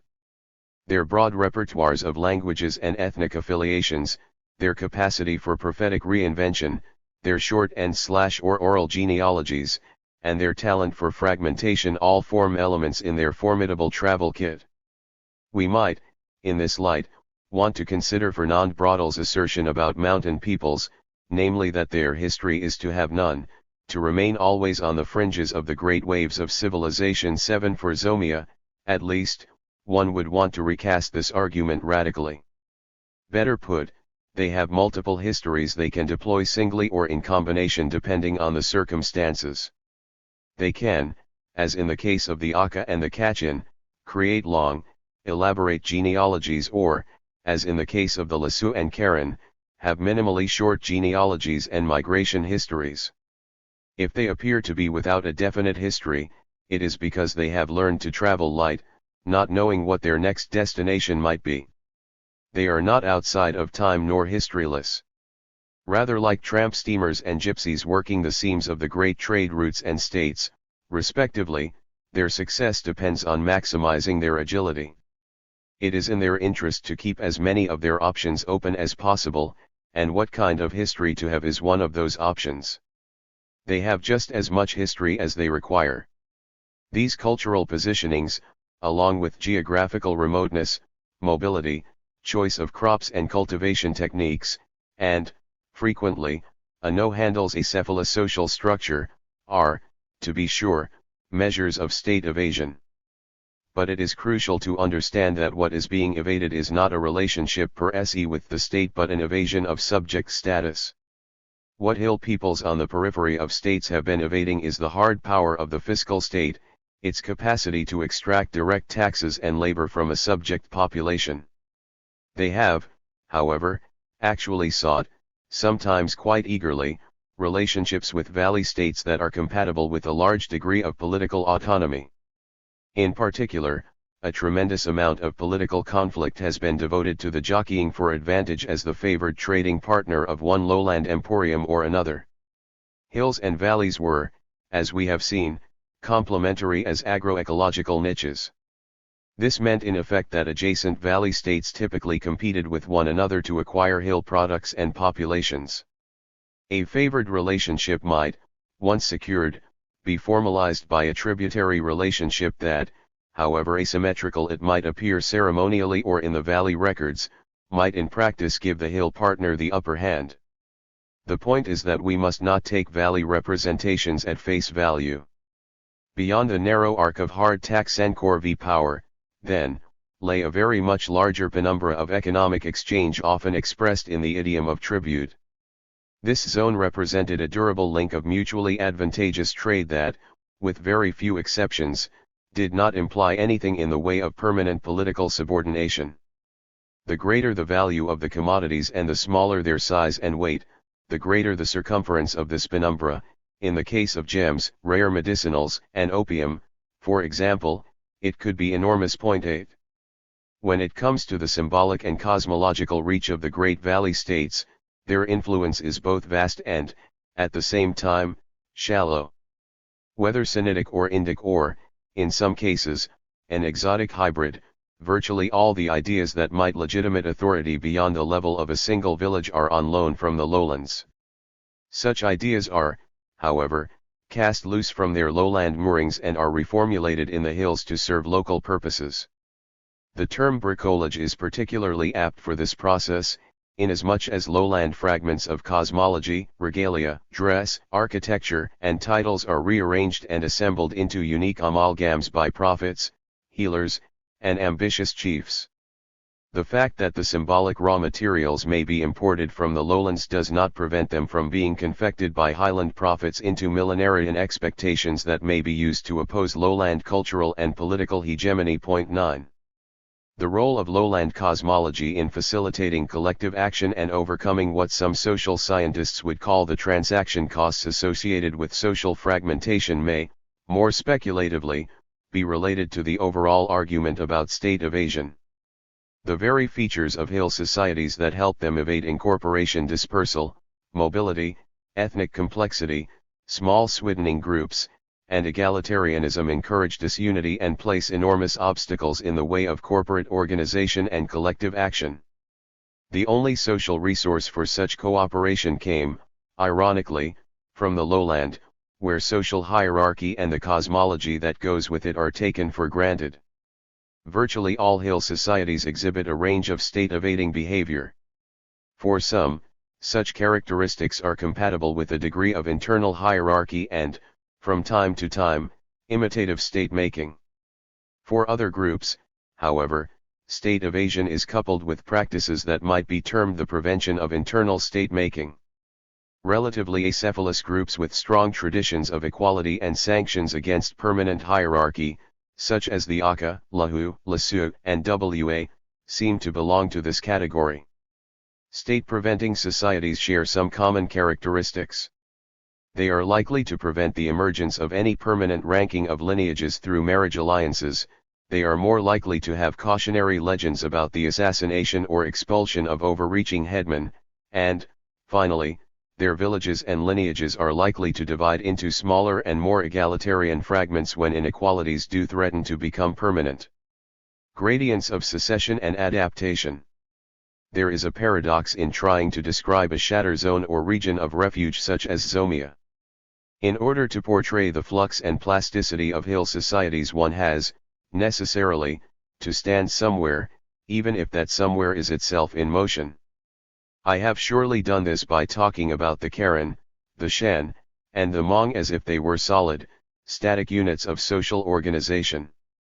They are not, particularly when observed over any considerable period of time. So at the risk of further dizzying the reader and myself, we ought to recall just how radical this flux is. Valley runaways have been replenishing the hill population for as long as we can tell. Hill people have been assimilating into valley state societies also for as long as we can tell. The essentialized line between hill and valley peoples remains in place despite quite massive traffic back and forth in each direction. Hill societies themselves are porous, gradients of identity make any firm identity frontier quite arbitrary. While hill societies reformulate themselves, so do individuals, kin groups, and whole communities. And while hill societies are positioning themselves vis-a-vis state projects in the valley, they are also positioning themselves vis-a-vis their hilly neighbors in this complex constellation of peoples. Point 10 There is nothing particularly unusual about this. The process of positioning and mutual adaptation is, to a large degree, the leitmotif of hill politics. If it makes our heads swim, it is some consolation that while it perplexes colonizers and state officials, the actors themselves are neither confused nor mystified about who they are and what they are doing.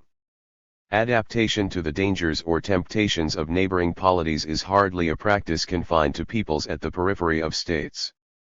Core peasantries as well have developed routines to take advantage of favorable developments at the political center and to shield themselves from the worst effects of turmoil.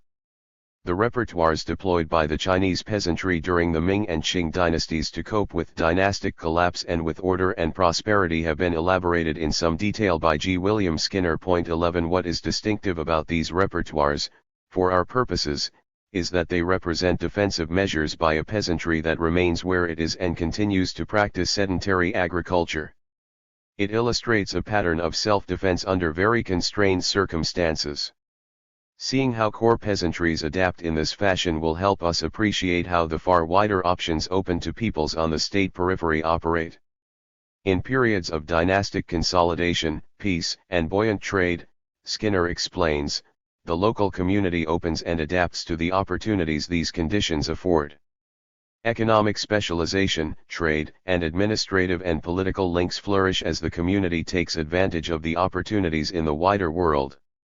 By contrast, in periods of dynastic collapse, economic depression, and civil strife and banditry, the local community withdraws increasingly into its own shell as a self-protective measure. The withdrawal was patterned, according to Skinner, first a normative withdrawal, then an economic closure, and, finally, a defensive military closure. Specialists and traders returned home, economic specialization diminished, the local food supply was guarded, outsiders were expelled, crop-watching societies were formed, stockades built, and local militias created. Point 12 When flight and rebellion apparently were not available options, what the local community did in the face of a threatening external environment was to secede normatively, economically, and militarily. It tried, without budging, to create an autonomous, autarkic space, in effect declaring its independence from the larger society while the danger lasted. And when the threat subsided, the local community reopened in the reverse order, first militarily, then economically, and finally, normatively. Zomia's hill societies have, in a comparable but far more expansive fashion, a large bandwidth of configurations among which they can move to integrate themselves more closely with the neighboring polities or, alternatively, to keep them at a distance. Unlike Skinner's stuck-in-the-rye-spot Chinese peasantry, uplanders are physically mobile, capable of moving considerable distances, and in possession of a range of subsistence techniques they can deploy singly or in combination as the circumstances dictate. Upland society itself, after all, was created largely by a series of secessionists who, however, are capable of adjusting or modulating the degree of their secession in one direction or another. Such adjustments can take place along one or several dimensions not easily available to the core peasantry. The first of these dimensions is location. The higher and more remote their dwelling, the farther they generally are from state centers, slave raids, and taxes. A second dimension is scale and dispersal. The smaller and more dispersed their settlements, the less tempting a target they represent for raiders and states. Finally, they can and do modulate their subsistence techniques, each of which embodies a position vis-a-vis states, hierarchy, and political incorporation. Leofer Johnson, in this context, contrasts three subsistence strategies: 1. Foraging, hunting and gathering; 2. Swiddening; and 3. Fixed field agriculture. 13 Foraging is virtually appropriation-proof and permits little in the way of social inequality. Swiddening is appropriation-resistant, though it may generate a surplus and some, usually temporary, internal hierarchy. 14 Fixed field agriculture, especially of the wet rice variety, is appropriable and rateable and is associated with large settlements and durable social hierarchies. These techniques could be combined in various proportions and adjusted over time, but it was quite clear to the Yao/Mean making such choices that any adjustment expressed a political option. Foraging and swiddening were both understood by those who practiced them as forms of political secession from the lowland state, with foraging the more radical, distancing choice. 15. Upland groups have, then, a large bandwidth of possible locations as well as social and agroecological configurations available to them. They run the gamut all the way from, say, taking up paddy cultivation on the plains and inviting incorporation as peasants into the valley state to the other extreme of foraging and swiddening in remote, fortified, ridgetop settlements while cultivating a reputation for killing intruders. Between these stark polar opposites lie a host of hybrid possibilities. Which of these options is actually exploited at any particular time will depend, in part, as with Skinner's Chinese peasants, on external conditions. At times of peace, economic expansion, and state encouragement of settlement, hill groups are more likely to take up sedentary cultivation, move closer to state centers, seek tributary and trade relations, and drift ethnically and linguistically toward valley cultures. At times of war, turbulence, and rapacious taxes and slave raids, hill groups would drift in the opposite direction and, in all likelihood, be joined by refugees fleeing the state cores. Any particular hill people will appear, at any moment, to have adopted a particular configuration, say, as hilltop swiddeners and opium growers. Their culture may even appear to confine them to that configuration. But over long stretches of time there is likely to have been considerable movement, often by various fragments of the same ethnic group who have found themselves in different situations. Nor is there any reason whatever why the movement should be in a single direction. 16 On the contrary, on any long view, there is every reason to imagine a history of dozens of reformulations and adjustments toward and away from valley states, all assimilated successfully as tradition within a pliable oral culture. Here it is worth recalling that most foragers and nomadic peoples, and perhaps swiddeners as well, were not aboriginal survivals but were rather adaptations created in the shadow of states. Just as Pierre Clas Trace supposed, the societies of many acephalous foragers and swiddeners are admirably designed to take advantage of agroecological niches in trading with nearby states yet manage to avoid subordination as subjects. If one were a social Darwinian, one might well see the mobility of hill peoples, their spare dispersed communities, their non-inherited rankings, their oral culture, their large portfolio of subsistence and identity strategies, and perhaps even their prophetic inclinations as brilliantly suited to a tumultuous environment. They are better adapted to survival as non-subjects in a political environment of states than to making states themselves. Civilization and its malcontents. British and French colonial administrators, justifying the novel tax burdens they were imposing on their subjects, often explained that taxes were the inevitable price one paid for living in a civilized society. By this discursive legerdemain they neatly managed three tricks: they described their subjects as effectively pre-civilized, they substituted imperial ideals for colonial reality, and above all, they confounded civilization with what was, in fact, state-making. The just so story of civilization always requires a wild untamed antagonist, usually just out of reach, to eventually be subdued and incorporated. The hypothetical civilization in question, whether French, Han, Burman, Kin, British, or Siamese is defined by this negation. This is largely why tribes and ethnicity begin, in practice, where sovereignty and taxes stop. One can see in a flash why these just so stories, concocted largely to improve the self-confidence and cohesion of the rulers, might be less than convincing at the frontiers of empire. Imagine, for example, an education in the Confucian classics: filial piety, observance of the rituals, the obligations of rule, benevolent care for the well-being of the subjects, honorable conduct, rectitude in the context of, say, the mid-19th century frontier in Yunnan or Guizhou. How could one not be struck by the chasm between these imperial imaginings on the one hand and the realities of the Ming and Qing frontier on the other? The lived frontier, as distinct from the discursive frontier, was rife with corrupt civil magistrates selling justice to the highest bidder, military adventurers and bandits, exiled officials and criminals, land grabbers, smugglers, and desperate Han settlers. 17 Small wonder that the ideals of Han civilization had little traction on the ground.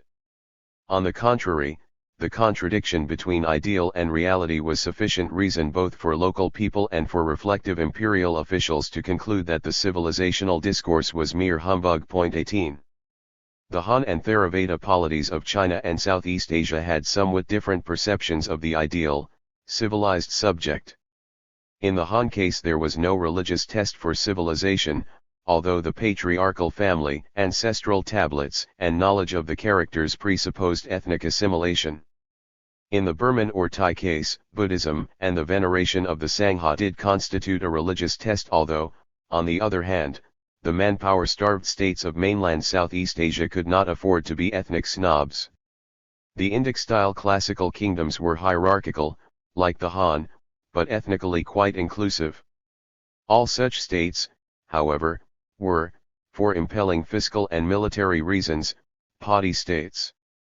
In practice, therefore, the Padi state did everything in its power to encourage densely concentrated settlement and the irrigated wet rice that fostered it. To the degree that its subjects grew the same grains in roughly the same way, in communities that were roughly homogeneous, the tasks of land valuation, taxation, and administration were that much easier. In the Han case, the codification of the patriarchal household as the basic unit of property and administration further facilitated social control. The ideal subject of the Padi state also represented a vision of landscape and human settlement in which the cleared plains of irrigated rice fields and their human communities came to represent an ideal that was, at once, cultivated and cultured. The Padi state's officials had, on the other hand, every incentive to discourage all form of settlement, subsistence, and social organization that represented an inappropriable landscape. They discouraged and, when they could, prohibited dispersed settlement, foraging, swiddening, and migration away from the core. If the Padi fields had come to mean civilized landscape of properly organized subjects and their production, then by extension those who lived in remote places, in the hills or in the forests, who shifted their fields and often shifted themselves, who formed and reformed small egalitarian hamlets were uncivilized. What is most striking here, of course, is how closely the ideal of a civilized landscape and demography coincides with a landscape and demography most suitable for state-making, and how closely a landscape unsuitable for state appropriation, as well as the people who inhabit it, is understood as uncivilized and barbaric. The effective coordinates, from this perspective, for figuring out who is civilized and who is not, turn out to be not much more than an agroecological code for state appropriation. The tight correlation is unmistakable between life at the margins of the state on the one hand and primitiveness and backwardness on the other, in the view of valley elites. One has only to list the most salient characteristics of landscapes and peoples beyond the state's easy grasp to produce, simultaneously, a catalogue of primitiveness. Dwelling in inaccessible forests and on hilltops codes as uncivilized. Foraging, forest collecting even for commercial gain, and swiddening also code as backward. Scattered living and small settlements are, by definition, archaic. Physical mobility and transient, negotiable identities are both primitive and dangerous. Not following the Great Valley religions or not being the tax and tithe-bearing subjects of monarchs and clergy places one outside the pale of civilization. In the Valley imagination, all these characteristics are earlier stages in a process of social evolution at the apex of which elites perch. Hill peoples are an earlier stage, they are pre-just about everything, pre-potty cultivation, pre-towns, pre-religion, pre-literate, pre-valley subject. As we have seen at some length, however, the characteristics for which hill peoples are stigmatized are precisely those characteristics that a state-evading people would encourage and perfect in order to avoid surrendering autonomy. The valley imagination has its history wrong. Hill peoples are not pre-anything. In fact, they are better understood as post-irrigated rice, post-sedentary, post-subject, and perhaps even post-literate. They represent, in the longue durée, a reactive and purposeful statelessness of peoples who have adapted to a world of states while remaining outside their firm grasp. There's nothing particularly wrong with the Valley understanding of the agroecology, social organization, and mobility of the peoples who elude them. They've sorted these people, as it were, into the right bins. In addition to radically misunderstanding the historical sequence, however, they have got their labels wrong. If they merely substituted state subject for civilized and not a state subject for uncivilized, they'd have it just about right.